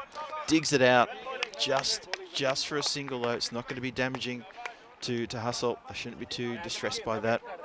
It's only the short balls and the ones down leg side that get hit for 4 or 6 they need to be concerned about. These singles, not going to be a problem. Gives a charge, goes into the covers, picked up straight away, shot at the stumps. Well, Zaki was in front of the stumps. Not sure why do you want to take the ball in front of the stumps like that? Look at this. He lets rip with a beautiful throw. But you don't need to take the ball in front of the stumps. Get behind the stumps. So that's 7 overs gone, 53 for 4 on the board, 12 stars. They've only got 3 overs left to get a whole pile of runs. I'll come back to that in a second, because tomorrow night, Brussels Warriors are going to turn up and they're going to play 3 on the trot tomorrow. So they've got the back-to-back-to-back duties tomorrow. Firstly, they have played 2 games against Royal Brussels. So that's a double header for them to play against Royal Brussels. And then the last match under lights will be against this team who are batting right now. That's the 12 stars Hofstadter team. And for them, that's going to be their 9th game of the tournament. Remember, there's only 10 games for each team. So that's why this game for them is so important to get a win, but it's looking like they're going to fall short. Oh, not a good ball at all. That is a shocker. That's going to be a minimum. That's 5 wides. So this is an expensive delivery because he needs to re-bowl it. Imagine if they can get onto this one and get him out of the ground. That'd be something else. So every little bit helps. 58 for 4 now. So 49 from 18.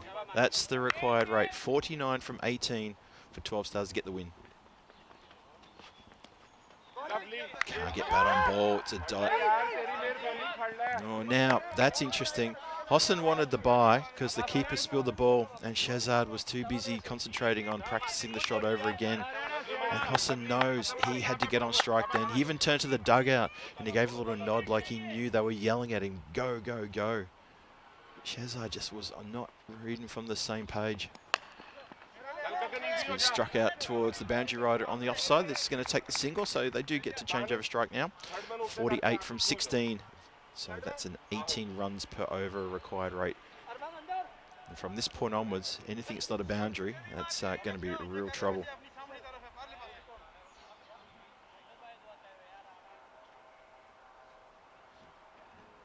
So here we go again.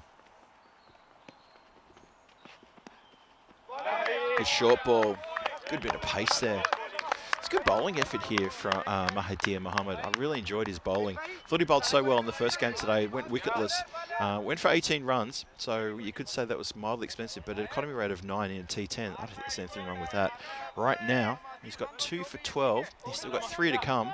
And those 2 wickets that he picked up, really vital wickets as well. That's up in the air. It's a chance for a catch. It's going to fall in no man's land because the fielder's coming in off the boundary line. We're never going to get to that one. It still brings the false shot. They only get a single.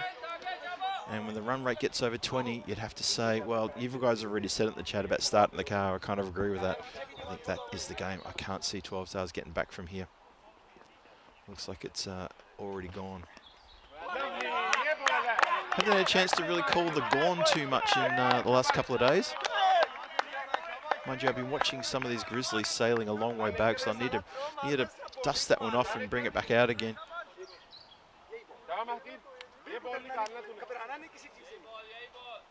One more to come in this spell. So 2 for 13 has Mahathir. How does he finish? Edge, thick edge. There is a fielder down there who juggles that, but he saves the boundary line. And that's pretty good work indeed in the gloom down there. That is the end of the 8th over, 61 for 4. So Mahathir Mohammed, he finishes with 2 for 14. That is very admirable indeed. Done the job for Hassel. He's going to find his way back over to the covers. Gets a generous little pat on the back from Wakas Raja there. Just a quick note about the lights too. Having a chat to some of the people here at the ground, and also the batters as well. And they were saying that the lights that are looking straight down towards the batter from the near the scaffolding, so looking straight down there. So if you imagine you're the batter and you're looking towards where the ball's coming from, right above where the bowler lets the ball go, up above there, just a little bit on a slight angle, that's where the lights are. A little bit blinding. So the lights will be adjusted sometime, probably not this week, so probably not for this series, but maybe for the next series. They're talking about just focusing them downwards and having the lights that are on the other towers in the corners of the field sort of tilted up a little bit more to provide more light. You notice a few times in the camera when the ball goes to the boundary line, behind the keeper, sort of, like right behind, it gets a little difficult to see there.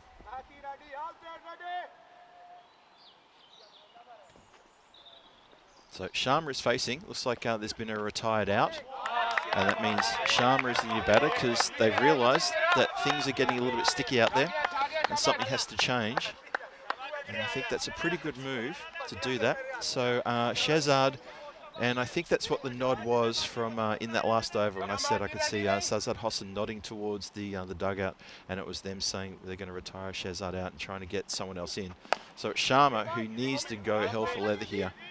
So they're trying to get the point, and I think that's what it is. They want to at least get the bonus point. I think the game itself is gone, but they were worried. The Brains Trust in the 12 Stars dugout were concerned that they weren't going to get even a point out of this. But now it's 13 off 10 to secure the bonus point, and they will want to get that. They need to get something out of this game. Charge, hit straight.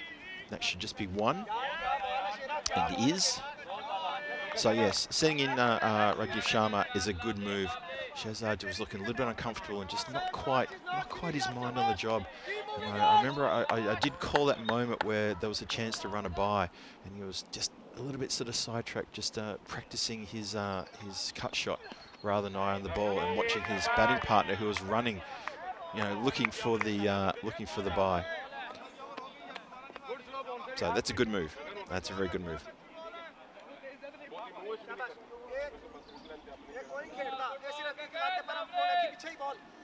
Yeah, the game, Crystal Ward says point of no return. Yeah, the game is definitely there now. It's now down to the bonus point. Who's going to pick up that extra spare little point?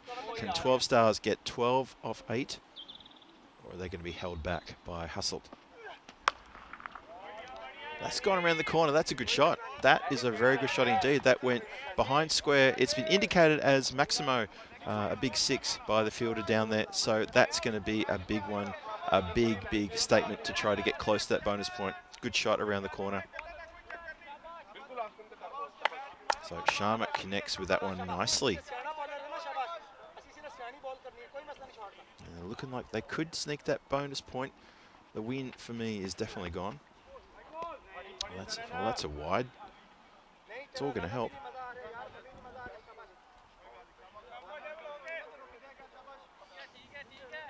Yeah, but 37 from 7 for the win. I'm not sure that's going to happen. However, 5 from 7 for the point. That's looking pretty good.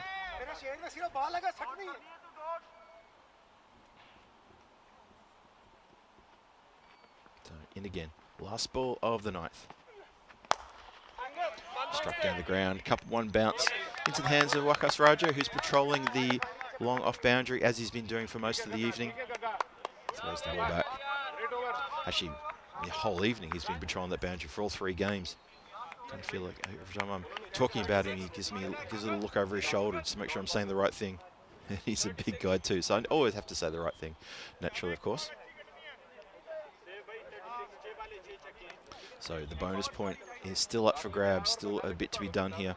Have a look at the bowling card there. A couple of wickets apiece to Zakhel and also to Mahathir Mohammed. Zakhel's 2 overs there, only for 7 runs. Sensational fast bowling at the top there. Got wickets in his first over and really just took the game away from 12 Stars. Almost left them speechless. So Rahman comes on to bowl the 10th. And the game is well and truly in Hasselt's hands. It's just about that bonus point now. 4 from 6 for the bonus point. Well, that's a big strike. That should get him the bonus point, and does. So 12 Stars do secure 1 point out of this match. So they do come away with something, and that will be something for them to well, maybe cheer about when they find out that they've done that. Either way, they've picked up the point.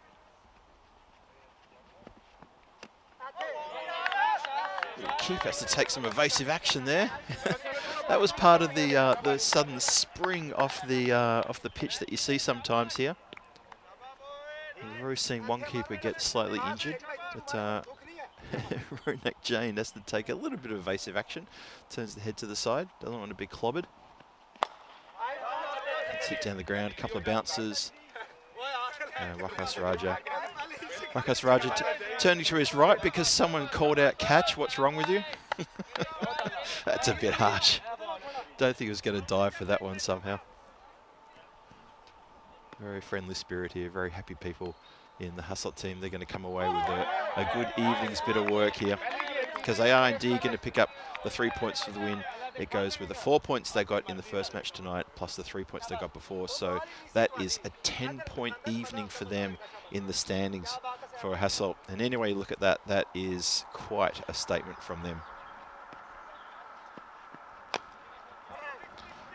There's a bit of bat into pad for that one. So what's going to happen today is, well, at the end of today, at the end of this match, is that Hasselt are going to move into top spot on the standings. They're going to be on 17 points from 6 games played. They're still going to have 4 games to go. Their net run rate's going to get a little bit of a boost as well. They've already got the best net run rate of the whole competition, even better than Beveran's. So they're going to be sitting alone on top of the standings after the next couple of deliveries. Well, that's been clubbed away. That's been cut, late cut for 4 runs. So a little bit there. I think there's still one more to come. No, that's it. The scoreboard is just trying to catch up. I think that's what it was. I saw that for a moment there that it was only 9.4 deliveries, but I'm pretty confident that'll be it. Or maybe there is one more. I hope it's not one more because everyone's already walking away. I think scoreboard's just catching up, so the score goes to 82 for 5. I think there's... Just waiting for the scoreboard to tick over, folks. I can tell you what the final score is. You can see there at the bottom of your screen, it says 82 for 5 for 9.5. Everyone's shaking hands. Maybe they've declared. Is that possible? Has anyone ever declared in the T10? You wouldn't, would you? So I think we'll just check that. But the umpires are adamant that all the deliveries have been bowled. And the players are walking off. The point is that Hasselt were always going to win this game. That was pretty clear. I'm not sure. There's a bit of hesitation now. Now, I'm just watching some of the players who made it halfway off the pitch. What are they doing? Oh, they're just waiting for them all to come off. That's all they're doing. I thought maybe they changed their mind and gone back. Anyway, the Brussels Warriors are going to be here tomorrow night. They've got 3 games on the trot tomorrow, so they've got a big night in front of them. If they can replicate what you've just seen from from Hasselt, then who knows what's going to happen. Because at the moment, Brussels Warriors are sitting in 5th place on the standings on 9 points. So they've got a red-hot chance to push themselves into top 3 tomorrow. Royal Brussels are going to play 2 games as well. They're currently bottom of the table, only on 6 points. They need to find something from those 2 matches. And of course, 12 Stars are back for another game. That'll be their 9th game. So that's night 9 here with me, Phil G, on duties with the comms for the European Cricket Series Night Belgium. Let's roll the videotape and see what happened in this run chase. And I'll tell you what happened. There was 2 golden ducks at the very start. That was... Hema and of course Ali Raza, who went for first bowlers, and that really put the 12 Stars team back on their heels, and they never really recovered, to be honest. There was a couple of big hits there, but all in all it was just a struggle right from that first over. And when that first over goes for, well, I think it was like 1 for 7, I think it was. It doesn't matter what it was, but it was just carnage aplenty. Sazad Hossain, he came in and it was all on him. He was there for 26 balls, got 34. Needed to go a little bit faster than that and a little bit stronger, and needed to farm the strike. You know, maybe he was a little bit tired from all the effort he did with the bowling. I'm not sure. But in the end, it was a bridge too far, and the 12 Stars Hofstadter team did not get the score up. There you go, see? It happens to everyone, including the umpires. So that's just proof how cold it is out here. When the ball, the leather hits your hand and you don't take it properly, even the umpires get a bit hurt by that. So the final score was 82 for 5 after 10. Rahman went for 22 off his 2 overs. Hossain finishes on 34 not out. Unfortunately, it's not enough. And Rajiv Sharma, he finishes on, I think, 15 not out in the end. Yes, there it is, 15 not out. A 14 from Nemish Mehta there. No other real contributions there, and the top 2 batters missed out completely. That is why the result has ended up the way it is, and they've only scored 82 for 5. 14 extras in there as well, including 6 wides. Have a look at the bowling attack here. 2 wickets to Zakhel and 2 wickets to Mahathir Mohammed. It tells a story though that the bowling was so good, even though they weren't taking wickets, they absolutely put the brakes on and really strangled this 12 Stars team. In the end, 5 wickets falling. A pretty good victory indeed. There we go. 24 runs is the final margin as a few of the players are marching past me already. They're very keen to get out of here. Not too sure what happened just with the score at the end there, but it looks like there was a bit of a, maybe the scorers were just catching up. I think they might have missed a dot ball in that last over. So apologies for that. I think it's all good. I just want to give a shout out to my friends at Two Circles who did a sensational job today. We were a bit late getting the doors open, unfortunately, so they were very rushed to get set up. In the end, they got set up nice and quick. Thank you very much to you guys for doing that and capturing the footage, not just of the geese. I'm glad you got that, but also a couple other things in the air as well. You did a fantastic job as always, and I salute you guys for that effort. Thank you so much. So it's time to say goodnight. I can see a lot of people here starting to leave the chat. Thank you for joining me here, Phil G for the European Cricket Network, Tim Harmer, Sky, and Johnny here, Ian Smullen, Thomas Martinez, and Johnny here, Rob Thompson. There was a whole bunch of you there. Chris Smith was there, and everyone who joined us tonight. Christopher Ward, you kept me company, and I'm thankful for that. Brussels Warriors are joining us tomorrow night for 3 games in a row, so please make sure you join us, and we hope to see you tomorrow, and we hope to have your company, and enjoy the cricket coming to you from Jersey tomorrow. The Liberation Series continues. Vinny Sandu joined by Danny Hudacek, that will continue, and of course in Malta the T20 action for the men, Malta hosting Estonia. So plenty of cricket on the European Cricket Network. You want cricket, we got it for you, and we have barely even started summer. How about that? Anyway, Phil G here. I'm going to say goodnight.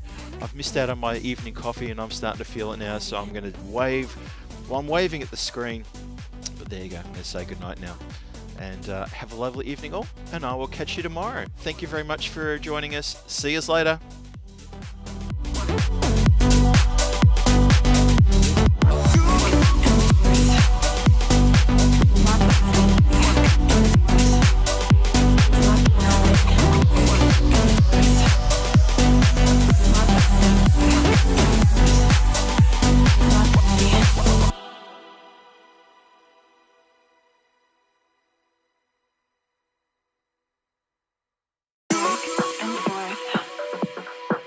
My body back and forth. Move my body back and forth. Move my body back and forth. Move my body back and forth. Move my body back and forth. Move my body back and forth. Move my body back and forth. Move my body back and forth.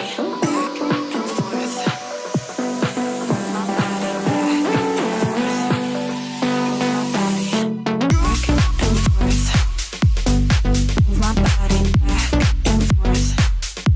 Move my body back and forth. Move